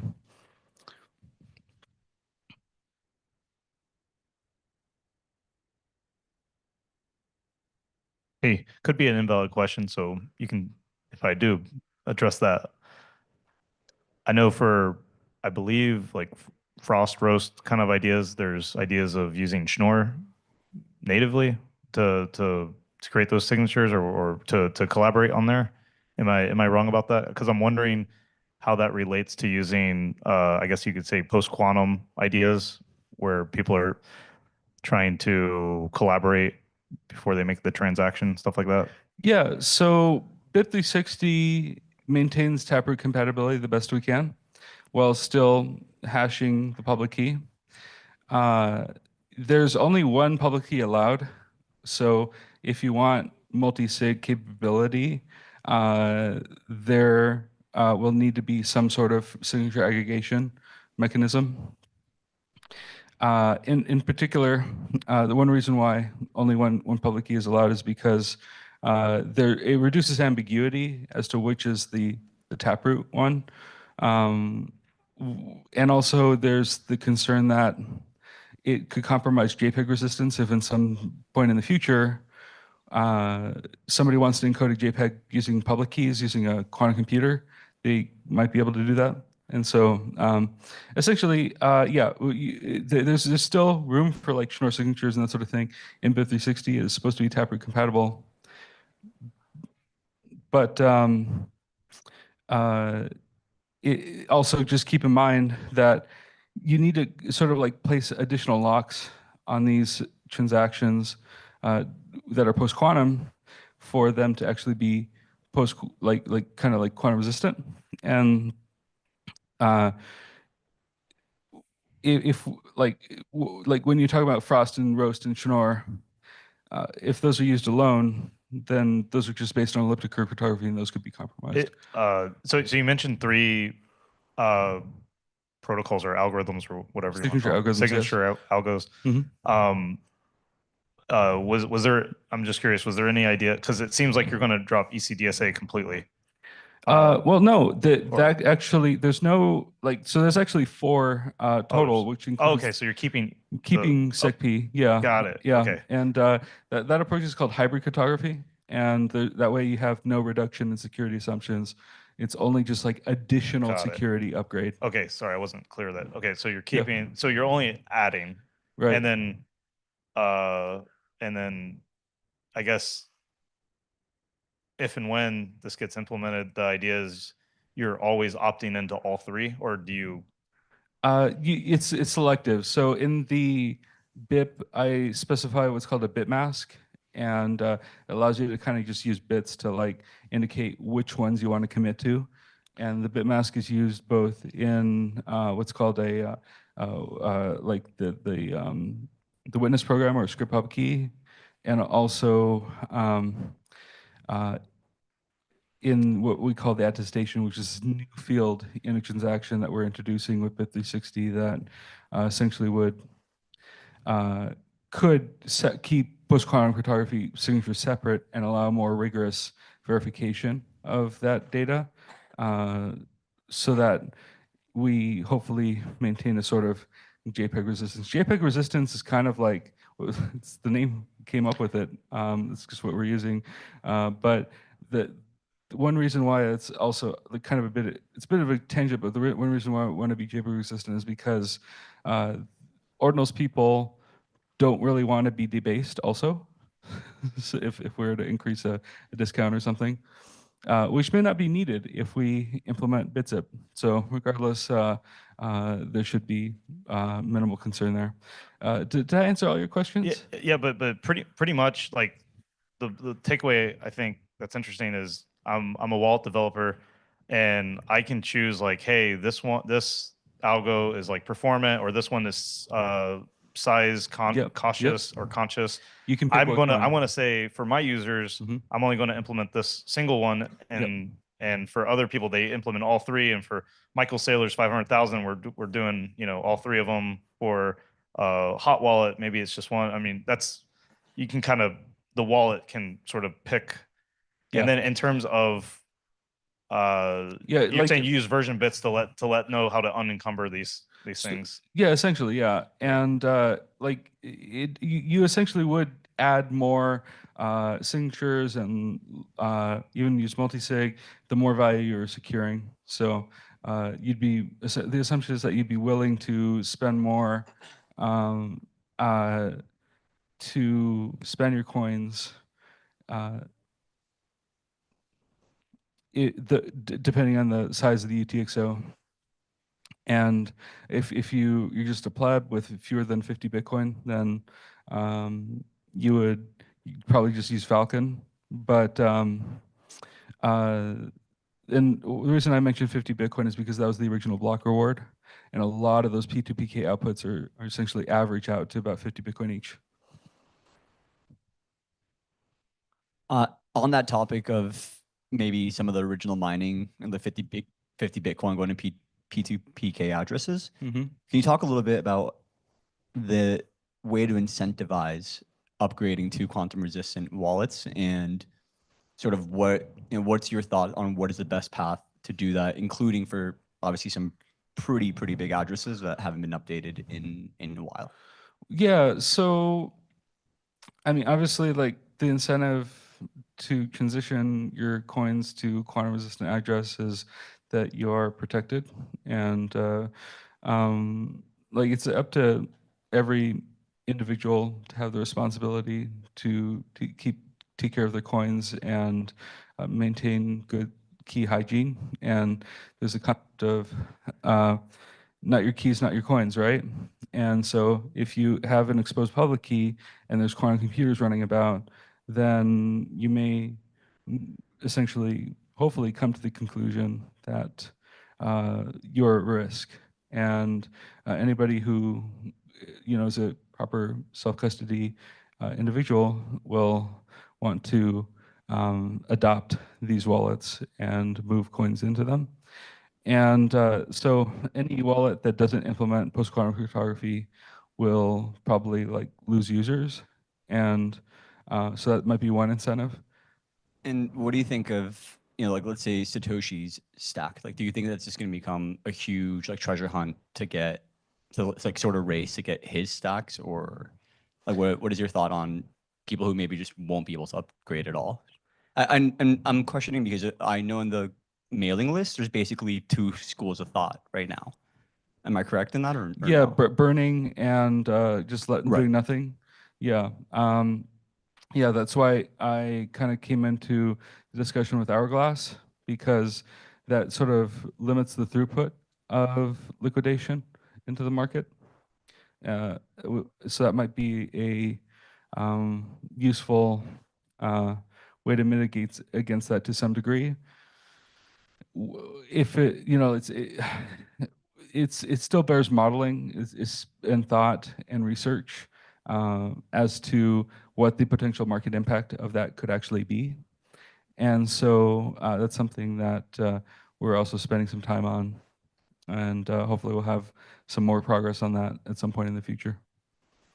Thank you. Thank you. Good question. Good questions, guys. Keep them coming. Yeah. Yeah, this is like a bit of an existential threat, right? Like, so. My question would be for these post-quantum algorithms, what would be the impact to the mempool acceptance policies for RBF? And yeah, basically replacing transactions with signatures, requiring extra validation, essentially. Like, has there been any benchmarking or anything? Well, I have done benchmarks, yeah. Okay. I mean, did you see them, like on the slide that I had earlier?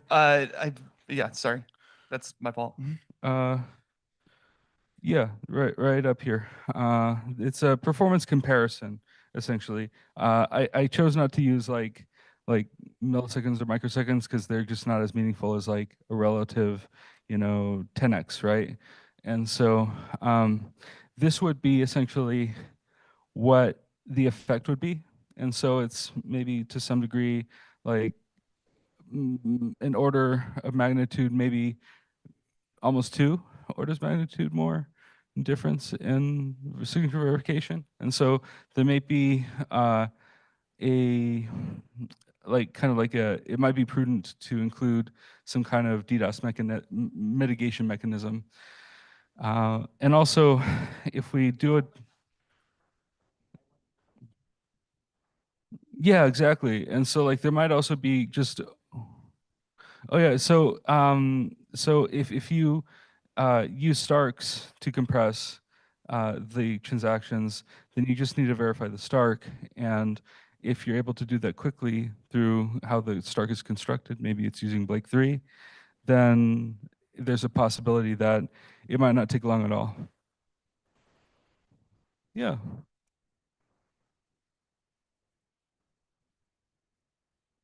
I have a question. Sure, Charlie. So, I've talked to you a number of times about this topic on my podcast, a couple times. And it's interesting because I've seen you present on this topic and talk about it. And each time, how you talk about it has evolved a little bit.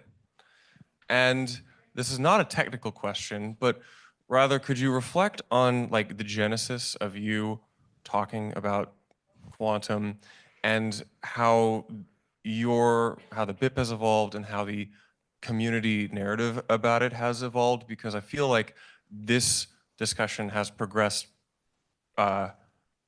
significantly since over the past 6 months in comparison to like other BIPs out there.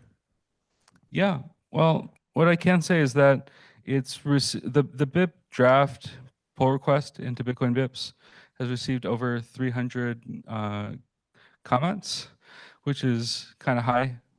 And I was also recommended to bring on a co-author, and Ethan Hallman has generously offered his time recently, so hopefully that'll improve the reviewability of that particular proposal. He might be able to provide some more clarity in that in what's been proposed, because yeah, it could always use more work, and a lot of work has been put in already, a lot of review, a lot of just comments, but nobody's really rejected it so far. And that said, there's also been nobody who really approved it either. So it's kind of like we're still in the draft phase and working through that. It's been I think I first introduced this in maybe July or June of last year, and we received our BIP number in December, BIP 360, in case you didn't remember. Yeah, and it's a good number too. Yeah, it's not easy to remember. So yeah, and of course I've done a good amount of speaking about it. Hopefully I've gotten better about speaking about it. And there's so many like facets to this that it's hard to sort of like distill them into a single like digestible thought or discussion. That's why I like there to be plenty of room for questions, because like people generally have great questions about this, been thinking about this too, but also it's there's just so much to talk about that like just questions help. Yeah.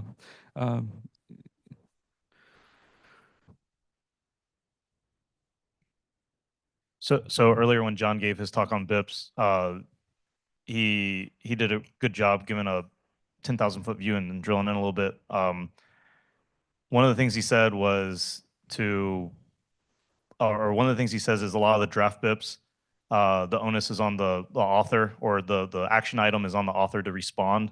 A lot of the times, I'm not saying BIP 360 is like that, but that's sort of the idea is a lot of times this is pending the author to respond or make something clear or something.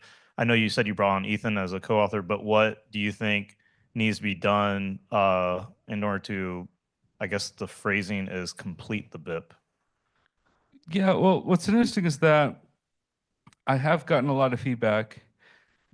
It's taken up a lot of time from reviewers, and so like Merch, for example, was a big presence early on, and he had to kind of step away for a bit to just because it was taking up so much time to review.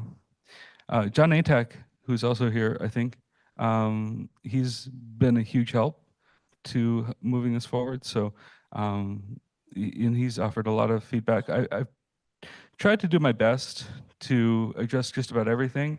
There's some lingering issues here and there that I still need to catch up on, mostly just because I've been traveling, but they're more recent. So I like to think that I've addressed like just about most of what I can, but really just needs more reviewers, more eyes on it, more feedback. And you can actually find this BIP at, if you go to github.com/bitcoin/bips, and then you go into the pull requests, you can find BIP360 in the pull requests as open as a draft, and you can just maybe read through what's there, which could take some time. You can also just give your gut reaction to. Some people just do that. But yeah, any feedback is useful, usually. What do you think of this idea of a sort of escape hatch where there's a script path in Taproot that has the ability to spend in a quantum resistant way, but it sits there lying in wait in case this thing actually catches on, which would enable a lot of people to quote unquote migrate and then at some point in the future be ready versus what you're proposing? Yeah, well, like essentially there are two ways to solve it. One is to like kind of do it at a transaction level. One is to do it in a TapScript opcode. One complication with doing it in Taproot is that you'll need to disable keypath spends.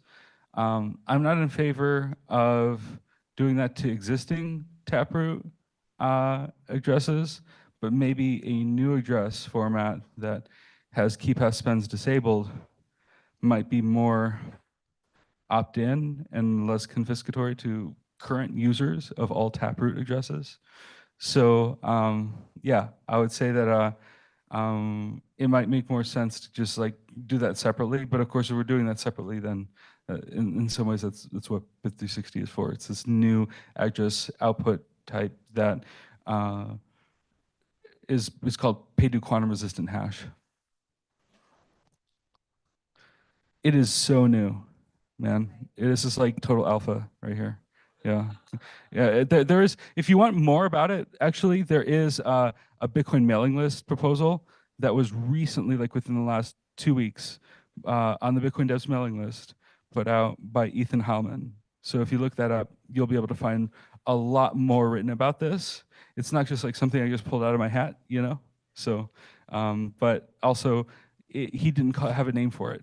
And so I was talking to him, I was talking to a few other people about like what we call this.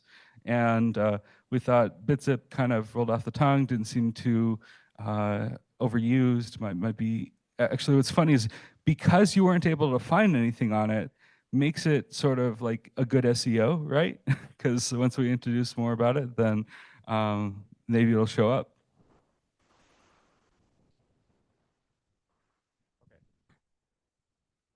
Mm-hmm.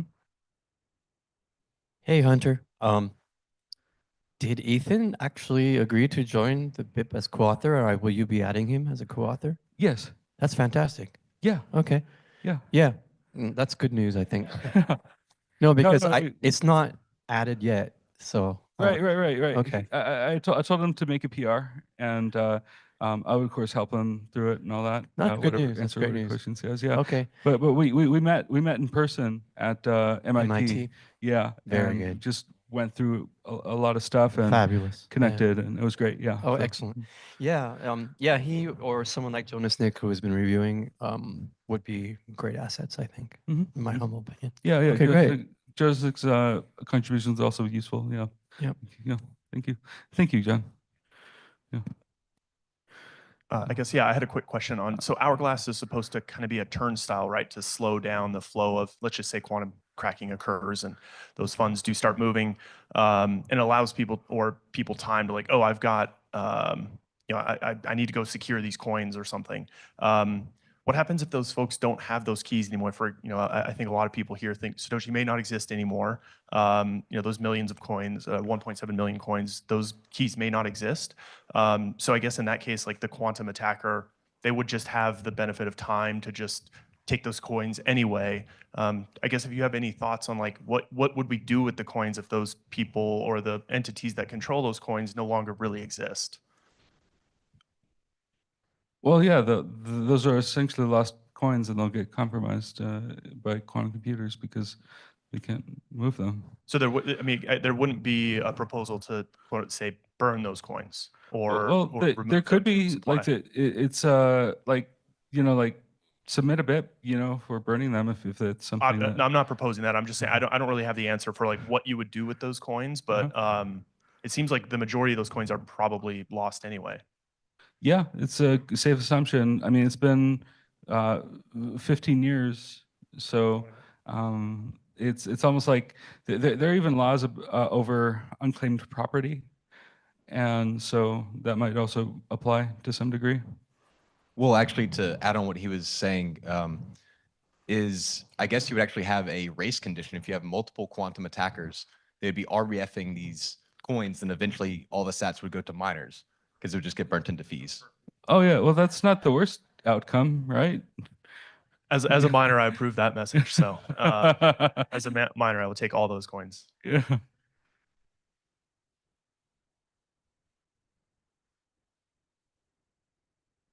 Per block. Yeah. Beautiful. Yeah. Beautiful. Yeah. All right, so let's make this happen quicker. Hash price is way down. Yeah. Well, as I said, it was incentive compatible. Ah, shit. Okay. Yeah. Charlie, here you go. Yeah. Good stuff, guys. Thank you for all the questions. Yeah, thank you for the questions. Let's give it up for Hunter, buddy. Thank you very much.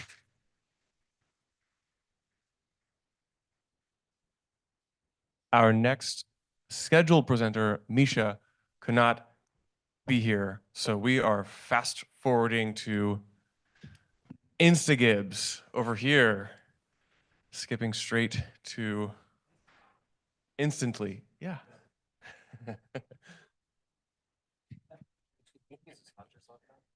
Oh, this is Will's audio.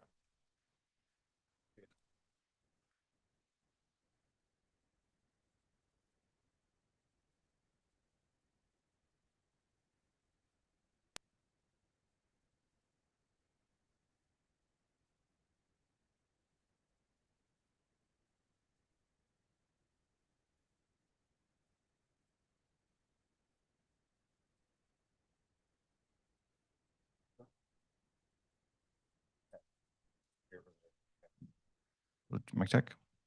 All right. Well, we're ahead of time, and we're probably going to be even more ahead of time. My talk's pretty short. So this kind of dovetails with a few conversations we've already had today, but I'm going to be talking about the economic limits of L2 scaling, what that means. So to start, I think we can all agree that we're primarily concerned about non-custodial use cases. And by that, usually we mean that a person can unilaterally exit the said system. With that said, many L2s that we have constructed today and are being used today have coordinators, liquidity providers, sequencers, and those come under censorship risk as another point of concern. So we've got, for example, Samurai Wallet, where the developers are under legal threat. They obviously ran servers that did coin joins and other coordinated activities. So that was one censorship factor. We have Wasabi Wallet. The default coordinator is gone, and theoretically you can run your own coordinator, but that's under legal threat, and it's questionable who's running those sometimes. Phoenix Wallet, which is back in the US on April 8th, was missing from the US the Android store and iOS store, I guess. The best Lightning wallet out there for consumers. So again, what's the use for these L2s if you can't actually access them? And lastly, we have privacy-focused layer 2s like Tornado Cash. These have developers, not central coordinators, I guess. It's a little off-brand, but central development of sorts, and that puts pressure on it, especially with complex systems. So this talk will not be worrying about kind of the thundering herd problem. What if a billion people need to get on chain next month or so, like with James's talk or other talks like that. Instead, we're going to be focusing on the censorship case or the failure of the particular L2's liveness. So common examples would be, what if your coordinator unplugs their machines due to a court order, which may happen with like Spark or other kind of state chain systems where things are otherwise self-custodial.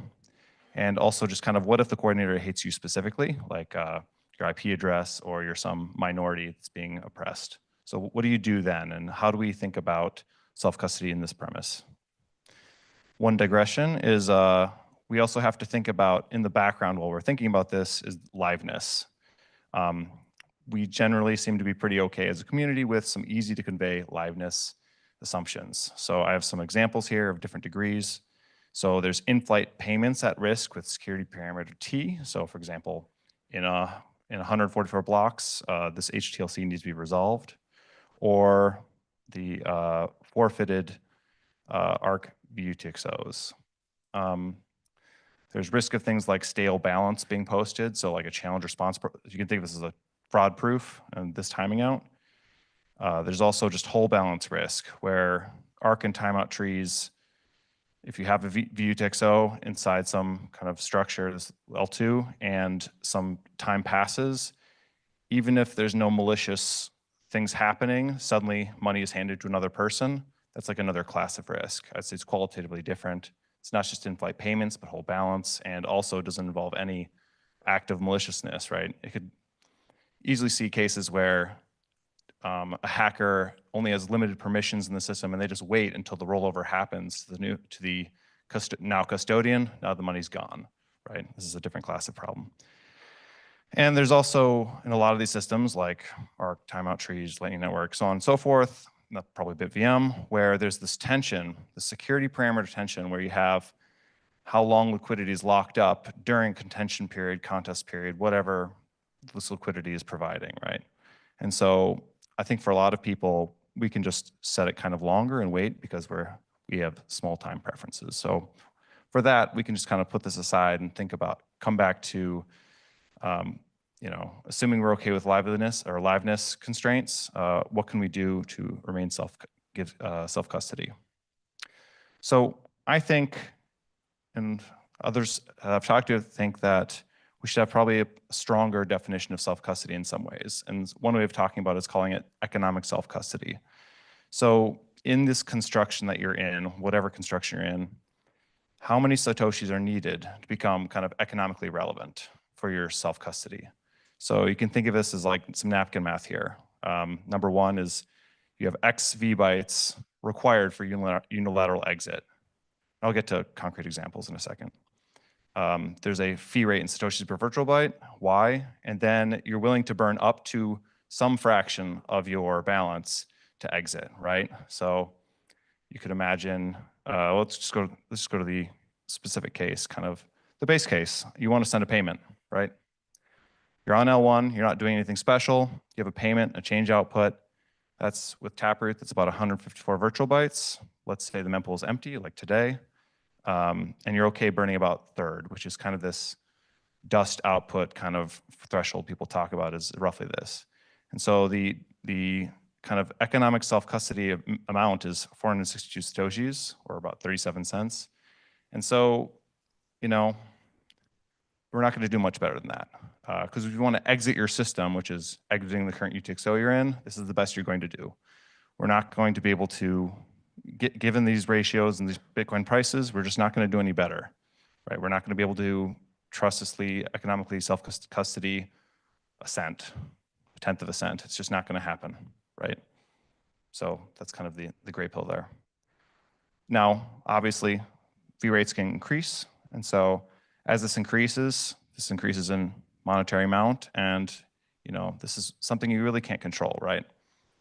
I think I mentioned this. Yes. So we simply can't do better than this base case, aside from bigger blocks. Even if we do this, we don't control what this kind of Satoshis per virtual byte going rate is. We don't know what that is. Like now, it's hard to predict now. We also definitely don't know what it's going to be in the future. And we also can't control the price of Bitcoin, right? One way of making it economically feasible is to crash the Bitcoin price. Suddenly, it's a lot cheaper to hold small balances on chain. So we just don't know how to do that. So with those caveats, we can do some napkin math though. As we get more complex, things get more expensive. So here's some napkin math of a Lightning Network closure with 1 HTLC with an anchor spend. And so that's 711 virtual bytes at 1 Satoshi per virtual byte, leading to about $1.71. So the argument would be that if you're okay, if you think the fee rate's going to be just flat forever, then you should be okay with a balance of about $1.71 in a channel. Obviously, as this goes up, this does not hold, right? This gets pretty bad pretty fast. And then even if we're looking at marginal HTLC output, so that's just for like the base case, pretty simple, 1 HTLC. For every marginal HTLC currently, again, these are all napkin math, right? Currently based on the bolts, it'll be about 319 virtual bytes. And you can see that a marginal HTLC would be $76. And so you can imagine the case where it's not even worth it to actualize a payment under $75 on chain, and you just trim it. So that's not really scaling micropayments. It's not really scaling balances beyond this amount. And then if we get to what effectively, their timeout trees and channel factories arcs, they're all kind of the same thing. They're trees of pre-committed transactions, and the first person to exit, you, the censored person, has to pay for the whole cost going to chain with this entire Merkle proof of your VUTXO, right? So you're on the hook for this in this scenario. This is not a thundering herd. In a thundering herd, it's actually kind of okay because on average, it's like 2x overhead or something like that. But no, you're paying the whole way. So even with just 2 layers, it gets pretty bad, right? This is the middle of the road, 15 Satoshis per virtual byte. Now you're up to $50. And then you want to think, okay, what about roll-ups, right? I don't know the answer to this. But payments still cost V bytes, even when it's live, and then exiting, I don't know, as a roll-up developer, you fill this in yourself pretty much. And then let's say you want to do Lightning Network on roll-ups. Then it's kind of the aggregate of it. And you can imagine, like, not only do you want to do Lightning on roll-ups, but you want to do a channel factor on roll-ups. These all aggregate together and make your minimum viable VUTXO value ever increasing. And I mean, ignoring the complexity altogether, right? Which is another thing. Yeah, so yeah, LN on timeout trees on rollups. You can see it just gets more and more incredible in the negative sense. Yeah. And then I guess the exit's 10 BTC as for BitVM based on yesterday. I didn't know how much things cost in reality, but I think that's the real cost there. It's like minimum is 10 BTC, even if you're one of the operators, right? Yeah. So again, I said it was gonna be short. Takeaway is the numbers will vary. Do your own research. So don't actually me about what the values are, but we should be communicating things. So thinking about how small can we hold balances that are credibly self-custodial, and humility that a lot of these variables that go into this kind of like hand wave equation are kind of outside of your control. So we have to make estimated guesses and predictions. And also when deploying these, there's just these questions you have to ask what you want to do. So you can opt for more efficient designs where perhaps they're less pleasing than you wanted, right? From an architectural point of view. You could literally say, we don't accept deposits lower than this amount. Like an operator could say, we only accept amounts above, for a tree of this size, above 1,000 sats or whatever that ends up being. You can have a graduated wallet system, which is maybe you just have a minimum deposit and then the rest goes into some charming, balances below this are just dealt with by some custodial solution that scales, that's private. And then once it gets up to a certain amount, then you do a just-in-time splice, whatever, to hop into the real contract. Or you just say, well, if you squint hard enough, it's non-custodial, don't regulate me, and see if that works too. So I have no real answers here, but these are kind of like the way I would be thinking about them as a developer of L2s. So that's all I got. Yeah, questions? Plenty of time.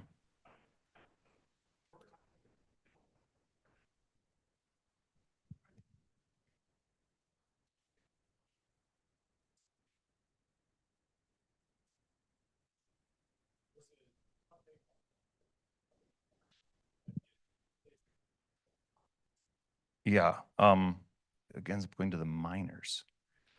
Kind of. Yeah. So it'd be the kind of thing, well, they can't steal it, right? So some optimal ZK roll, you can't steal it. That's better. How much better? That's kind of everyone has a different opinion. Like I'm a little more rosy on it. I've talked to people who are not rosy on it. What does a regulator think, right? If they say, oh no, we're non-custodial. We have 1 billion people with balances they can't actually pay to get on chain. So really, no, we have some clawback contract in 100 years, whatever, based on whatever laws in their jurisdiction. Okay, I know. Well, what are they thinking about? We get lots of cagey lawyer answers, I'm just going to say. Regulators go after people who are effective custodians when someone. Okay. He says when complaints come, so when do people complain? So is that why samurai people are in like being, okay, so you think, I know I'm okay, but money, it's, to me, I'm not a legal guy. I put some in the same bucket. I'm thinking legal risk. How about that? Legal risk. Is that okay? Sure. I'm sorry for being imprecise. So do you not believe custody has any vector on legal risk? Or sorry, on custody regulation risk?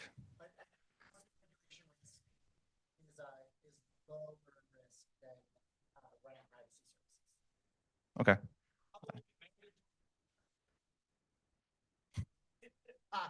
Okay.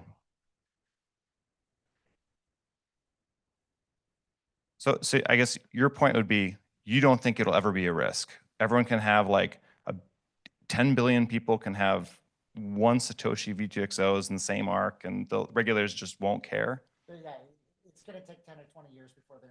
Well, okay. Right. I think his argument is also that they don't even understand the tacit difference. I guarantee you they don't understand. Right. But I guess but if they don't understand, let's say an ARC provider then falls over, suddenly they are the single signer on 100,000 Bitcoin of a bunch of dust. Even if users don't complain, I guess the question. Okay, all right. So in that case, you think users complain, then that would fire it off. Okay, that's. I met someone who used to do crypto at the SEC and left, and she told me that they didn't even know how market makers worked, I in don't crypto. really either. So. I mean, no. It's definitely it's reactionary, right? Most of the time, but once it happens, it'll probably get. I'm guessing it'll get easier the second time. Once the first ARC, I'm picking on ARC here just because it's on the top of my head. Once the first operator falls over and suddenly becomes a custodian accidentally, and there's complaints, I feel like it might be easier the second time. I don't know. Yeah. Anyways, I do think it's interesting that almost all designs that we've thought of that are not based rollups have basically centralized sequencers or coordinators or whatever you want to call them. And that's, I think, a particular risk. Oh yeah, a shielded CSV. There you go. But for bridging, it's still, yeah. Can we go to the BitVM side? This is what the old diagram I'm poking fun at. Not really. Wait, so I'm just not that familiar. So you're saying that it takes 10 BTC to do what? So the peg out here, the peg in and peg outs are only in denominations of 10 BTC based on for the Citrix guys. So Ekram's talk yesterday. But my point was more even if you were an operator of this system, so you can peg out here, you have authorization to peg out. The cost to do so is mostly, from what I understand, capital fronting at this point. So it's a slightly different variant on the argument of like, if I only owned 10 BTC period in my life, I don't know if I could peg out unless I get a loan for 10 BTC, front the payment, then get my money back a week later. Is that really how the bridge works? Yes. Okay. I'm getting nodding from Ekram back there. So Okay. he had a very good talk yesterday. Okay. I wasn't here yesterday. I'm sorry. Yeah. So it's not quite it's not the V-byte argument, I guess. It's like a very different argument.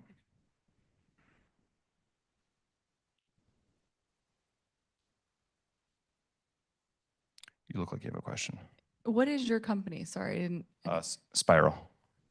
Okay, what do you do? Is this about that or? No, so Spiral does not do a bridge. I've worked on, if you want to talk about me now, Bitcoin Core, Well, I've done. You didn't introduce yourself, so I just. Oh, sorry.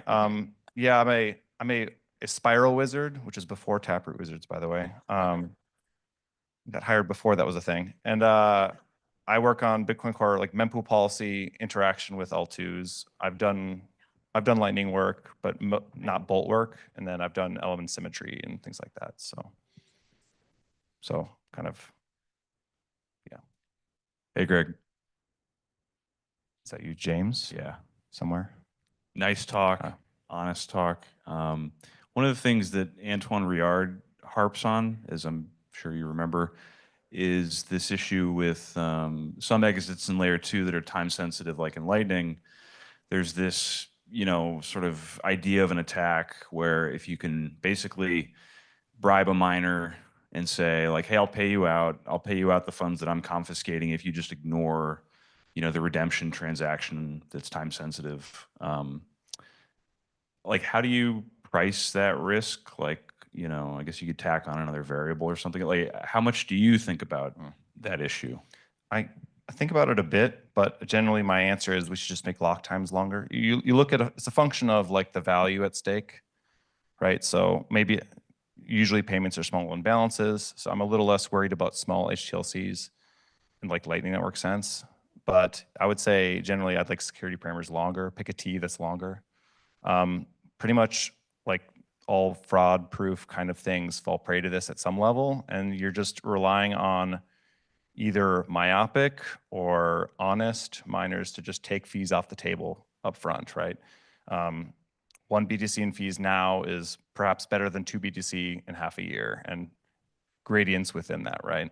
So there's no closed answer here. It really depends on like what the makeup of the miner scene looks like.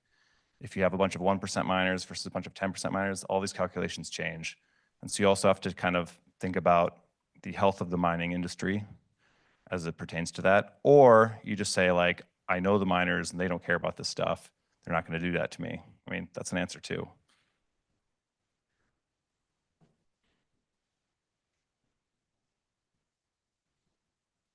All right. Cool. Put your hands together. One more. One more. You can still put your hands together though. Take your hands apart. Take your hands apart. Hey, Greg. Sort of non-technical question, but I'm curious around the liquidity requirements. Just in your conversation, talking about how much it effectively would cost to sort of exit. Have you done any research, or have you thought about from the perspective of, I'll use the phrase a sequencer, or like if you're an LSP or if you're an ASP and it's ARC, effectively how much transaction activity you would ultimately need to even justify providing that service, giving the cost to basically exit. And like, that's something that I haven't really seen like a lot of people talk about, but I'm really curious if you have thoughts on that. So I think liquidity, I mean, it's an interesting question, but I think liquidity and exit costs are two different things. Mhm. They're related as much as how you design a system might affect each point in a dependent manner. But you'd have like an ARC provider, they're fronting liquidity for a whole new tree. So like every payment, if you do an in-round payment, it'll add that much liquidity up front. Their goal is to keep their liquidity fronting as short as possible, keep the tree as young as possible, like, and kill it off early. You as a user want it as long as possible, and they're going to make you pay for that difference pretty much, right? So in Lightning, routing is kind of similar, but that's more like channel management stuff. And, you know, do you want multi-party channels and stuff like that? That's kind of another discussion too. I see. But like in Lightning, because it is different for every system. Sure. But as like, you know, fee rates increase, basically the cost of capital of the Bitcoin that you have locked in the channel has to go up. So like, I guess the point is, as fee increases, it becomes harder and harder to operate some of these L2s based on how they're designed profitably if you're going to be an operator effectively. And I think that those costs can be quite high just based on how some of these systems are designed. It's of course going to be different for every system, but I haven't seen a lot of economic sort of modeling or scenario modeling around forecasting what that would even look like. So to me, it's sort of a question of what does it actually take to bootstrap a lot of these competing ideas, and why would anyone as an operator want to participate? So thinking about it almost in sort of like an APY sense. Yeah, and I think it's a function of how much the customer is willing to bear in price. Because the LSP can always charge for it, but who's willing to pay for what? That's an open question. In general, people don't want to pay for anything. So, yeah, I know people are doing like people in the Lightning space do modeling, and I've heard various accounts, but I have nothing on hand.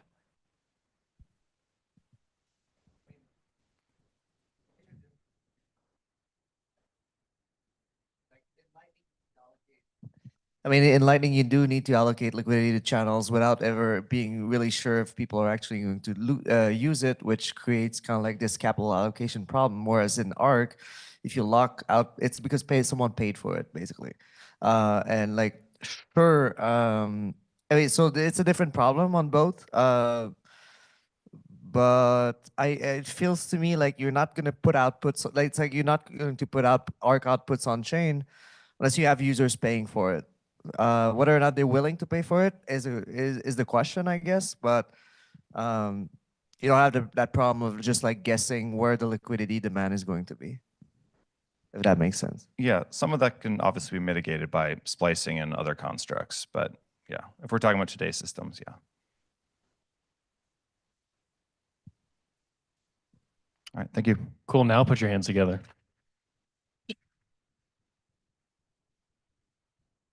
Up next, we have John Light, who's going to be joining us on stage. So we shuffled around the schedule a little bit. We'll not be having the pipes presentation today.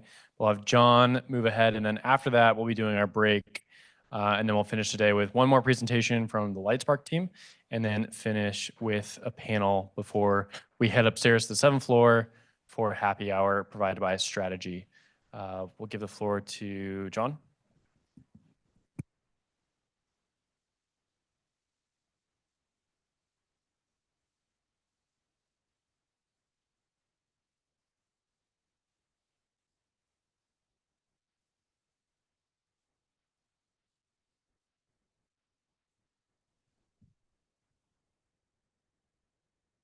Okay, cool.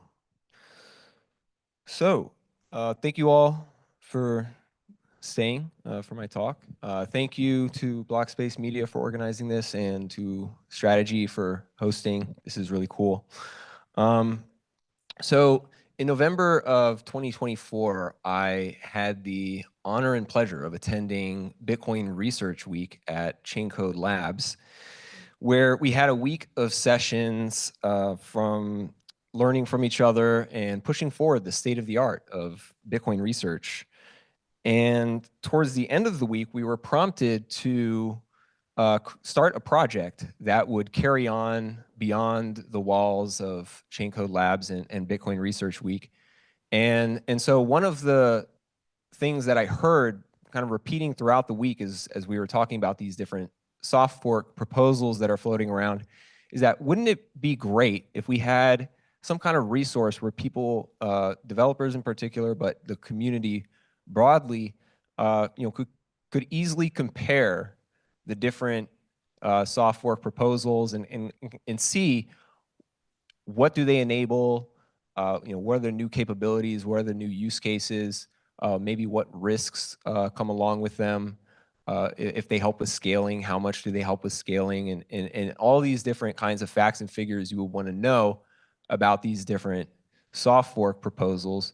And so we put together a working group to work on something like this.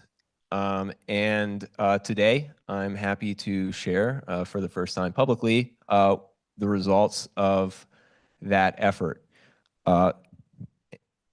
I'm happy to and excited to present to you all bitcoin.softforks.org.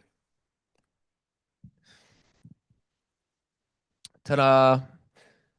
And so what the website is it's a database of pretty much all of the different proposals that are floating around out there. And there are different columns that kind of give different information about each of the proposals. So if there's a BIP associated with the proposal, it would show up in this column. If there's like a website, it'll show up here. We've got like all the different kinds of use cases that are enabled by these proposals. And then a column for the components, which mostly are different opcodes, but in some cases are not. Like I think under drive chain, one of them is just blind merge mining, for example. And then we also have a column for throughput. So it kind of shows you, how much does a given proposal help scale self-custodial, throughput of Bitcoin transactions. Yeah, there's just a bunch of different things that you can kind of compare for each of the proposals. Oh, just went back. And so I think one of the powerful things about this kind of tool is really not just the database itself, but that we have these filters that we can add. So for example, if you want to see, oh, what's the proposal, show me all the proposals that have like op CTV. Then we can add a filter for that. And then we can see all of the proposals that have CTV and kind of compare, all of the different things that are like part of those proposals. Maybe there's a particular use case that you really don't like and you want to see, oh, what's the, proposal that does that thing that I really don't like. Then you can just look at a use case. Like, I don't want to pick on any one in particular, but yeah, we can see, we can add a filter for use cases and we can just pick out a use case here and we can filter it down to that. So like I said, the main objective is making it really easy for people to learn about soft forks, compare what they're capable of doing, what they enable, and really come help with the consensus building process of like, what do we actually want to do? What is it that we want to enable on Bitcoin versus, what are we fine with, pushing outside of the Bitcoin ecosystem. And so this is an open source project now. If you want to help contribute, you can, it's on GitHub. You can just create an issue on GitHub. There are already a few up here. The site is by no means comprehensive yet. It's got a ton of info already, but there's a lot that I'm sure could be added. So if you all do take a look and you see something missing, just create an issue on GitHub. Let's talk about it. And yeah, that's pretty much the project. I'm happy to take any questions or feedback if you have any thoughts on it already. Thank you.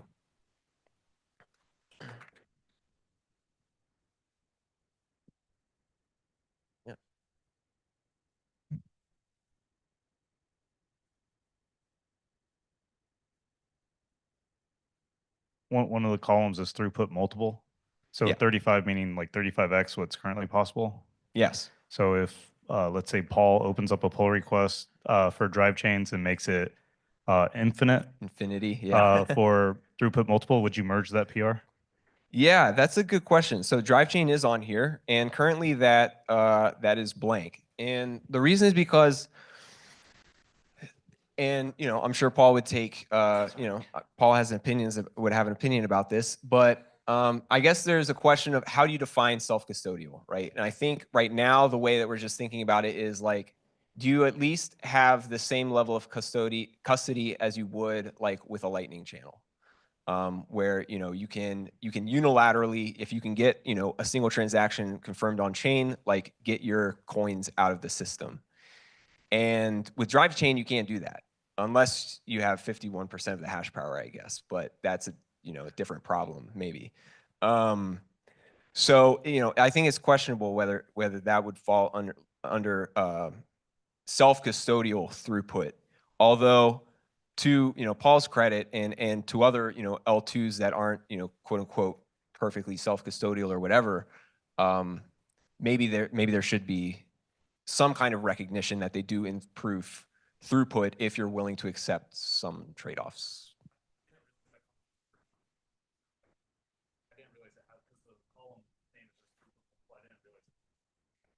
Yeah, yeah. Fair.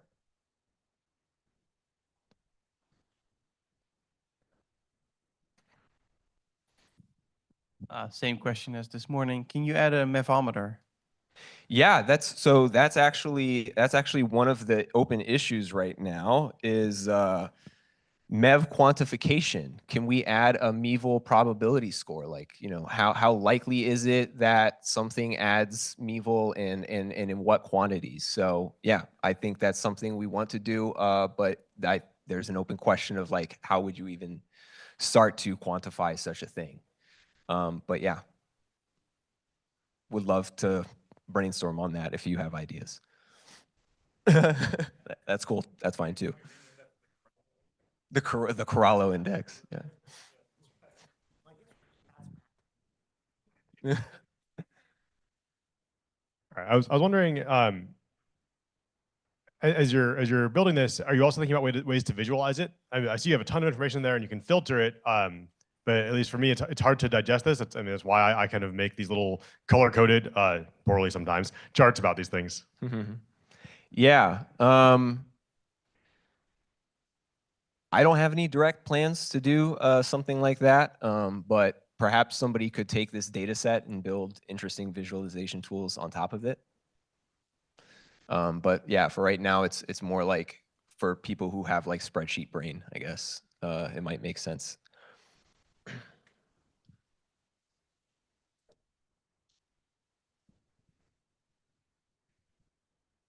It's the throughput multiple thing. Is there a reference for those numbers? Yeah. So if we pick a given proposal out, let's see what I think. Let's see one that I might have annotated. Yeah. So where it's getting the throughput multiple from is it's actually carrying through from the use cases database, because it's like a particular use case that enables some amount of throughput. So let's grab, yeah. So on this one, there's actually a explanation of throughput multiple details, and it says this, it's got this whole like paragraph and a source for where the information comes from. So yeah, we try to cite our sources wherever we kind of make these kinds of claims like that. So any other questions? All right. Awesome. Well, thank you all so much. Thanks, John. What was the website again? bitcoin.softworks.org. If you are interested, we'll leave that up for a second. Okay, we are going to transition to our break. We have some cookies in the back. Celsius. We have lots of sandwiches and lunch stuff if you are still hungry, some sodas and waters. We'll be doing that for about 15 minutes, and then you are in the final stretch of opnext. So if you are pretty done with Bitcoin content, we have a little bit more for you guys. One more presentation and then a panel to wrap up the day. And then we will head up to the third floor to drink all of Michael Saylor's alcohol. There's 3 kegs for you guys once we wrap up the break, the speaker slot, and then the panel.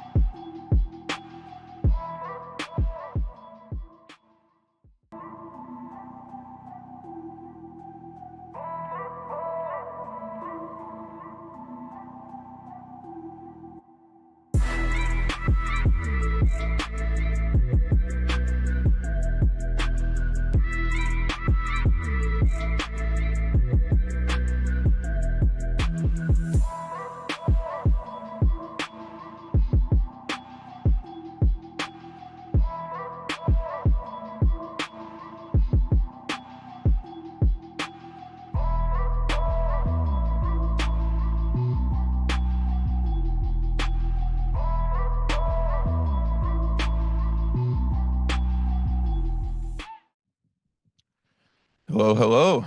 I know I'm between you guys and beer, so I will try to make this relatively quick. I'm Kevin. I'm the CTO at LightSpark, and I'm absolutely thrilled to be here to talk to you today about Spark. But before we get to that, just to give you a little bit of context on who we are at LightSpark, our mission is really to facilitate money movement, to make it so that we go from these legacy rails that take 3 to 5 business days, are relatively costly, it's really hard to do cross-border, and move that to the internet age, where you should be able to move data just like you move data packets on the internet, or move money just like you move data packets on the internet. And when we founded the company, we knew that we wanted to be built on something that would be around not 1 year from now, not 5 years from now, not 10 years from now, but 100 years from now, 200 years from now. And I think all of us in this room probably share the conviction that the only thing that really meets that criteria is Bitcoin. The most open, neutral, decentralized platform to have ever existed. And because of that, we've been building on top of Lightning, kind of taking the things that we all know and love about Bitcoin and making them even better, where you can move money instantaneously. You have this great settlement network. But as anyone who's ever used Lightning knows, there are a lot of shortcomings with what Lightning can support today. One of those is self-custody Lightning at scale. If you want to onboard 1 billion users tomorrow, you're going to have a pretty horrible time doing that. It's going to take you years to actually do that, if ever. You're going to fill up block space. It's going to be incredibly costly. You're going to have money locked up in pairwise channels. Say we have 1 billion users, just for $100 of inbound liquidity for each of them, you've got $100 billion just sitting there doing nothing. It quickly becomes pretty apparent that that just isn't actually going to work. Beyond that, things just kind of get worse. You can't really do offline payments well with Lightning.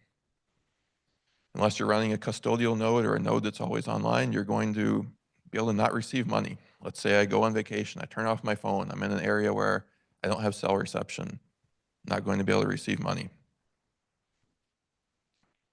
Further, it's actually incredibly complex to run Lightning nodes and do it well.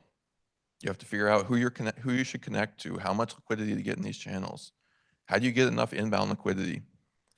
Running these in a way that actually is efficient is incredibly complex. So just looking at all these things, you can see it's pretty obvious that self-custody at scale on Lightning is just not really viable. And next, let's go to everyone's favorite topic recently, stablecoins, which I'm sure many in this room absolutely hate. But it is clear that stablecoins have some level of product market fit. And Lightning doesn't really support them well. I know there are proposals to support them, but I think we can kind of talk through in just a moment why I'm not sure that those are actually the way forward. But there is some clear product market fit. And there are many countries where people want to hold a stable asset, where it can be a hedge against inflation, where it can be an easy way to get what's equivalent to a US dollar denominated bank account, where you can actually hold this money that you know isn't going to have the huge inflationary risks. But if we look at it today, there are dozens, if not 100 chains that support stablecoins. You look at this totally not fake email from my friend Stella, who actually happens to be a dog at the office. So she's pretty advanced. She types a lot of emails to me. She says, Kevin, why are there so many chains? I don't know, Stella. I don't know. But there don't really need to be. If you look at something like email, there aren't 50, 100 different email protocols. There's one language that all email clients speak. Imagine if Gmail spoke a completely different language from Proton Mail or from Yahoo Mail, or anyone still uses AOL Mail. And I think that's where payments are going to converge. They'll converge upon a single network that works extremely well and serves payments use cases extremely well. And that network can be Bitcoin if we want it to be. In a world where stablecoins continue to take off, each bank's going to issue their own stablecoin. Each country is going to issue stablecoins. You're going to have potentially hundreds of stablecoins. And you need a network where they can all talk together easily. But if you look at Bitcoin layer 1, I think we can probably agree it's probably not going to be layer 1. It's not going to be a network that isn't really built for payments. It's not going to be something that takes 30 minutes for your transaction to finalize, and it's relatively expensive. But what about Lightning? Our company was built on Lightning. We obviously love Lightning. But let's look at some of the options. So we can have, let's say, 100 different stablecoins. You can have all these channels between these nodes. So maybe we have 100 channels between each node. We're locking up liquidity in every single type of stablecoin. You have this huge spaghetti network. I think we can agree that's probably not going to be super viable. What about the alternative? We have a single regulated money transmitter in the middle that can convert between sats and a stablecoin, or from USDC to USDT. We basically have a single centralized database where you have this regulated money transmitter that has to KYC in each country, has to know who you are. I'm not sure that's really the future of finance that any of us are really envisioning. But at LightSpark, our mission is to make money flow, make it move more easily, whether that's Bitcoin, stables, or anything else. And that's why we're introducing Spark. Spark is built natively on top of Bitcoin and Lightning, natively compatible with Lightning, built on top of Bitcoin. So we get all the great things that we know and love about Bitcoin, the network effects of Lightning, and inherit them here. And it was purpose-built for payments, taking all the things that we need for payments and building that into what we're doing at Spark. So we knew that we had some real non-negotiables when we were building Spark. It needed to be a network that was instant. You receive your money right away, no 10-minute block times or anything like that. It needed to have offline receive, where if I, again, turn my phone off, I should still be able to receive payments. It needs to be incredibly cheap. We aren't trying to replicate the existing system where there are expensive intermediaries. We're trying to build a network where it's as close to free as possible. And it needed to scale incredibly well, something that could support billions of users overnight. Next, we knew it needed to be built natively on top of Bitcoin and support native Bitcoin, not a wrapped version of Bitcoin or a fake version of Bitcoin, but support real, true Bitcoin. Beyond that, we knew it had to have unilateral exit, where no one should be able to centralize or censor me. I shouldn't be able to have some government influence it, where the operators go offline and I can't get my money anymore. It needs to be something where I can leave at any point. No one can take hold of my funds. And next, I know we've been talking a lot about new opcodes, but as you can see here, there are countless that have been proposed for many, many years. And we knew that when we built Spark, it needed to be built on what exists today, not based on new opcodes that might come about. I think everyone in this room can agree that who really knows when or if any of these opcodes are going to come into play. And sure, we can make Spark better if these do exist, but we need to build something that can serve people today. And that's what we built in Spark. So let's go through a little bit of the technical details of what it is. So Spark is built on state chains, which were originally proposed by Rubin, but with some superpowers that kind of remove all the key limitations of state chains. So before we get into it, let's look a little bit at some of the key terminology that will help understand a little bit of what I'm going to talk about. So first here we have Spark entity, SE, which is effectively a group of operators. So a Spark operator is a single operator within a network. Their role is to sign things and forget keys. A group of these operators is a Spark entity. They can operate either as n of n or a threshold. Next, we have Spark service providers. You can think of them similar to LSPs, where they help facilitate transactions, make them more efficient, make them cheaper. They also are kind of the edge that connects Lightning to the Spark network. And then we have leaves. So these are just the virtual representations of a UTXO within Spark. So in the ARC parlance, I guess it's similar to a VTXO. So first, let's look at what state chains actually are before we get into any of the modifications that Spark made. So just at the base level, let's say Alice creates a private key. She picks a really big random number, in this case, the number 50. The state chain and the group of SOs, they also pick a huge random number. In this case, it's a 100. Now this is based on linear aggregation of keys. So each of the SOs have a different key, and their keys sum up to the value of 100. So when Alice wants to deposit into the state chain, she generates a new refund transaction, which would allow her to spend from a UTXO that she's about to create and give the money back to her.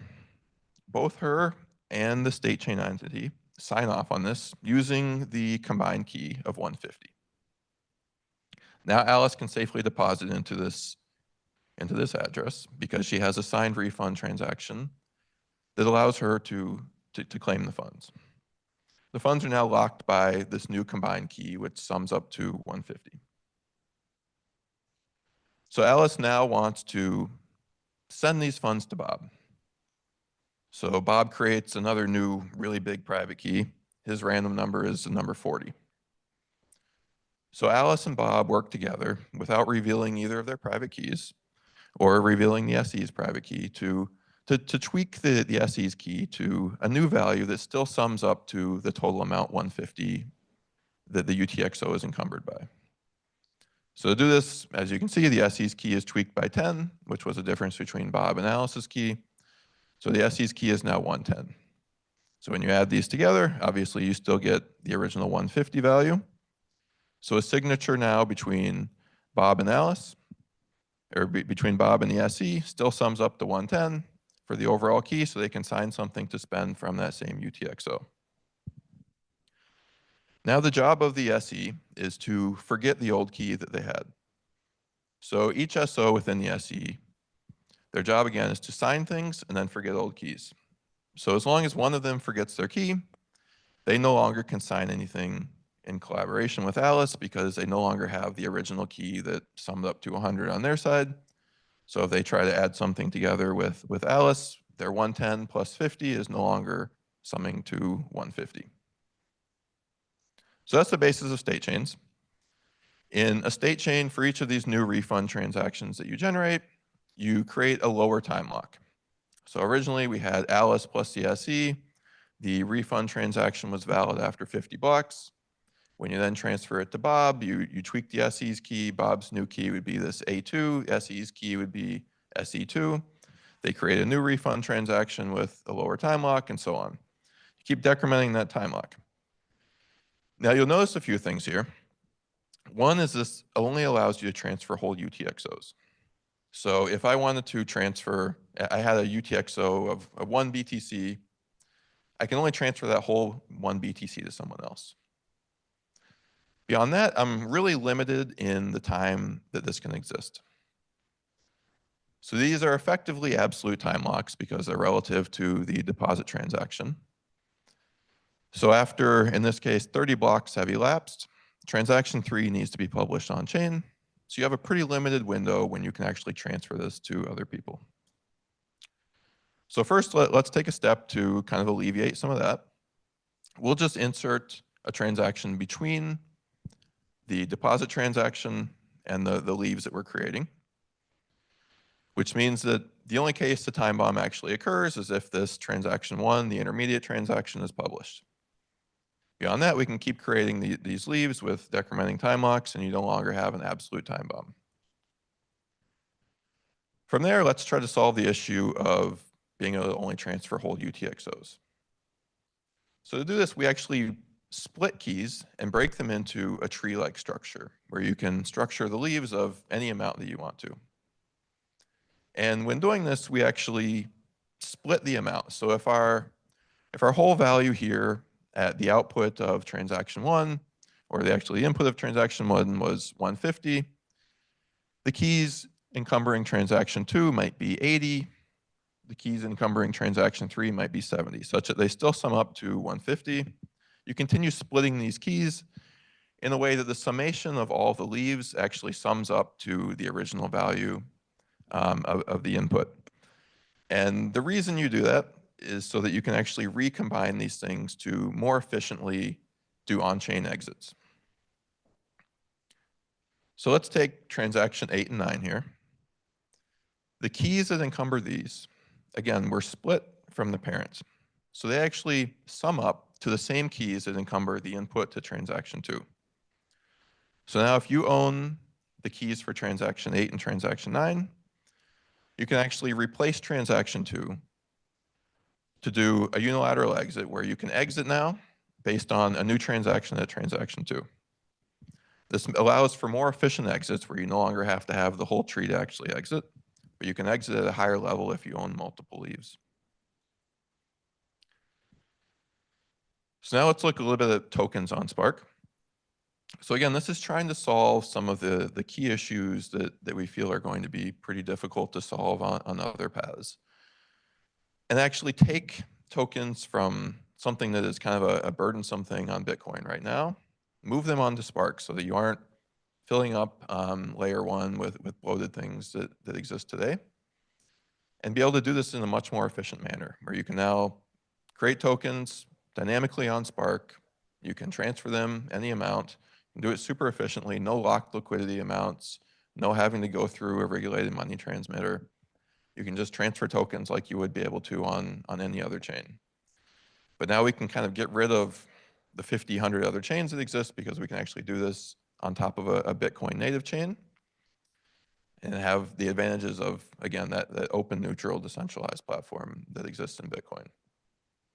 So the way we do this, we use an open protocol called LRC20, which was published anonymously probably around a year ago.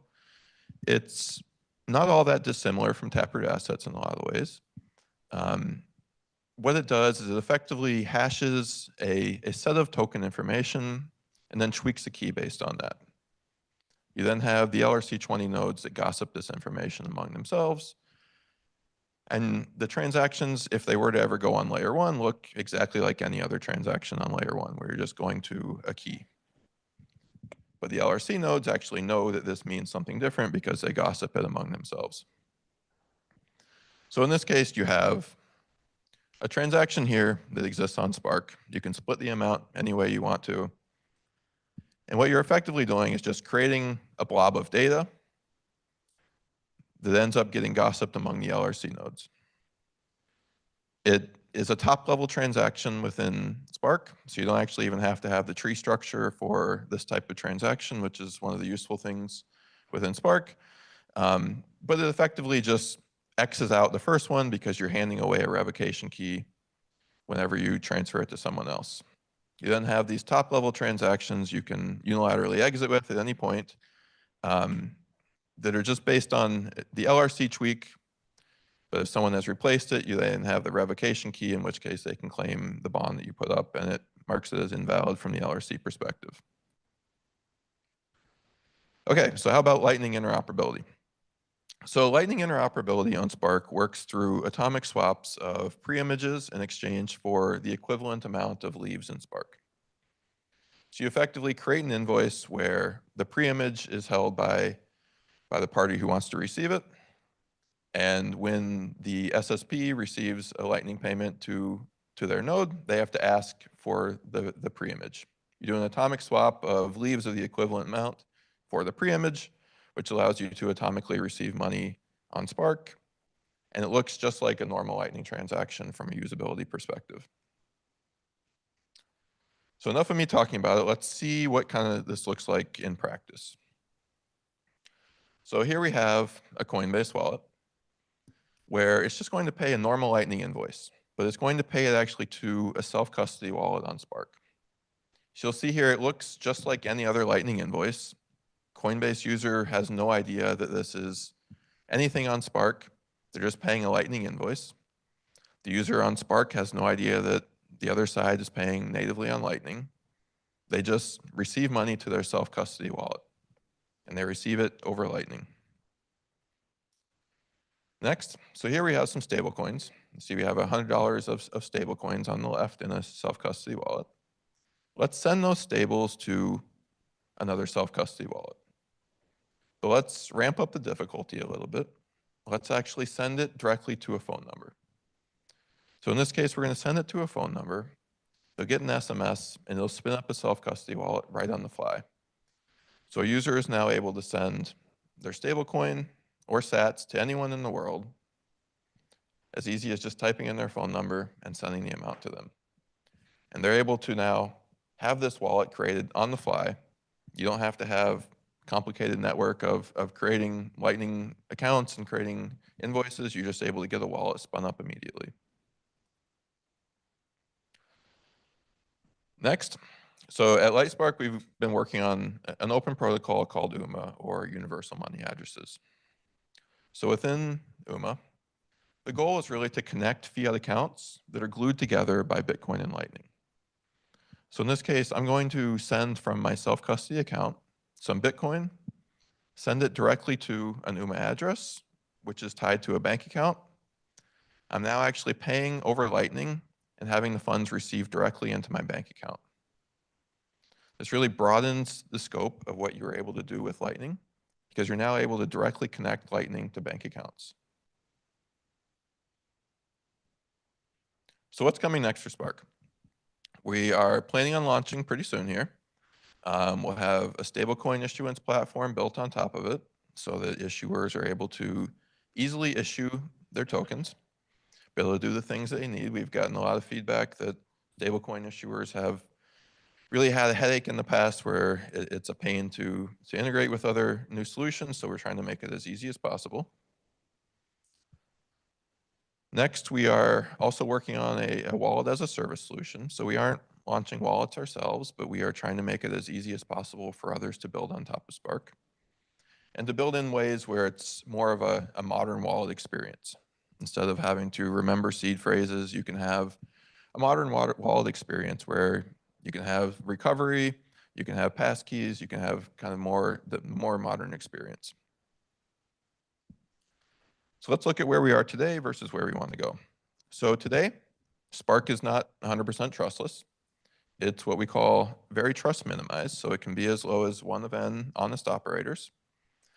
But it's actually even better than that, because As long as one event operators is honest at the time of transference, which means that they do what they say they will do in terms of forgetting the key, you are safe in perpetuity. Because if they've forgotten the key, even if they're hacked or later become malicious, there's nothing they can do. So in a lot of ways, it's actually even better than one event trust. But we actually feel that there is a path towards trustlessness, and it's something that we care quite a bit about, and something that we are actively researching ways to do better. So Spark is going to be built completely open source. We want contributions from the community. We want active involvement into how can we make this better? How can we make it more useful for developers, for users? And we want to take the learnings that we have had at Lightning, where we've really tried to abstract the complexities of Lightning and make it incredibly easy to use and build on top of. Take those same learnings here with Spark. Make it where you just import an SDK, a few lines of code. You can vibe code a wallet in 15 minutes and have it working immediately. Have something that you can build on top of and have developers use really easily. And now opening up new use cases that weren't super easy to do on top of Bitcoin and Lightning before, where you can be a game developer, spin up 1 million wallets overnight, send rewards and sats to users, be able to do things where you're streaming money to anyone overnight. So Spark enables these new self-custody use cases, enables stablecoins on Spark, and is natively interoperable with Lightning and NUMA. We are soon introducing, well, we actually have introduced Spark Alpha, but we're soon introducing the beta version. You can get more information on spark.info. A lot of technical deep dives there. Happy to chat with people afterwards if they want more information as well. But the goal is really to build this with the community and try to make it into something that will hopefully solve real use cases for people. So these are just some of the things that we're trying to solve with Spark. I think we are on a path towards being able to really help make Bitcoin more useful for transactional purposes and be able to kind of take some of the things off of layer one that I'm sure many of you don't necessarily want on layer one in terms of stables and assets. So feel free to reach out to me afterwards or visit spark.info for more info as well. Always happy to chat, and any questions?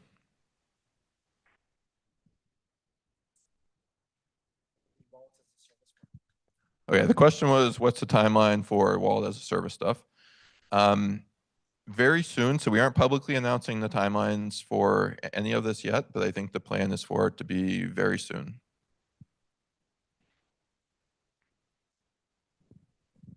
Hey, that's great. This looks awesome. There's a lot of parallels between this tree structure and kind of the ARC tree structure. Did you say that with this extra kind of setup transaction, delaying the start of the timeouts, does that make these immortal, or is there still kind of a limit on how long these trees can live?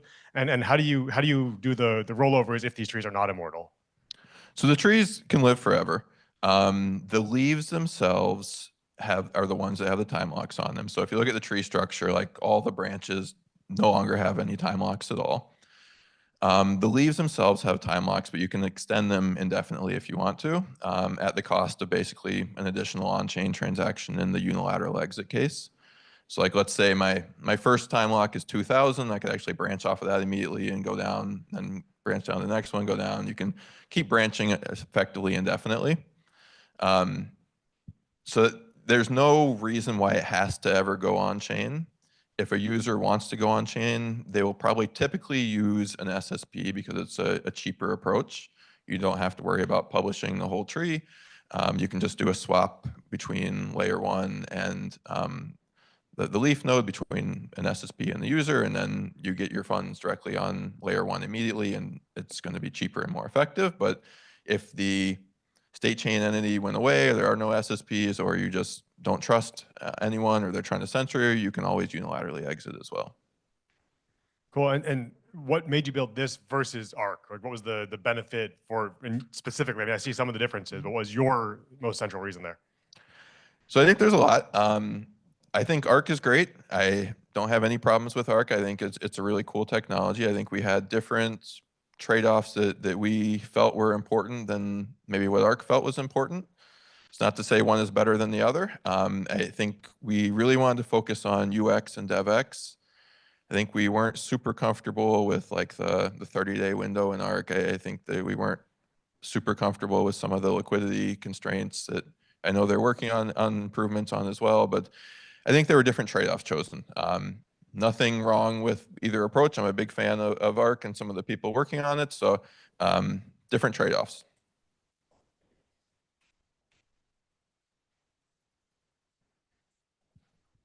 Hey, Kevin, can you elaborate a little bit more on what you just said about the unilateral exit, about how a user kind of has a choice of either publishing like the whole history of transactions or swapping with an SSP? Yeah, so there's two ways to exit. So one, the unilateral case is you have signed transactions for each branch node as well as your leaf. You can publish that chain of transactions. I think it's very similar to what Arc does in that respect, that you can publish that chain of transactions. Or you can, let's say, have a leaf for 1,000 sats. I can do an atomic swap of that for an on-chain transaction of 1,000 from the SSP. So the SSP basically takes ownership of my leaf. At the same time, I get ownership of 1,000 sats on-chain. Obviously, there's probably going to be a small fee there because you're going to have one the L1 fee and then one just a small fee from the SSP, but it's going to be cheaper than if you publish the chain of transactions. Are those 1,000 sats that the SSB is providing, is that like a different liquidity pool? So they're going to have like so they would have their own L1 funds. They can, I mean, it could be like a Coinbase, for example, or I could just purchase it from Coinbase on the fly when I need it as an SSB. Gotcha. And then I guess on the, so like in theory, I guess, if a state chain were to last for say, an outrageous number like 100,000 off-chain transactions, and I want to go to unilaterally exit and I don't want to use the SSB, would I have to confirm all of those past transactions to exit? Or like, would you be updating those? Is there a certain cadence for which you would Each update transaction doesn't create a new path that you would have to put on chain. So it's a time lock thing where you're basically replacing old transactions effectively. So if there are 1,000 transactions, you probably still just publish basically the exact same tree path you would have originally. That being said, like part of the role of the SSP is as they get these leaves to make it more efficient for future users of the leaves. So they may end up owning a huge chunk of the tree and do an exit themselves so that they can create a new tree that'll be smaller or more effective to exit from. So that's a key part of what the SSP does is they try to manage it such that it'll be efficient for everyone involved. But even if there were 1,000 transactions, it'll probably basically be the exact same as it would have originally because that's not that many transactions. If the SSB then rolls over to a new state chain and I have funds that's in like the previous tree, do I need any information from them once? So your funds are still in the original tree. They may exit a portion of the tree. They can exit like a certain branch themselves. But it would just be their but your coins. funds are still in the remainder of the tree. Gotcha. And there will be presumably multiple trees within a single Spark because it doesn't really matter. You only create a tree when you actually need more liquidity on Spark. Cool, thank you. This seems pretty cool. How mainnet ready are you? Sorry, what was the question? How mainnet ready are you? Like when mainnet? How minute? Oh, mainnet ready. Oh, sorry. Very soon. We haven't announced the dates yet, but we plan to go on mainnet very soon. Congrats. That's very difficult to. Thank you. Yeah.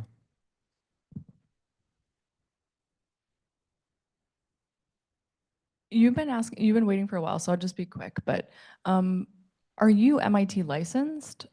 Are you open source? It sounded like you kind of were, but We're going to be open source, Apache 2. Okay, similar. Yeah. Okay. And you've been audited and. We are in the process of doing security audits. So we've had initial audits on the protocol. We are having code audits done presently. Okay, and It seems like some of this could be done like without Lightning as the base. Is there a reason that you're moving forward with them? Why or why not? Or what's like essential that they're So doing? It's not Lightning obvious. isn't the base to this. Lightning is connected to it and it's natively interoperable with Lightning, but Lightning itself isn't the basis of any of this.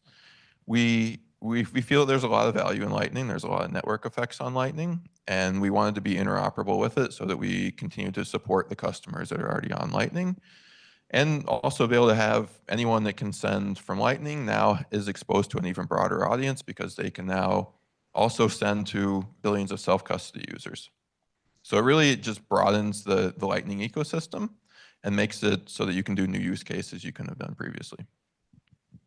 So I'm a miner, well, actually a mining pool. One of the really common requests that we get from our customers is to get paid out in stable coins. So we've kind of hesitated to pay them out in USDT or USDC on ETH or whatever their chain happens to be. And we've really kind of been waiting for like Taproot assets or something like this to come along. How do you think that would work? Do you think that would work well for paying out, say a miner, let's call it $20,000 every day? Is that something that would work here, or is that not really the use case you would be trying to No, achieve? we've actually been talking with quite a few mining pools that are really interested in this use case. It's effectively, I mean, initially the plan is for it to be completely free to do Spark-to-Spark transactions. So for you to be able to do that would be something instantaneous payouts where you can do free transactions to anyone in your mining pool. And it's a use case that we actively are targeting, yeah.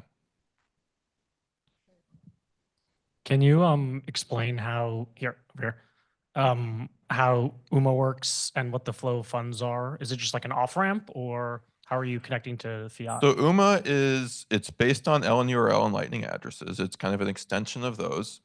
It's a human readable address, so like $Kevin at CoinsPH, where I can send from $Kevin's at CoinsPH to $Bob at Coinbase.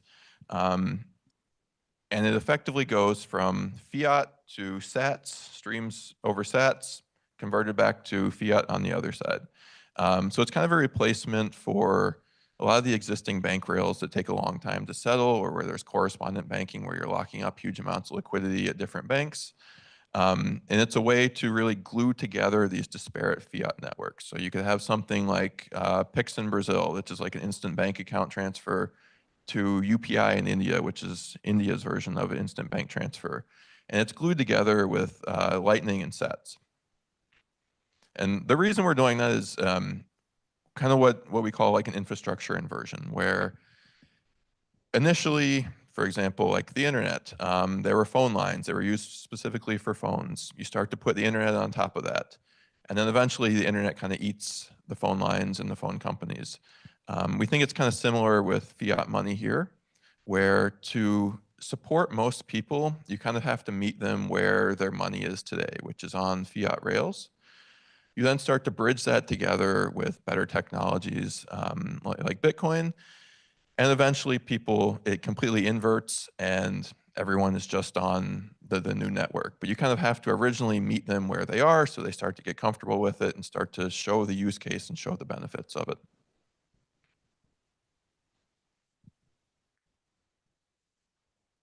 Awesome. No further questions put together for Kevin.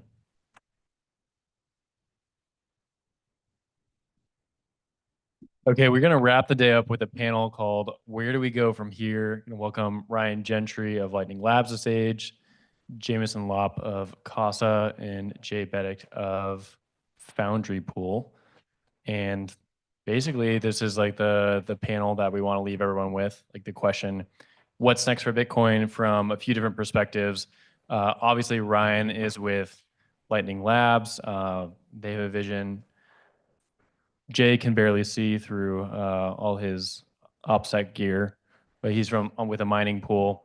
And then Jameson, prolific writer, blogger, and CTO, co-founder of Casa. Jay, I'm going to throw it to you to kick it off. Actually, Charlie, kick it off. Yeah, I mean, I know this looks like a panel, but it's fireside because someone told me they hate panels. So we're going to call this a fireside. And then Jameson was added just now. And my intro was going to be something about, like, we're not devs, we're like the liaisons between devs, but now you blew it. Yeah, oh, turn your mics on. Is everybody's mics on? Yes. Okay. But okay, this might be a little bit rote, but can you do a little intro on yourself for anybody who's not already aware? Hi, everybody. I'm Brian Gentry. I'm head of business development at Lightning Labs. Lightning Labs, for people that are unfamiliar, is building the premier implementation of the Lightning Network, LND, in Go. We're also working on the Taproot Assets protocol, bringing stablecoins to Lightning, and have been deeply involved in kind of protocol development as well, and are always interested in extending the boundaries of what's possible safely with Bitcoin and Lightning. Jameson Lopp, I'm a co-founder at Casa. We basically specialize in helping people self-custody, individuals, enterprises, really just lowering the bar for people to get into a top-tier, highly vetted and thought-out security model. I'm Jay Beddict. I'm the VP of Research at Foundry. We're the largest by name pool, as well as a Bitcoin mining technology provider. And I also support the Bitcoin Consensus Analysis Project, which is relevant to today's conversations around just analyzing previous hard and soft forks.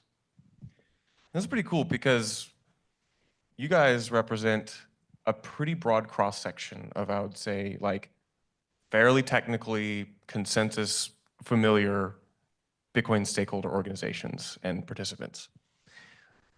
Open question, what are some of your reflections or things which you have heard these past 2 days which pique your curiosity or make you think, has your mind changed on anything, or does your outlook on the current soft fork discussion, has it changed at all?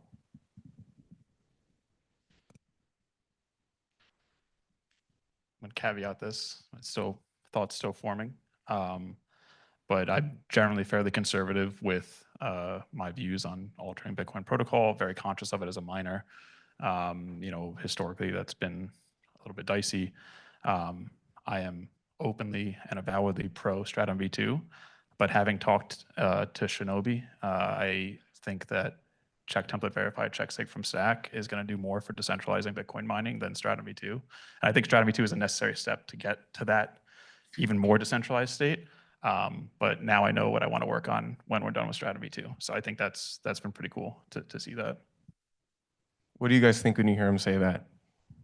Very spicy, but I don't disagree at all, even though I'm not intimately involved in mining. I think we see actually a very similar thing in the Lightning community, which Kevin just talked about. Kind of issues with deploying self-custodial Lightning setups, Lightning wallets. And one of my favorite examples for this is the Mutiny team. And like the Mutiny team, for those that remember, they built a self-custodial wallet on LDK. Ben, Tony, and Paul are in Austin. They're my friends. Love what they did. Really, support them taking a big crack at it. And they, excellent engineers. I think did a great job building a wallet, but just kind of ran into the economic reality that it's really, really hard to make money and build an economically sustainable self-custodial Lightning wallet business, right? Like that is just, I think of kind of Bitcoin consensus rules as like laws of physics, right? And like, at some point you just can't fight gravity that long, right? And I think that's something that we've seen really difficult in the space is building these kind of retail self-custody tools with which I would kind of put decentralized, self-custodial peer-to-peer mining pools in that bucket is just really hard with Bitcoin the way it is today. And I do think that, we kind of need to, tweak the laws of physics, so to speak, to kind of open up what's economically possible and economically viable to build with Bitcoin. Well, I think we're in a bubble. I confirmed that we're in a bubble because no one tried to rip my head off after I suggested even considering thinking about changing the block size in Bitcoin. Now, yeah, I mean, I think there's a lot of like-minded people in this room, basically innovators, people who are open-minded to considering changes to Bitcoin to try to solve problems. Basically, people in here tend to be humble enough to admit that Bitcoin is not perfect and that there are a number of short, medium, and long-term potential improvements to the protocol, to the network, to the game theory of the ecosystem. And we are all stakeholders, different types of stakeholders, even on this very stage. And as a result, I think that there is more consensus forming that perhaps there were too many proposals going on and that we need to consolidate, and maybe some people need to make some concessions and basically concentrate what we're trying to get activated so that we can continue building. But I think the primary thing is that a lot of us, at least in this room, are just getting concerned or frustrated that it feels like there's a lot of good ideas out there, but that we're not making the progress and the advancement that we want. You gave me a layup here, Jameson, which is like, so yesterday we had Rick Schoenberg, not Rock Schoenberg, as I tweeted by accident.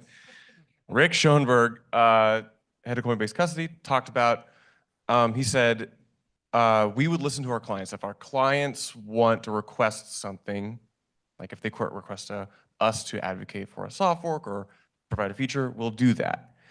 But we were talking before this, and I asked, you, Ryan, and Jay, like, when have your clients ever actively requested that for you? I think in mining, this might be you rarely see this, if ever. What are your thoughts? It's few and far between, and I say this as a miner, so I'm not insulting our customers, but generally they're more focused on the low-level operational considerations of staying above water. Mining economics are always bad, even if fees are high. And a lot of times, more recently we've had people ask some questions about things like OpCat, BIP 300, 301. How does that impact me? Can we do this? I think we can get more revenue, and then they'll go down the rabbit holes and form their opinions. But I mean, looking at Taproot activation, so I was at Foundry for that, when I was much more earnest, still paranoid, but I'm excited to talk to clients about it, and found that I guess apathy is the right word. Technically, I don't think folks were dismissive, but they didn't fully gronk it, and they weren't particularly interested. They wanted to keep mining. They wanted to have better stale share rates, make sure that their accountants understood what the mining side of stuff was.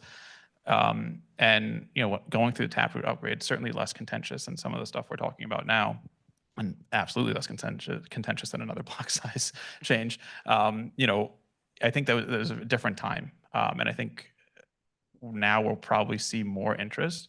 But again, I think at least from the mining stakeholder perspective, there's really, they got to focus on staying alive before they can look at the luxuries of, okay, how could we improve this? And yeah. You actually, you said a trigger word for me, apathy. I believe that apathy is in fact the greatest long-term threat to Bitcoin. And so, the fact that we are all here is a good sign. But due to the way that this system is set up, it's very easy for people just to sit back and say, oh, somebody else will take care of that problem. But at the end of the day, somebody else has to come together and try to do something. And so, this is the let's try to do something crowd rather than let's just wait and hope that everything works out. I really liked, to answer your question, I really like Reardon Code's framing earlier of talking about, opcodes in terms of new capabilities they introduced. Not like, and the reason why I start with that is, have I ever had a customer or a Lightning developer ever come up to me and be like, can you please give me CTV channels? Like, no. Have I had, Lightning developers and users come up to me and, complain about how restrictive the developer and user experience is with self-custodial Lightning? Like, yes, absolutely. And I want to extend that beyond just Lightning, because I wrote a blog post for Bitcoin Magazine last fall talking about assessing the last mile solutions for Lightning. So raise your hand if you know what the last mile problem is. It's actually pretty good. So for those that don't, the last mile problem is like a well understood economical problem where, if you're laying like roads or fiber or any sort of transportation network, if you're laying fiber in the middle of a city, every mile of fiber can support 100,000 people, and like the economics work out pretty well if they're all paying you a subscription fee. The last mile of fiber that you're laying out in the boonies, in the rural areas, you may serve one or two customers, and so them paying for that last mile of fiber is doesn't make nearly as much sense economically as the dense areas. So I think we have the same. I think the last mile of a Lightning channel for a self-custodial user is the same economic problem, where it's just like not economically advantageous to serve that one user with that much capital and that much restrictiveness. And so I think things like Arc, things like BitVM enabled sidechains, all of these kind of new ideas for things like channel factories, all of these kind of new ideas that could be enabled by a new software, things like CatVM, are ways to serve that demand from users for a better and from developers for a better kind of self-custodial Bitcoin experience that connects to the Lightning Network. So much of the conversation, that last opnext, this opnext, every time I hear the devs talk on Twitter Spaces, every time I see devs talking on GitHub and whatever, everyone kind of agrees right now, like, we just want to figure out what the proposals are. We want to debate the proposals and then let the community, the stakeholders, kind of magically figure out how to activate. Because like, I actually kind of really enjoy all the devs here saying, I'm not really going to try to push for activation. There's a lot of gravestones and frustrating, fraught endeavors there. But like, does that mean that it's like, whose job is it? I know this is dumb and rhetorical, but implied in that is that it's someone kind of like us or in our position to bridge the gap into the more active stakeholder discussion. Yeah, I mean, I think you do have to take the perspective of you can just do things. Even though you can't just force things upon anyone, someone has to just try to do things. If you look at the sort of arc of soft forks over the past few years, what I have noticed and taken away from it is that the debates have become like more and more precisely nuanced around the tiniest and tiniest minute details, where the Taproot debate was mostly not actually about Taproot. It was about how do we activate Taproot? And I think this is because there's so much PTSD still from the scaling wars, and potentially PTSD from developers being threatened legally and otherwise, that we had a core developer and maintainer panel at MIT last weekend, and my main takeaway from that is like, no one, especially in a maintainer position, but probably really anyone in a protocol developer position, wants there to even be the slightest chance that anyone in the world thinks that they have any sort of power to push any button and merge any code and really have any effect upon consensus. And so whenever we talk about consensus changes, we get into this standoff situation where no one wants to be the one who is actually seen as doing anything, even if a lot of us, like people in this room, want to collectively take some sort of action. It's a really weird situation. And unfortunately, I think that it means that some of us need to just get up there and be willing to take the abuse. Yeah, I totally agree with that. And I remember in 2021, in the first CTV saga, which was very frustrating. I will say that the feedback has been very consistent from like the developer community, where they're like, look, yeah, Taproot kind of sailed through without there being a bunch of POCs and a bunch of code written leveraging it and a bunch of wallets, but like the bar is higher now. And we need kind of more proof and more demonstrable demand, especially if you don't have, like a Peter Wolla, championing, a specific soft fork, proposal. And I think one thing that has been fantastic to see just this weekend is, Jeremy in his initial presentation kind of showing all of the different people who have built POC code with CTV and checksig from Stack, all of the people who have posted on Twitter, in favor of it. I think probably the biggest news this week was Robin Linus and the BitVM community coming out and saying like, oh yeah, okay, CTV and checksig from Stack is the way to go. I'm convinced. And I think, the repo that Harsha put together as well, kind of the awesome CTV checksig from Stack repo that just kind of puts all in one place all of the different implementations, the vaults, the payment pools, the yada, yada, yada, all the different things that people have built with this tooling is really kind of building up to a critical mass where you can go and kind of demonstrate to core developers like, look, this is what people want, right? Like this has been vetted, this has been tested, this, provides 10x improvements to things that people want to do. And I think we're a lot closer now than we have been in a while, just because people are actually building stuff. And I do think that that's kind of the bar for this next soft fork. Well, first of all, it's kind of silly because there is no authority who can set the bar. Yeah. What is this bar? Well, it is. This is a very ephemeral, hand-wavy thing. But I also caution that some of the stuff that I've been hearing about, well, we need to see that there's more market demand. That's kind of backwards. Like, this is not the way that technology evolves. Like, there was not market demand from the world for, the internet. And I mean, you could find a million examples of that. I think when it comes, especially like to consensus protocol changes, the primary motivation should be, can we add more functionality that can be used by someone? It shouldn't matter how many people want it. What should matter is, can we add the functionality without harming people and without disrupting the game theory and the stability of the system? And to go back to the original question too, like rather a point made by Rob earlier, I think yesterday, the market cap of Bitcoin is not materially, 30% is relatively material, but it's not like massively different than Taproot. But the user base is so much broader. And when you're forming consensus, like that's the part that you have to worry about. So there's a lot more very loud people, with opinions and viewpoints on the way to do things or the risks that things pose. And I think it's really hard, to your point, there is no central authority to appeal to say, no, this is the way we're going to do it.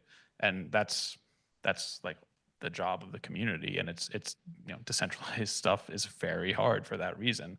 You can't have someone push things through. And I think historically, we did see a lot more championing of these causes, but to Jameson's point, like there's a lot more risk involved in that now as Bitcoin has grown, and whether it's physical or legal violence that people are worried about, like that's a very serious thing, and it's hard to ask that of folks. And I think one of the other factors too is Bitcoin is a less technical project now, and I don't mean that in the sense of like obviously the work that we're all doing is very technical, but there's so many more non-technical users, and to convince those stakeholders is more difficult. And then, historically, the champions of changes were technical, like core developers. They knew their stuff, they knew who their audience was. But you're now asking someone whose skill set may only be restricted. And I'm not trying to speak too broadly here, but like to the development, to now, okay, now you're gonna be a politician, and now you're gonna have to form support from multiple different communities who some might hate you, some, and that's a really hard task. And I don't have an answer, but I just think that's something that I've observed for these debates. And just to build on what Jameson was saying, about how we should introduce something if it adds meaningful new capabilities without causing any undue harm. That's definitely how my mind thinks as well, from like kind of a offensive, let's go build more things perspective. But I think another perspective that's equally as valuable is from kind of a defensive kind of risk mitigation perspective, which is there a way that we can reduce some existential risks that exist to Bitcoin?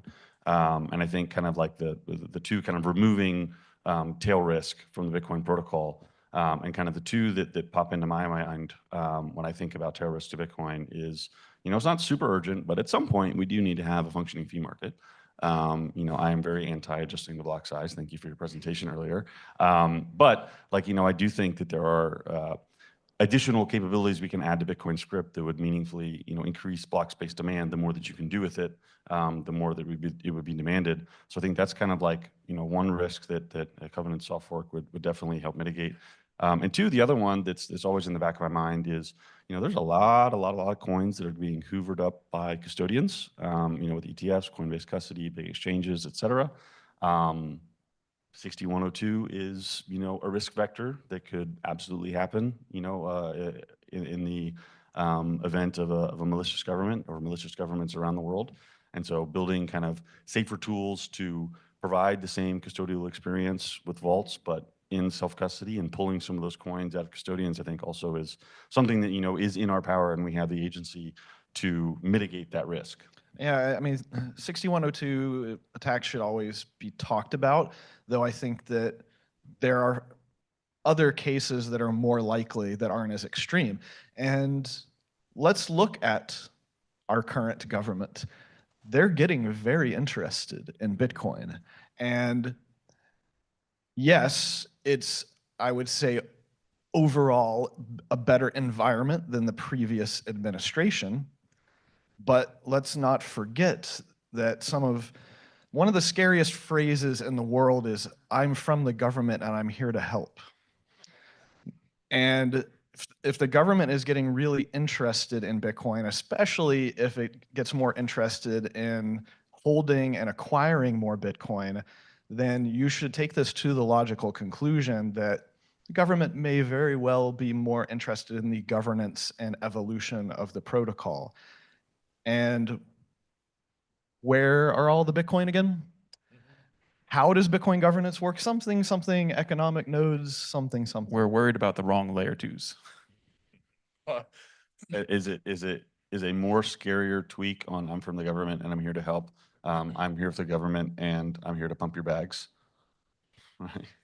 Yeah, and so I mean, I think I've had a post that was something to the effect of, like, you have to understand that the number go up narrative is concerning, because number can go up while some of the most valuable and precious properties of Bitcoin go down.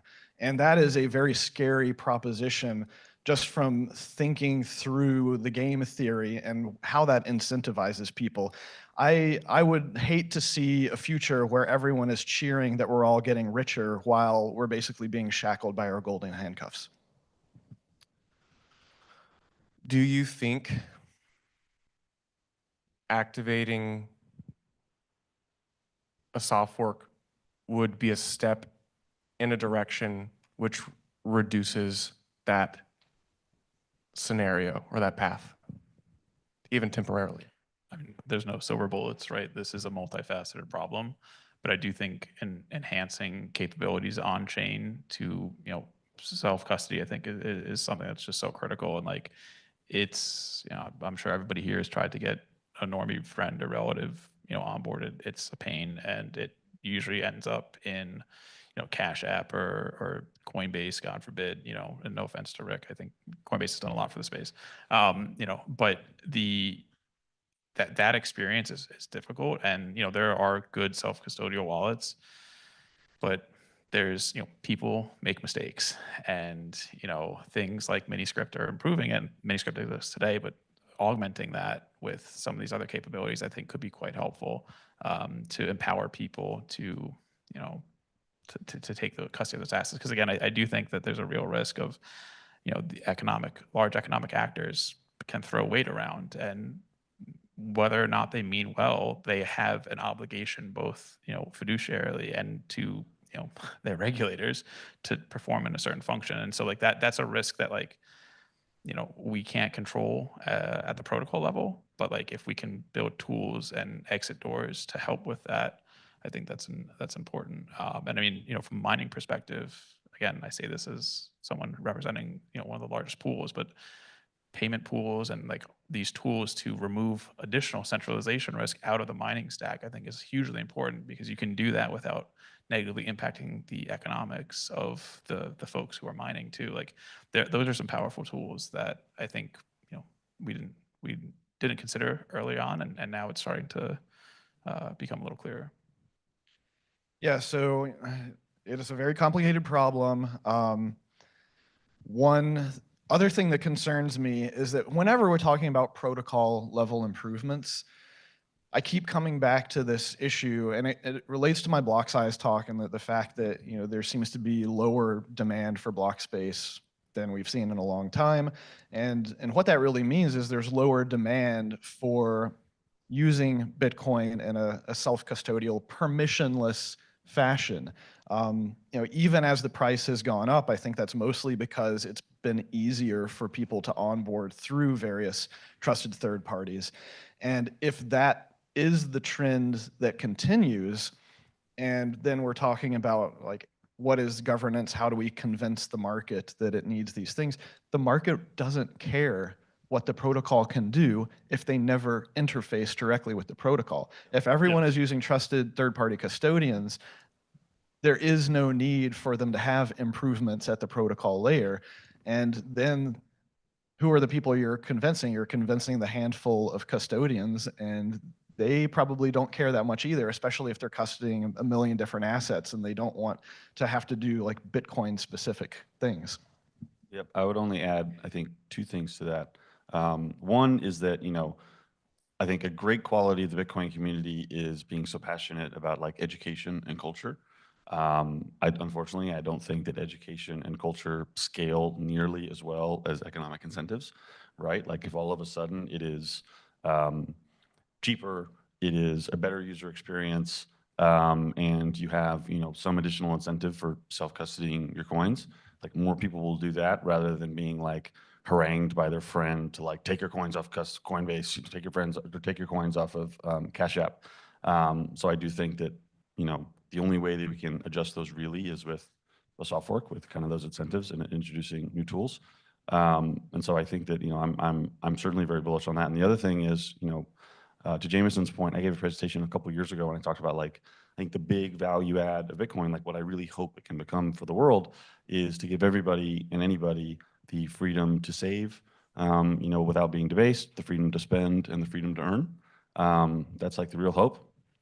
You can only do that if you can really only do that if you hold your own keys and run your own node, right? That's really the only way you can do it. If you're trusting some third party, like you're free to do those things at their behest, but they can, always shut you down.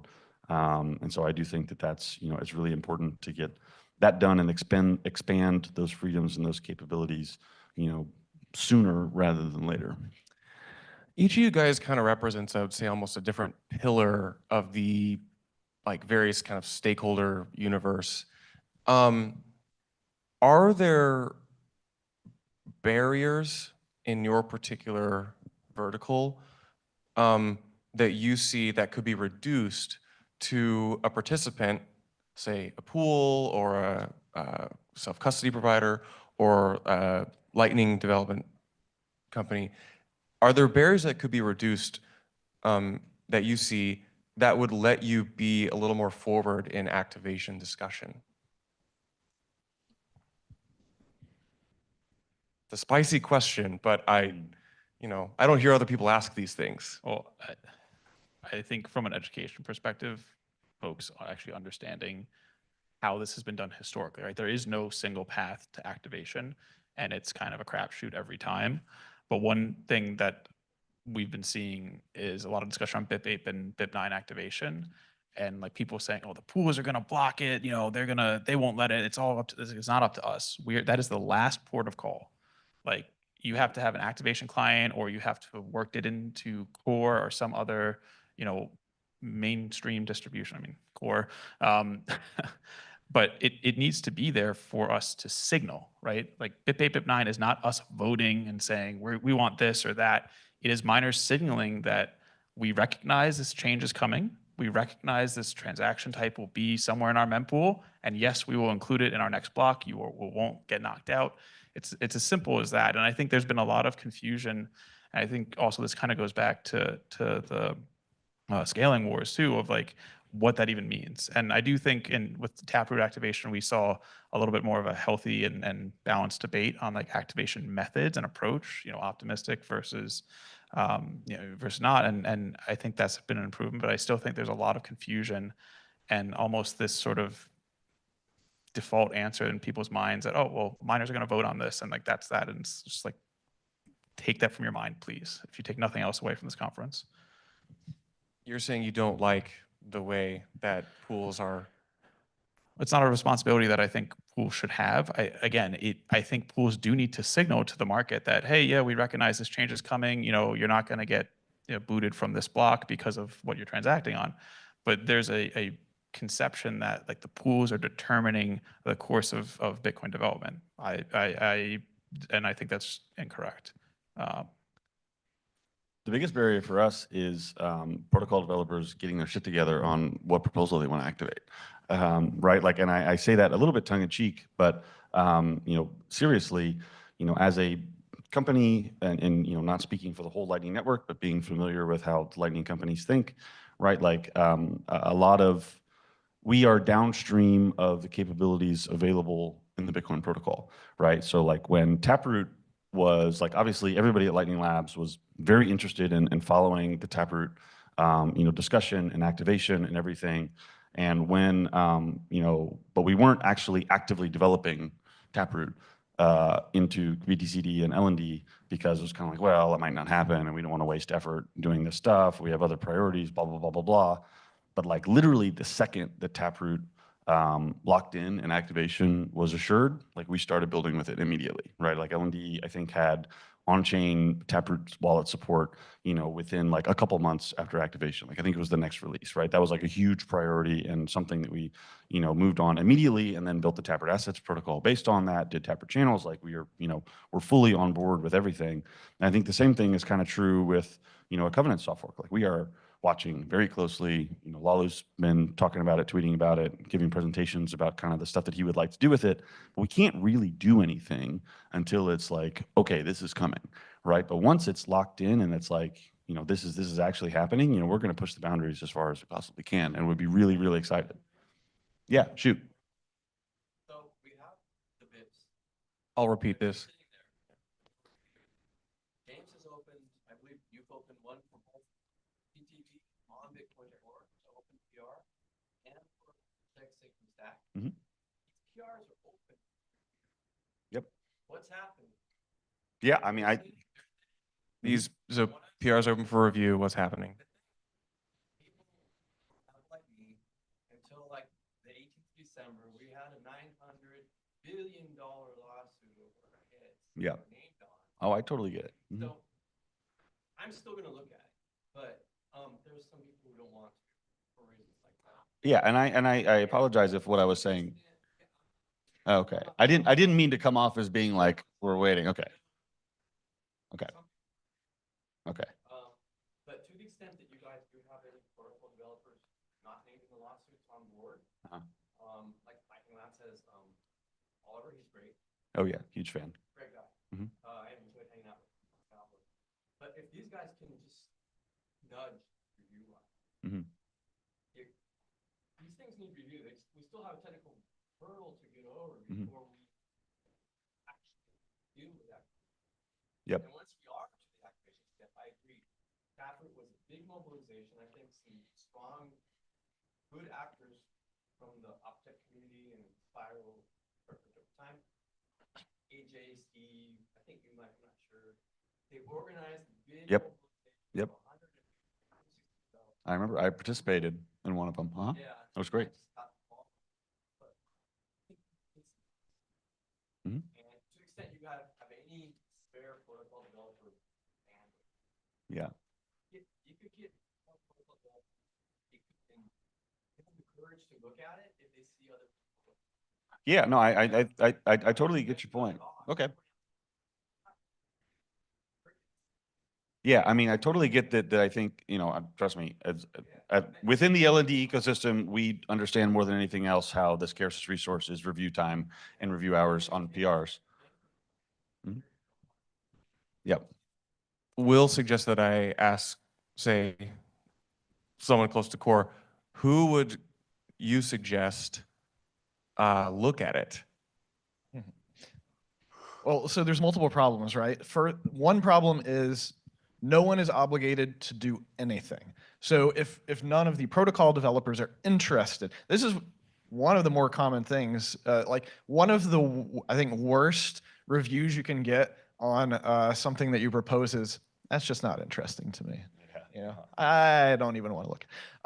So there's no guarantee that anyone will even find it interesting. Beyond that, I would say, like related to the chilling effects, I think that one of the problems is we're not cypherpunk enough anymore. Like we need more anonymous developers. I think that at least protocol developers should be lawsuit proof. They should be wrench proof. Yeah, see, this is the problem. The developers are paying their taxes and they're doxing themselves. It's like, yeah. So I think that's another interesting, potentially long-term game theoretical problem to deal with. Is like, I don't fault anyone for caring about their own safety. And so, and this is another thing, if you're going to contribute to the ecosystem, I mean, just look at, we got one guy who's trying to protect his privacy, and kudos to him. I was doxxed a long time ago and kind of wrench attacked and had to, I had to decide after that happened, after I had a physical attack, am I going to disappear because that's the safest thing to do, or am I going to spend a ton of resources to try to improve my privacy and security and then continue being able to contribute, you know, with my name and my face and so on? It's like, these are like real kind of life and death problems that people are having to deal with in this space. Like there's real risks that are being taken. And so I don't fault anyone for hesitating and not wanting to become a target because they stuck their head out. Yeah. Another thing that I'll say to John's point, though, about allocating review hours is that, you know, a year ago, it seemed like there were credibly, I think I wrote at the time, like 7 different proposals that were all being discussed, right? And so it was kind of like, you know, does it make sense to spend, you know, scarce, and I think this is not just a Lightning Labs question, but for anybody in Bitcoin, you know, that could be capable of credibly reviewing a PR like that. It's kind of like, does it make sense for me to review all of them if I'm scarce, or should I just wait a little bit and see if kind of the field narrows down to a couple? I do think that, you know, like I think CTV and Check Sigma Stack are kind of the front runner right now. I think that field is meaningfully narrowed down to where like it could make sense to actually like take a plunge and get in. And I think the other thing that would, you know, convince core developers to spend some of their scarce time, you know, reviewing these PRs is seeing the application developer interest as well, and seeing there being like actual demand of like, oh, because you know that what you want to say is, I reviewed this PR, I helped progress, you know, the soft fork and get it locked in. You don't want to say, I spent 2 days reviewing this PR, you know, I helped rebase a bunch of stuff and then nobody cared, right? That sucks. Nobody wants to do that. So I do think there's a little bit of kind of a critical mass effect where you want to see people building on these things. You want to see it activated in Signet. You want to see other people reviewing it, to your point, but then it should be something that over time, there's kind of like a little bit of a Schelling point on like, okay, these are the ones that we're doing. These are the ones that everybody signed off on. And that's when kind of, you know, the business community can say, oh, okay, it looks like the protocol devs want this. Like we should wrap our minds around, you know, what's coming here and kind of prepare for an activation.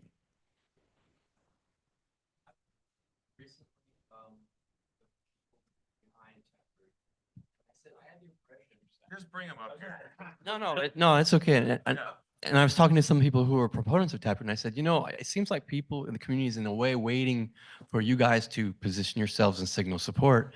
They said that would be a very bad idea. Don't wait for us. And the other criticism of what you said, is there industry demand? So I'm 100% on board with what you're saying.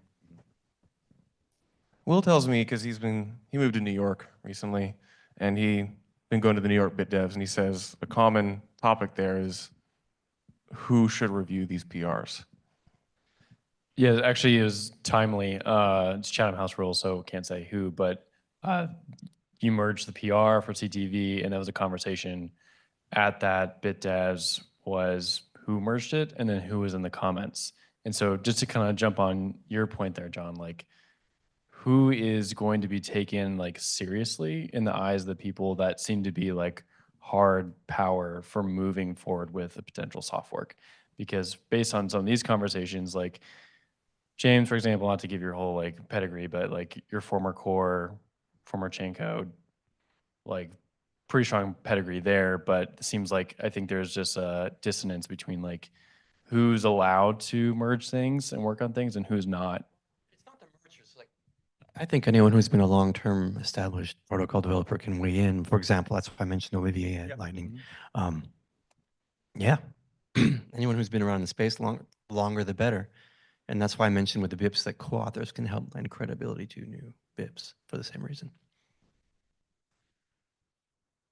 Okay. I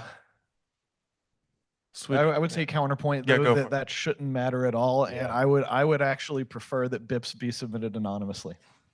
Yeah, I kind of think that it's rather than trying to be like who are the decision makers, it's kind of like how do we get enough people to where it's enough people reviewing it to where it's overwhelmingly like, oh, this is obviously, good. We've had enough eyeballs on it, right? It shouldn't be like, and I think that probably starts bottom up because the people who, have the most clout, I think by definition are also the people who are the busiest and have other competing priorities.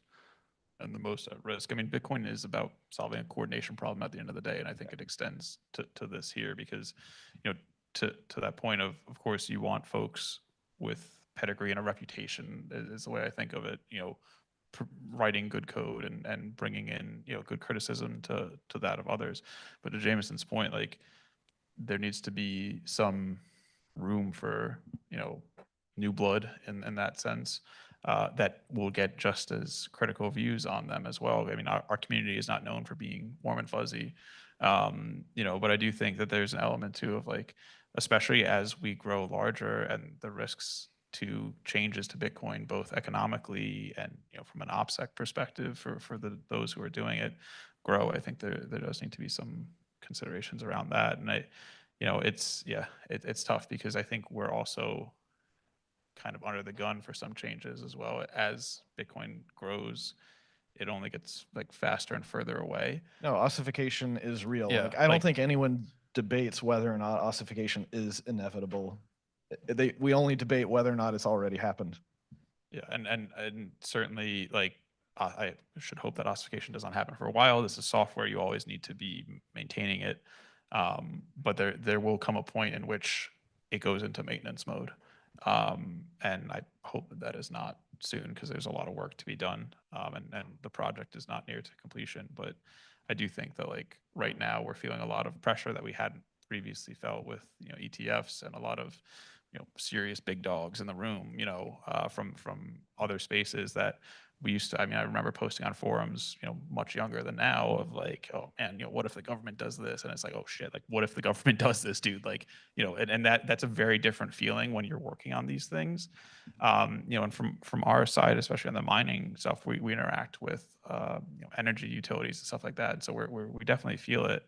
And to some extent, you want to be a good citizen in the general sense of like, you don't want to be, especially in mining, like you don't want to be creating too much noise or what have you. But when it comes to the code side, it's a lot more of a gray area where like you can see where there's, active cases against developers writing code that, historically we viewed code as a First Amendment, protected activity, and that's not the case anymore. That's terrifying. And I think, that's going to seep into the core Bitcoin protocol and not just, these other, adjacent things. If I can go back to a much earlier question that you asked, one thing that I did learn this week that I thought was really interesting was, I think a large part of the chilling effect of this kind of conversation has been like, oh, but the ETFs and, strategy and, Coinbase are going to be against whatever soft fork we do, right? Like they're just going to be against it. And then you had the guy, the Coinbase custody guy up here on stage be like, oh yeah, we think it would be great, right? Like we would Shout love out to, Rock. yeah, like we think it would be great to see, more capabilities in Bitcoin. And, whatever you think about Udi, I think the smartest thing that Udi has ever said is he was talking in the same vein about BlackRock. I don't remember when, maybe like last year sometime. And he's like, you guys don't understand. The number one thing that Larry Fink wants to be able to do is to go on to CNBC and be like, buy more of my iBit shares now because Bitcoin's about to have smart contracts, right? Like he wants a catalyst to be able to go out and sell to the world, like buy more Bitcoin. So I do think that that's a little bit of, there shouldn't be this kind of fear of ghosts of, big entities that will shut things down before they even get started. To Jameson's point, we should have some, confidence and have some agency and just going out and doing things. And I think we would be surprised at, how on board most people are and how little resistance actually would be able to pop up. Do not ask, who is going to allow me. Yes. Ask who is going to stop me.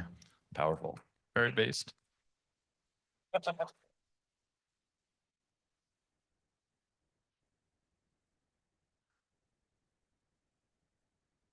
Are you going to stop me?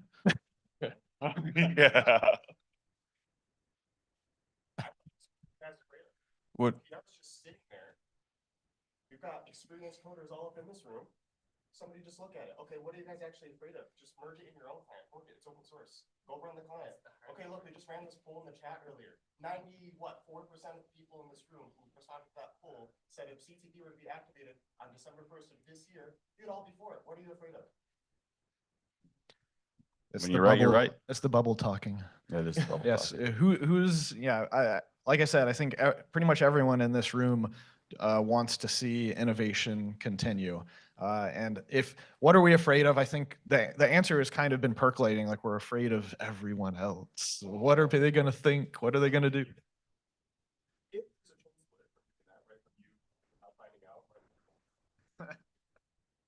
got coins on both sides of that split. Who cares? Yeah, I mean, chain splits are to be avoided. Now you got at the all ordinals costs. people. You Yeah. said airdrop in different words. We So got- Well, if you're going to do polls, I think what you really want to ask is, let's say somebody decides to activate CTV on December 1st. Are you willing to put your entire life savings behind a CTV opcode right then? Because if it's not enforced, it's gone. And that is a little bit more skin in the game than just saying yes on a poll. we can do questions. I see hand back there. Thanks.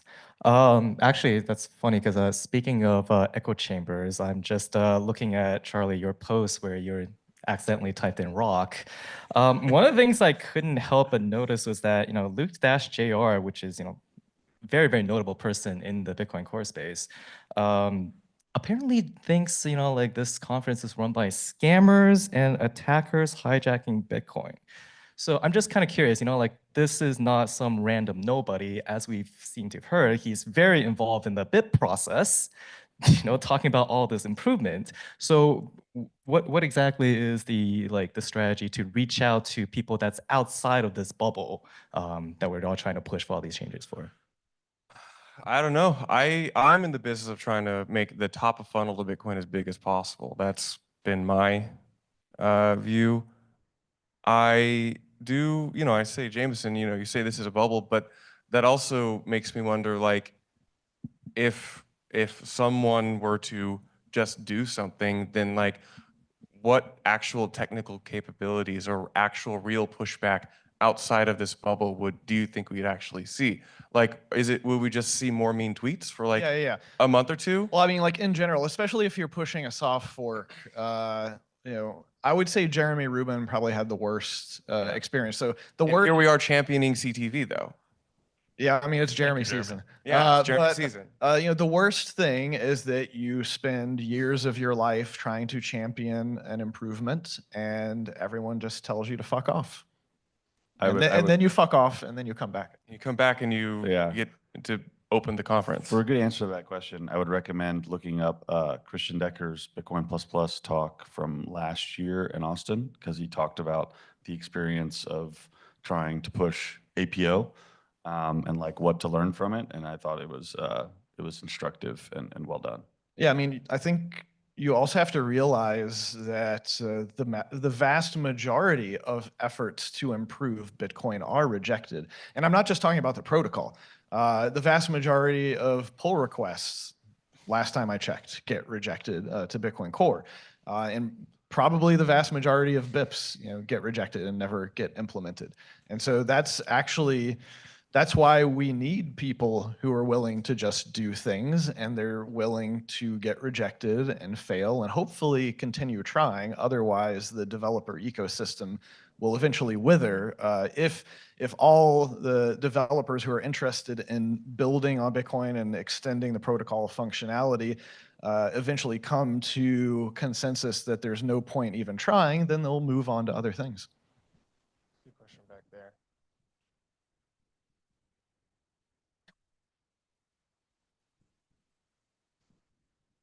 Thank you. So just on the topic of like betting on chains and betting on coins. So obviously betting on a chain split is like no one wants that, right? But Polymarket only a few hours ago launched a CTV and cat market. Like seriously, only a few hours ago. Was it someone in here? You don't have to dox, but no clue. But like me personally, I'm a big fan of both CTV and cat, and I think I have the feeling that especially with CTV and maybe cat as well, we're all in favor.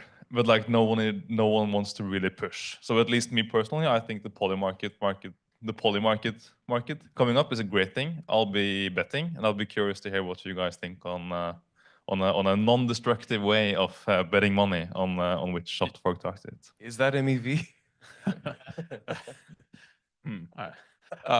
No, I think that's a really good question, because one of the things, at least on the BCAP side, we try to do is measure, like, how do you measure consensus? Right? It's really, really hard. And, I was a little bit of hate towards BIP8, BIP9, but like it's kind of the best tool we have, for that final check. And the things like Polymarket, and I think what the fork.wtf, from yesterday, like these are other methods to sort of measure that consensus. And I think it's helpful because people are putting money where their mouth is. To do that, it's always going to be imperfect. There is no voting in Bitcoin. There is, we are not going to take a poll of every Bitcoin user. It's impossible. But I think having just another measuring stick is going to be helpful to build support. And some people will respond better to, hey, some people are betting on this versus, oh, somebody's favorite dev said they liked it too, right? Like, and now you have two paths to get to that. Yeah, I mean, everyone who works on trying to improve Bitcoin is betting. They are spending their time and betting that eventually that will pay off and get accepted.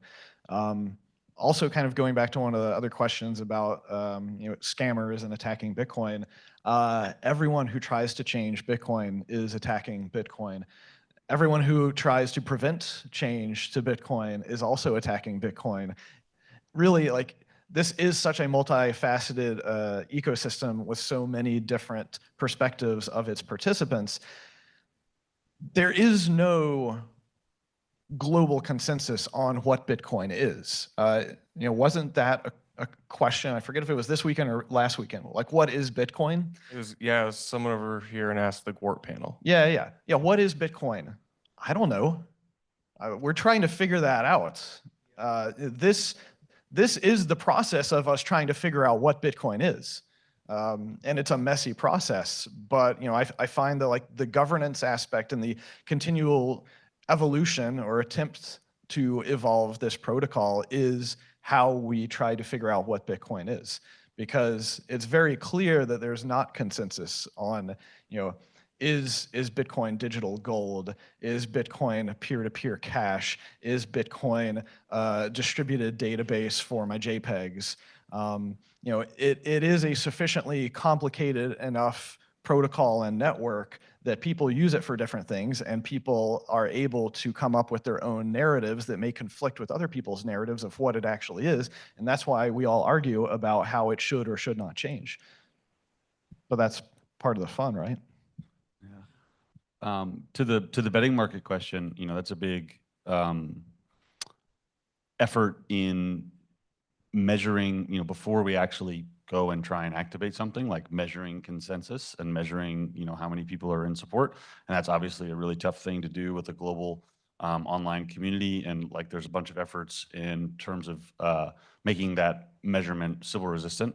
So one thing that Jay and I were talking about, just as like a spitball idea yesterday, who runs, like, how many of you run a publicly available Lightning node with like an alias? So one thing about a publicly available Lightning node that we were talking about yesterday is like, you have Bitcoin locked up in those channels, right? Like that's you're provably a holder. You have actual access to Bitcoin. And so it would be kind of interesting if this cycle, if a way of measuring support would just be people with publicly available Lightning nodes adding to their alias, like upgrade CTV and check sig from stack, because that actually is something that like we could measure, right? Like a BIP 10?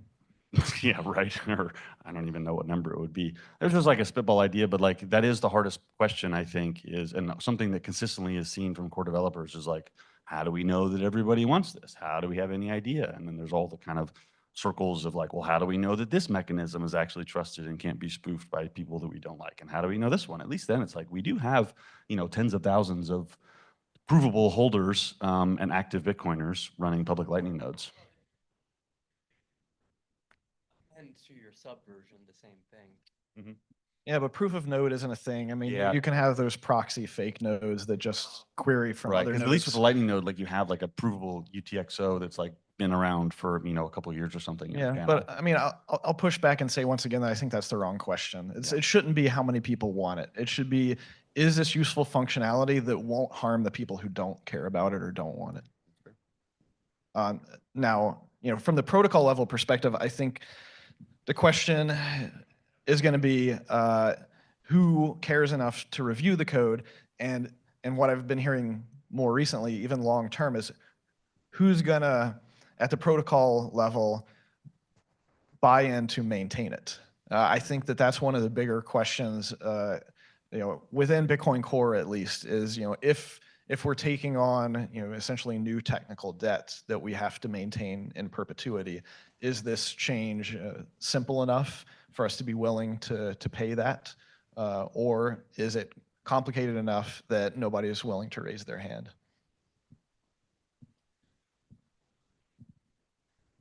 Speaking of raising hands, I feel like we have talked for an hour almost now, I think.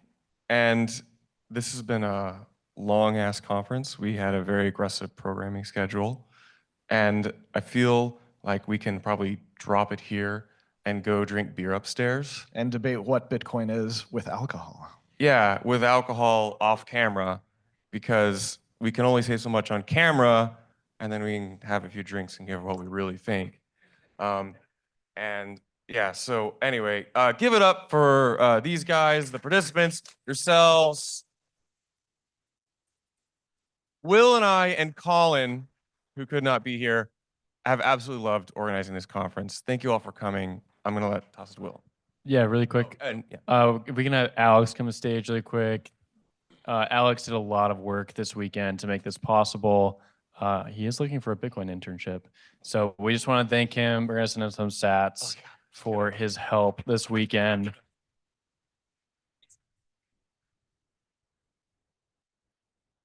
Okay, the rest of the day.